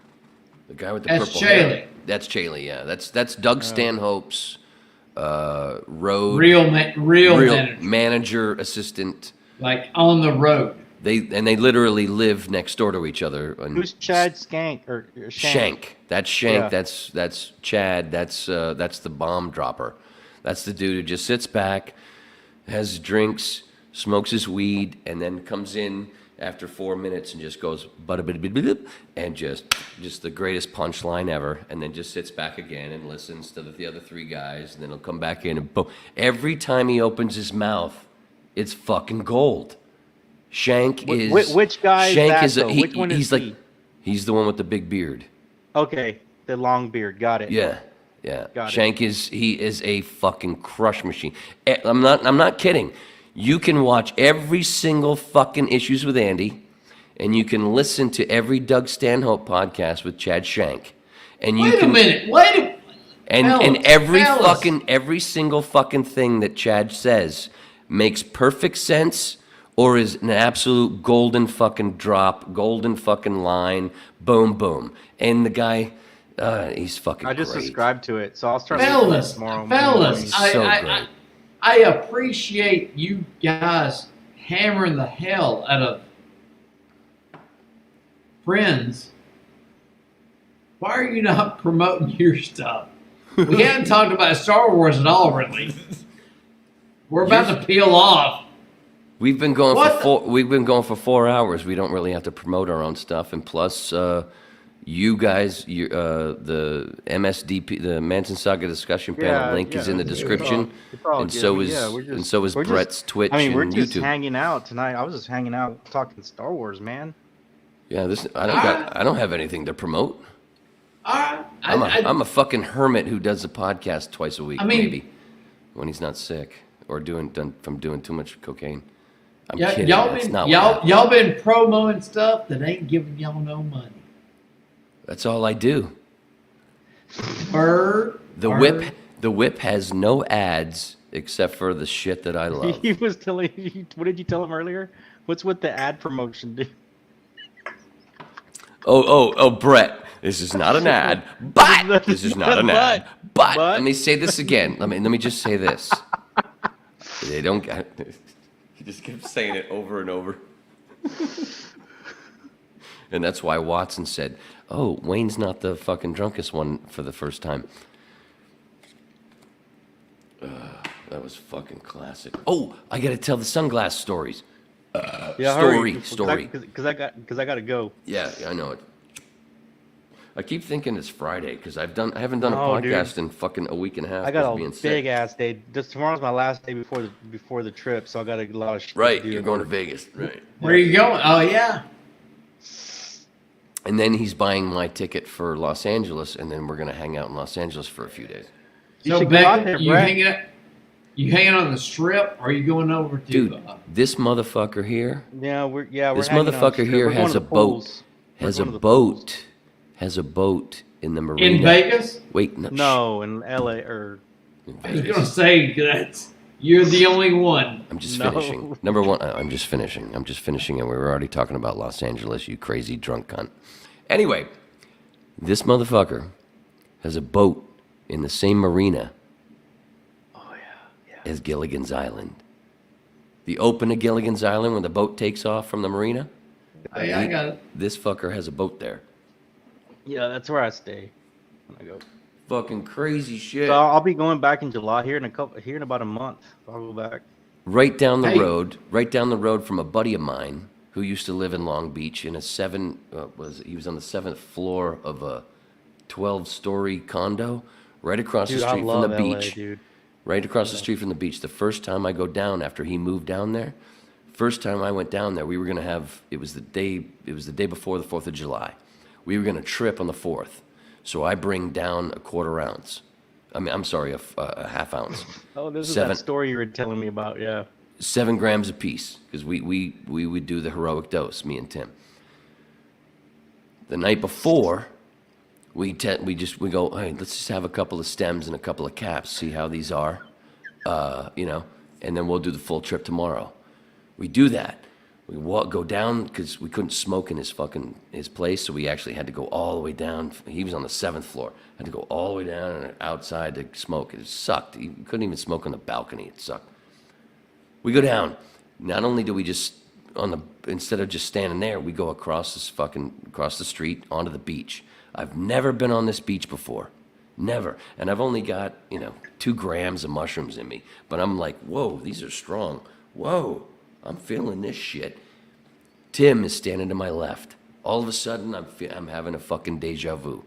You know how deja vus last like 5 seconds? Just real quick. Yeah. This one was really powerful. And I'm looking at the Queen Mary Yep. to my right, and and right directly in front of me, about maybe a mile away, but you can see it like it's there, is that garbage dump. I've never been on this beach, and I start having this deja vu, and Tim starts walking from my left all the way across, and it just lasts. I'm like, whoa, and everything he's saying, I'm like, what? Whoa, whoa, whoa. God, I love mushrooms. It was so insane, dude. But Beckham, I love everything about you. Here's the deal. If you How have about a that for a boat, turn, ladies and gentlemen? Wow. We're going left? No, we're doing a UE. if you have a boat, I appreciate you inviting me to your boat. You know why? Because I'm going to show up. I'm going to give you some cash. I'm going to show up with some booze. I want to make sure we have a good day. But you can go fuck yourself with that boat. Because I appreciate you inviting me to come out on that boat. And I'm going to stock your liquor cabinet. But no, I'm not helping you change the oil. I'm not scrubbing that motherfucker. That's dude, your all that- problem. No, all that. I appreciate you having me. I ain't scrubbing it. Nah. No, dude. Thanks. All that gets Man, it's nice being out of the water. Thanks, sir. Thank you, sir. Here's a bunch of booze. You'd Get you think- fucked up. Bye. You'd think Goodbye. with that accent, he'd have a lot more hospitality. No kidding. Yeah. Yeah. You buy a boat, you dumb. It's his Sebring special. Oh man, that is so fucking funny. And you buy a boat, you buying problems. Yeah, man, I would never. And today when I went and did my my every 3-day trek into the city to get my supplies. I only don't like say to it leave because the I'm house. old, dude. I'm older. and I'm. Do you I'm have first, a vote? And I'm first. Do you have a vote? No, but I got the first invite. See, I got invited first a long time. he don't have a vote. He months knows. ago. This don't. joke about him buying my plane ticket has been running for like 3 months. We're supposed to meet up with everybody for that. Yeah, we're trying to do this. Stuff. Yeah, we're trying to do a thing with because of the Manson stuff, the Paul Cass Manson stuff. Beckham, Danny, and Paul and me. I've already met Danielle out there. It was a good time. Paul's coming. Paul would be coming from Canada. Danny's in Massachusetts, and Beckham's in Dallas, with his little monthly weekend getaway in L.A. Yeah, I love LA, dude. And what I want to do, I know you're not a big Manson thing. I know we talked a little bit about Manson on the podcast in '85. I think you were on, Brett. But No, my big thing is if the four of us do end up meeting out there, I want a picture of all four of us pissing on Vincent Bugliosi's grave. You can get arrested. Paul won't do it because he's a pussy. Danny would do it. She'd pop a squat. Look at him. Look at Brett. Look at Brett. The fuck are y'all even talking about? Like, wasn't out there. I'm like, let's get a picture. Like,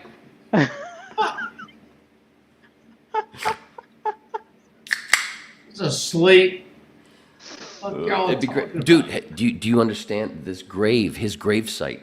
He has this thing written on there that it's like, you want to talk about the most egotistical, narcissistic piece of shit that he was, who framed Manson in everybody's mind like he's some fucking... I thought you were talking about... I thought you were talking about a politician.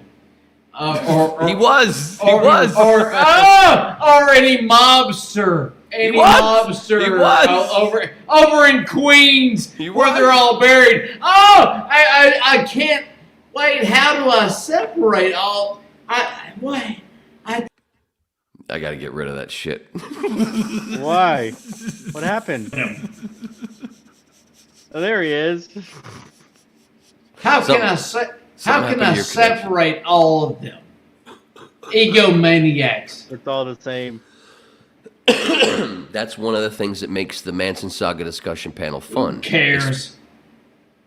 It's a Hollywood thing, bro. I was there, so it has a thing for me. I was there for 17 years, and I understand a lot of the stuff because of being there. And do you respect him? Who? Bugliosi? Who do I respect? Who? Manson. Yeah. Absolutely. I do. Don't you, Beckham? From what you've learned? Oh, that's right, Brett. I told you about this where Beckham didn't even know who Manson was until the pandemic.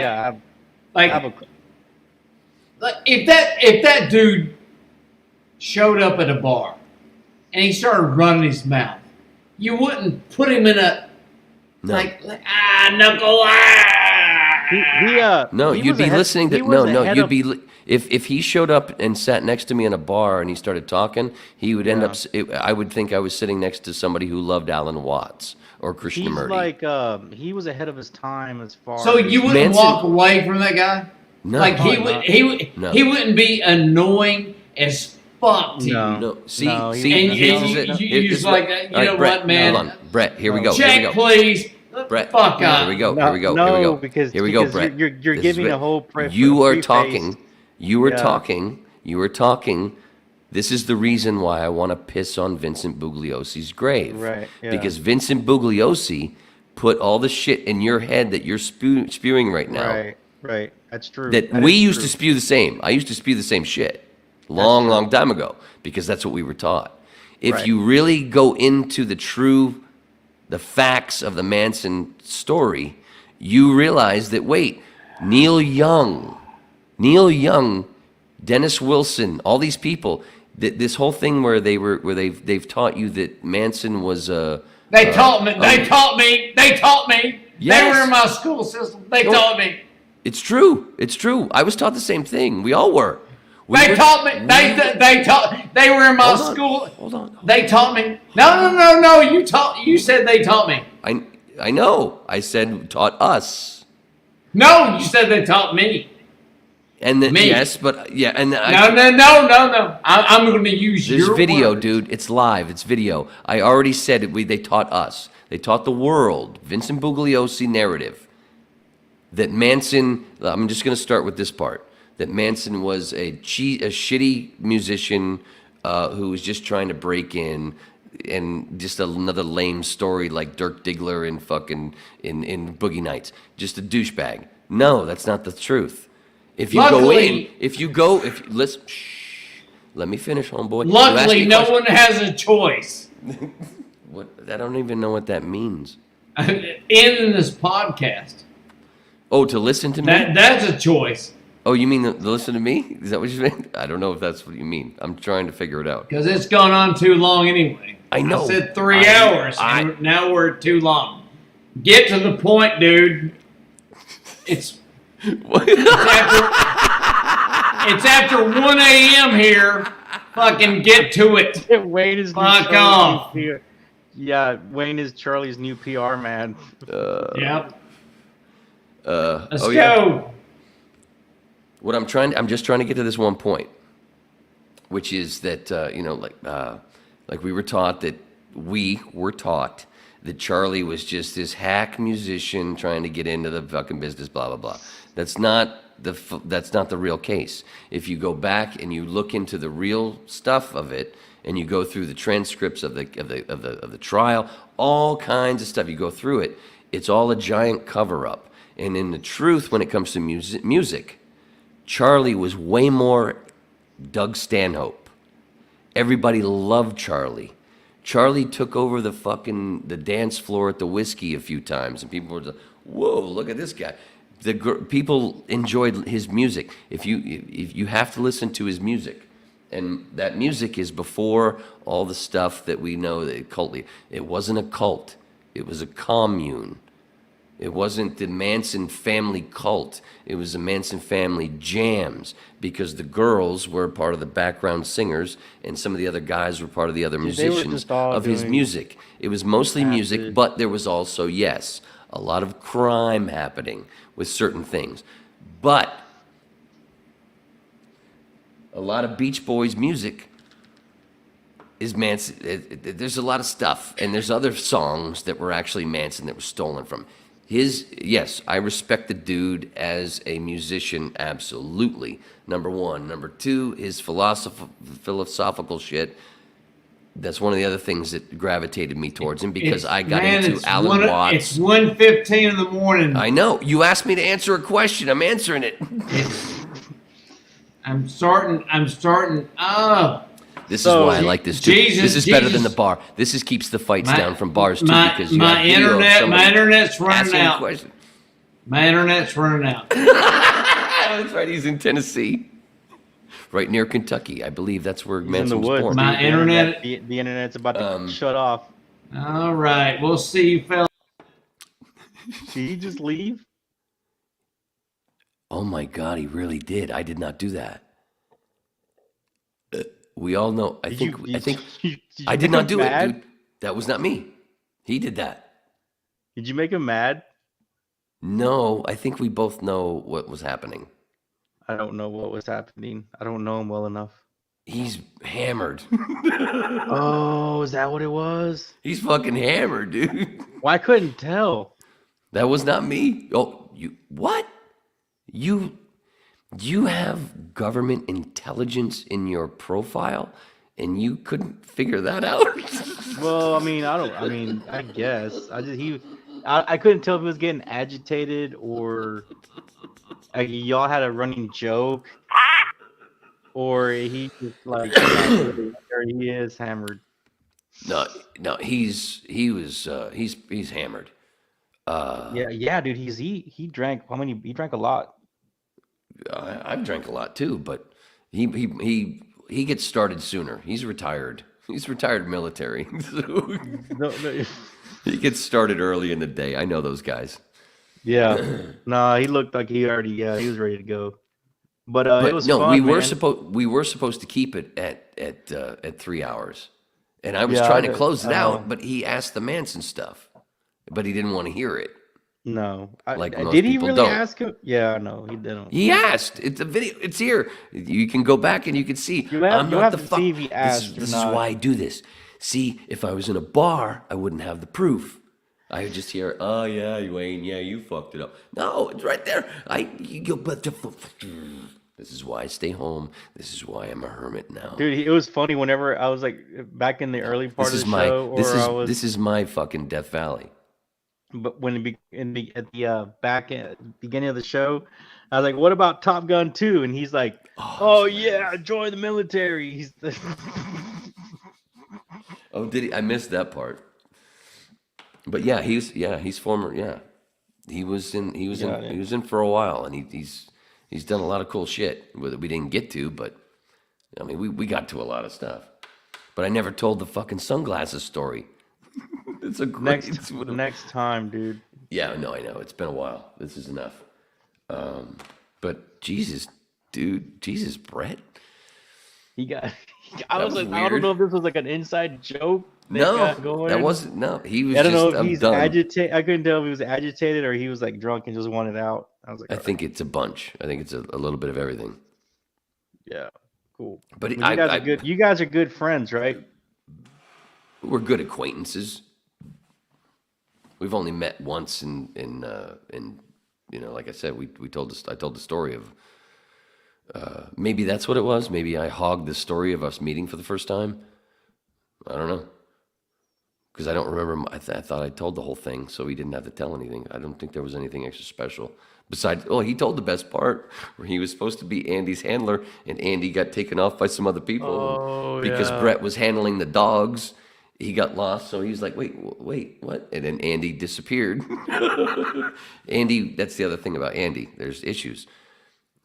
It's so fucking funny. He's got issues. Dude, a lot of radio people have issues, like for real. Oh, God damn it. Everybody's got issues, but especially people like one guy in Dallas sports radio got fucked up, man, and I think he ended up getting fired because of it, and he was kind of known. I mean, he was known in the DFW area. Dude, I mean, he had a crazy fucking night, so I think they fired him. They had to. That's what I'm saying. Dude, a couple of years before I left Los Angeles, I didn't watch the local news, so I didn't know this guy until I saw the report. You look back, I think it was 2018, 2017.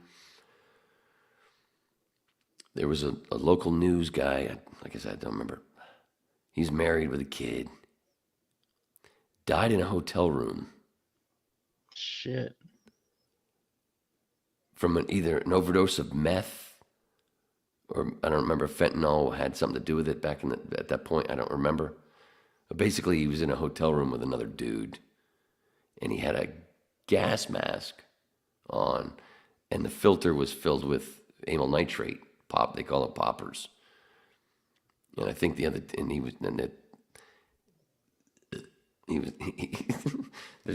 a quote from the guy that was with him that didn't know what to do. Anyway, it was meth up the ass. It was a big booty bump. Oh, anyway, shit. But this is a fucking newscaster, married with a kid, and gets found dead from, oh, God. So was that? Oh, you were talking about a Dallas guy. Yeah, I was talking about a Dallas sports guy, like one of those, like ESPN radio, or one of the main characters. Remember, right? Pat O'Brien? Because they all have like these characters that they do, right, or whatever. So, well, like it's a personality thing, yeah. It's a thing there that you some go, of them personality put on, thing. which I didn't like in working in that. I've been there. I didn't like the fake thing. I would sit there. I was a producer for a lot of these people who I'd sit there and talk to you like this, right? And then all of a sudden, as soon as the microphone, you just can't even away with your recruiting.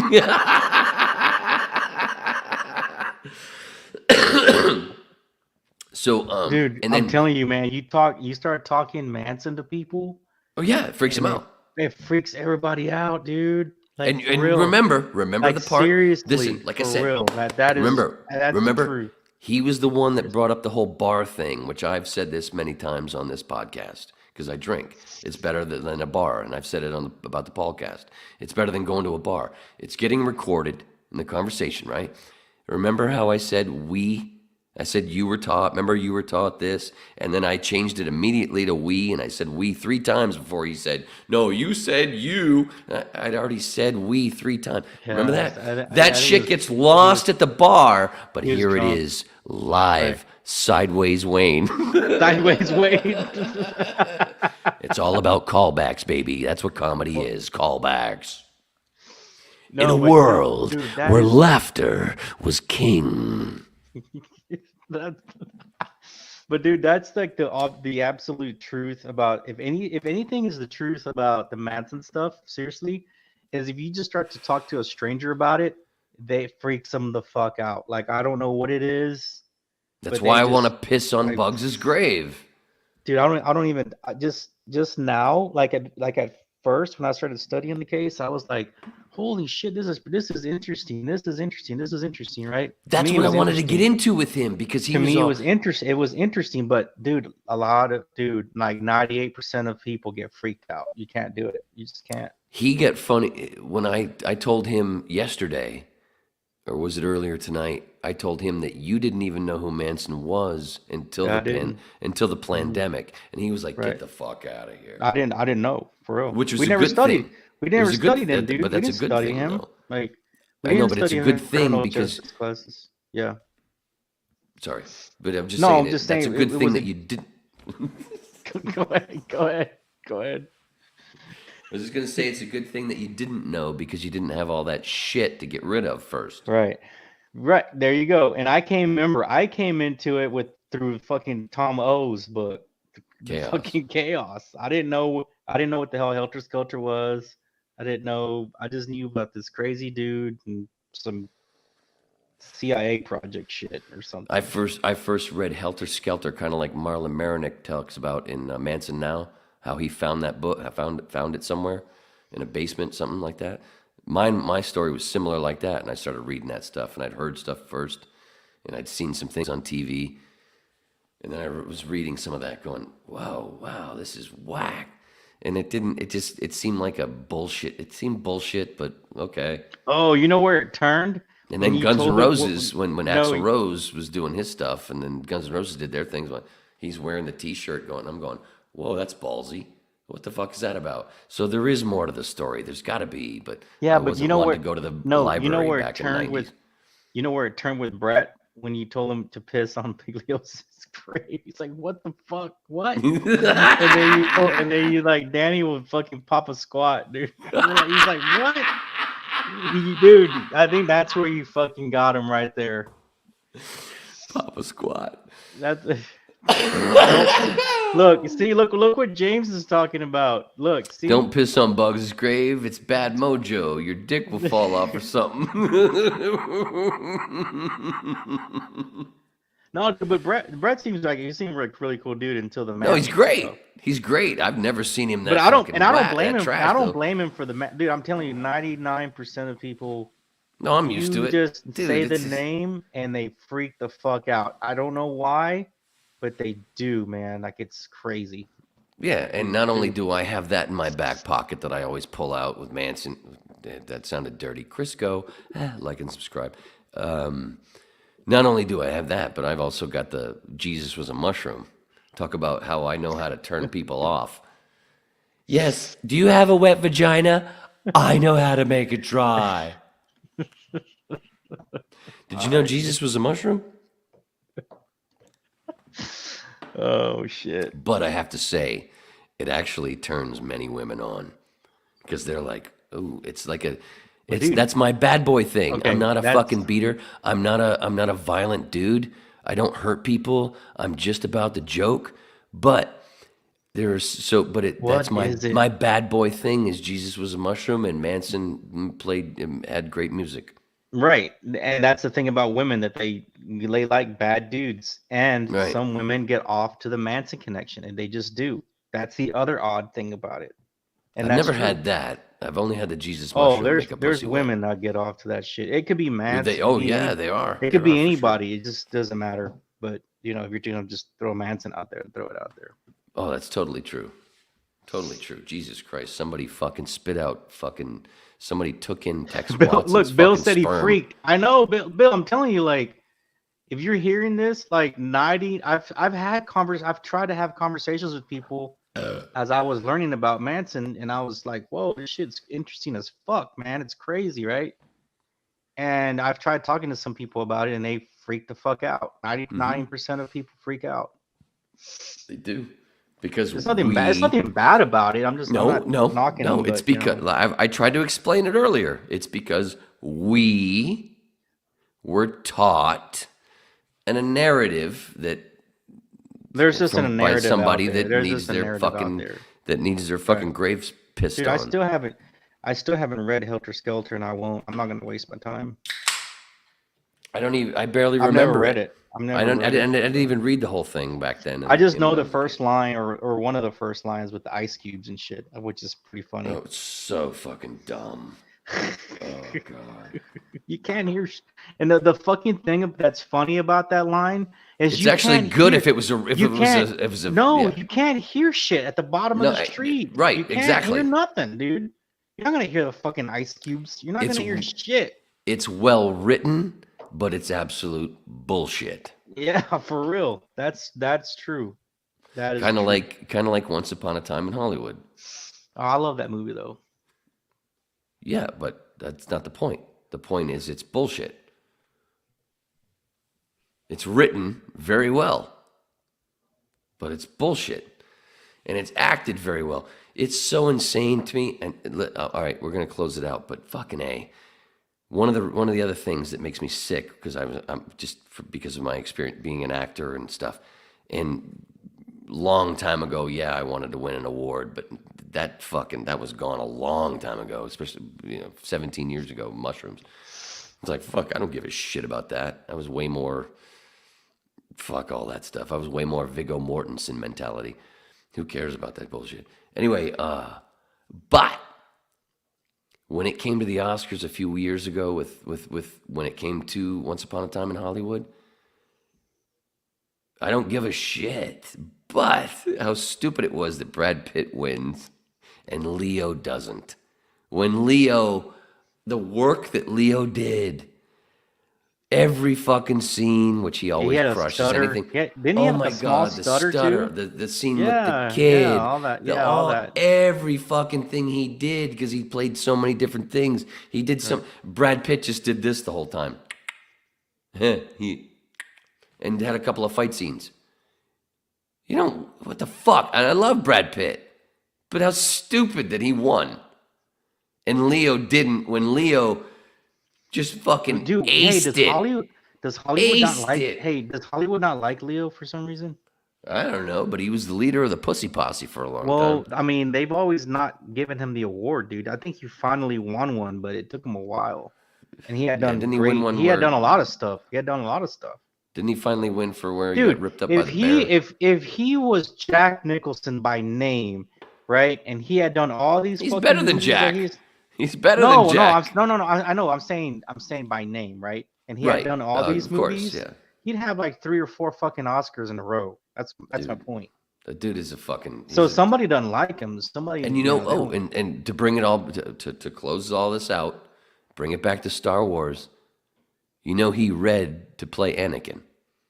Oh, I think for I heard Attack that, of the Clones. but it's been a while. For Attack of the Clones, yeah, he read for it, and he knew what a piece of shit it was. Would he killed it? He would have fucking murdered. It would have been great, but with the fucking douchebaggery all around it. Can you imagine if he had been Anakin this whole time? He'd have fucking crushed it. But he would have looked like a douchebag because of the shitty writing and the shitty editing. He'd have looked great for a few moments here and there, like Hayden Christensen did. But I slaughtered him! Shut the fuck up. That's not how John Gacy would have delivered that line. I slaughtered him! I hate them all! Shit, you fucking cunt. All right, dude. But it's not his fault. It's not Hayden's fault. It was the direction. As an actor, I understand. I feel for actors because I know that there's So much shit, dude. Do you know how many fucking films I did with directors that I was like this with him, like I am with you, where they would let me look at all the fucking takes, and they would choose something, and I'd be like, "Whoa, no, no, please don't." I'd see I'd see every take. I would always want them to use the one where I did the least, and they'd always use like a middle one. Not always, but there were some. There's, like I said, that film that I did where it was supposed to be a 90-minute film and it turned into a 55-minute film because they cut the other side out.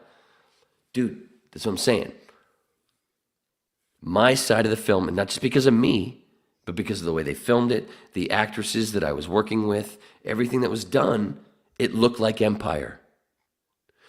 When I saw the shots from because it was supposed to be, like I said, a film, my character and this younger character in the business, and it was supposed to go back and forth. I saw that footage, dude. It looked like garbage from Phantom Menace. And it was like, wait, they don't fit together. So he couldn't do it. So he ended up scrapping that whole thing and just making and doing some things with mine. Yeah, I see what you're saying, but and it wasn't just because I'm not saying that for me. That cut it, that that break this shit down, and I'm like, well, I get it, but I'm just happy to have Star Wars, man. That's all. I'm happy to have Star Wars as well. Don't take me wrong about that. Yeah, I'm one of the OG 6-year-old fans when it first came out. No, you are. There aren't that many of you left, to be honest. Yeah, a lot of us committed suicide because of The Last Jedi. No, there's a lot of people. There's a lot of people that watched it, that are gone, that are like either early teens or whatever. They've already passed away and stuff. So yeah, there aren't. I would say there aren't too many of y'all around. Now there's more, of course, that they're for like same age group with the the new ones, the prequels. Right. That those people are 30 now, but early 30s. Here's a good way of to me to close it out to how many of the OG fans like me feel and why we're not really fans anymore and we keep our expectations so low.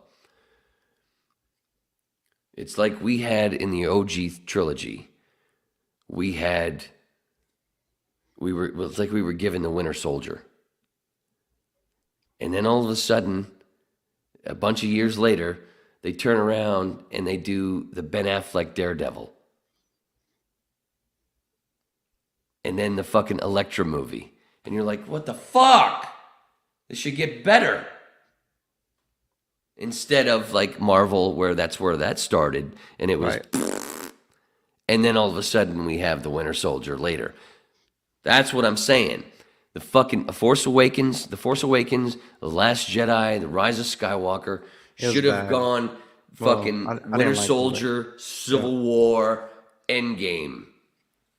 Forget it. Infinity War was great as well. That's one of my favorites. But now, they're technically trying to fix it now. Yeah, they're trying to fix it now. They keep fucking going back. But they keep leaving in stupid shit that should be shaved off in the edit room. Well... And they fuck it up. No, and I that's agree why with you on some stuff, my expectations for Kenobi are so fucking low. Yeah, there are going to be some great moments, but when are you going to watch it? Friday? When you wake up? Friday morning. Yeah, I ain't going to fucking stay up. Let me know. I'm gonna. Like I said, I'm not gonna. I'm gonna be in Vegas, so I'm gonna wake up to everything. So because I follow some Twitter. Some YouTube guys. They'll have a breakdown. They're gonna have. Oh, I do too. Yeah, I do. I do Screen Crush. Yeah. I used to do. So I'm gonna wake up. I'm gonna go. This is what I'm gonna do Friday morning. Go wake up. Go find me Starbucks, some shit, and then don't sit drink down. That shit. Don't drink Starbucks, dude, that's man. the Drink fucking coffee. Drink chamomile tea. Be a Jedi. Drink chamomile tea. Jedis don't drink Starbucks. And then I'll go get me my coffee, wherever. And then I'll sit down and then probably take 2 hours or other dudes are sleeping or whatever and just take it in. But I'm not going to be able to watch it till I get back home Sunday. Watch it, right. Yeah. Beckham will wake up to some hookers. Yeah, dude, I don't know what's gonna fucking happen, man. That's true. I don't know. Oh, and by the way, James, he was already a star from Titanic. Well, he was a star before that, but it wasn't the Titanic. It was the Olympic. That's a whole other podcast. Another fucking lie. Another lie. Every fucking official Well, Bill, story yeah, is a see, lie. Bill was in high school or something, right? When it came out. So he's an OG. Yeah. Oh, and you know what? What I did enjoy, I got to say this with Watson just mentioned Star Trek before we go, because I got to piss and I'm going to play the close. We're going to go. But I did enjoy what JJ did bringing back Star Trek. And Pine was fucking great. Bill, I need to get some from Danielle. I She didn't should've reprint them. She didn't fucking print them. Imagine the J.J. Abrams Star Trek movies with me as Bones. I love Carl Urban and everything he has done except for his Bones. I hate him as Bones. I should have played Bones. You have that sense of humor. Just fucking, yeah, and I wouldn't have overdone it. He overdid it. If he'd have done it, if he'd have played Bones with the same dryness as he played in Ragnarok. Right. I know you're talking about. Or The Boys, or anything else he's done. It's like him as Bones in Star Trek is that overdone thing. Like, pull it back. It's so much better when it's not so. Whoa! And because fucking McCoy was not like that. Fuck, I can't say his name. From the original. DeForest Kelly. He didn't overdo shit. God damn it, Jim. Right. But it's like Carl went and did a cross between DeForest Kelly and Jim Carrey doing the pool thing in Ace Ventura. I can't do it.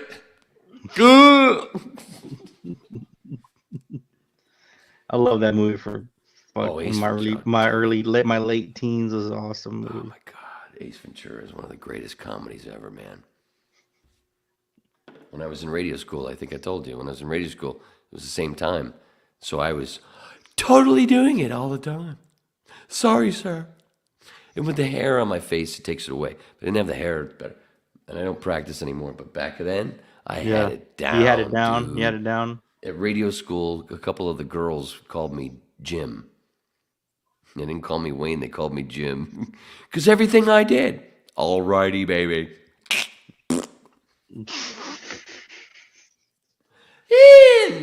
Dude, one of my favorite fucking parts when he did that football play, but he does it in reverse so and then great. fast forward, reverse and fast forward. That dude, what the fuck? Brought it right out of your that? childhood because you used to do the same thing when you were 6. He's like, and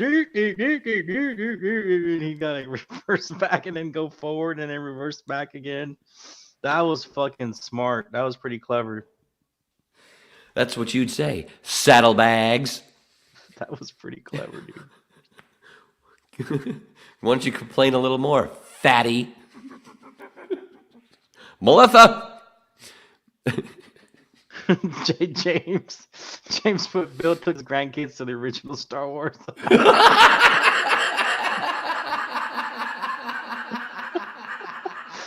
And he's like, not me, man. I was 17. He was in high school. That's what I thought he would. I thought he said he was. Such a fucking murderer.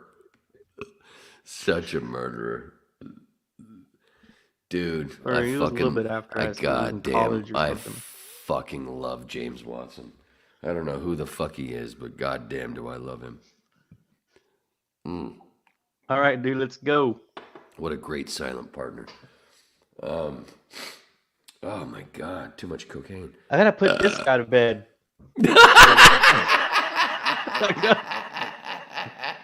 I gotta go put him in his chair. Oh my God. How funny though, dude. The first time on a whip that somebody just fucking bailed. He did, dude. Well, I mean, I don't know. You know him. That's You know, he's a great. cool dude. He's such a cool dude. He just the Oh, he's thing awesome. Fucking the Brett. Thing threw him off. I guess. Like I said, and I don't blame him. Like it happens to 99% of people. No, Brett is awesome. And like I said, you could the link in the description. Anybody watching now or later, watch his Twitch. It's fucking fun. He sketches some really cool shit as he bullshits and drinks beer. Yeah. But he doesn't usually get that hot. I know, dude. You must have pushed a button or something. I don't know. You said it what it was. It's Manson. It's called Probably. Manson and alcohol. Yeah. And luckily, like I said, I got more proof. I love that kind of proof because when shit like that happens, He's probably and gonna then you wake up retell the tomorrow and be story, like, and you're be like, yeah, Wayne, did I yeah, get pissed whatever. off at you last night? You're gonna be like, kinda, and here's why. And then you can play it back for him. I don't know. Maybe. I don't need to play it back. He can play it back himself. Anyway, hey, everybody that's been here, thank you so much. Everybody that's been in the chat, hanging out, fucking Watson, Bill, Kimba, Danny, everybody that's gone that was here before because we geeked out too much. Ford. Yeah, they'll come back and watch the rest. Oh, Fiddle's what a fucking riot. Anyway, where am I going here? I'm looking for my clothes. I'm sorry, brother. That's what I wanted. All right, we're going to get out of here. Right? So watch the Corbett Report, Jimmy Dore Show, Russell Brand, Kim Iverson, Jackson Hinkle, but look for yourself. I'm just a fun babbling lecturer. Dabbler. Remember, we're all Neo, a.k.a. One. Sorry, ran long on to bump comedian Dave Landau. Thanks, Gary. Ooh, was that fun? I think it was fun. Daddy loves you. Watch Kenobi.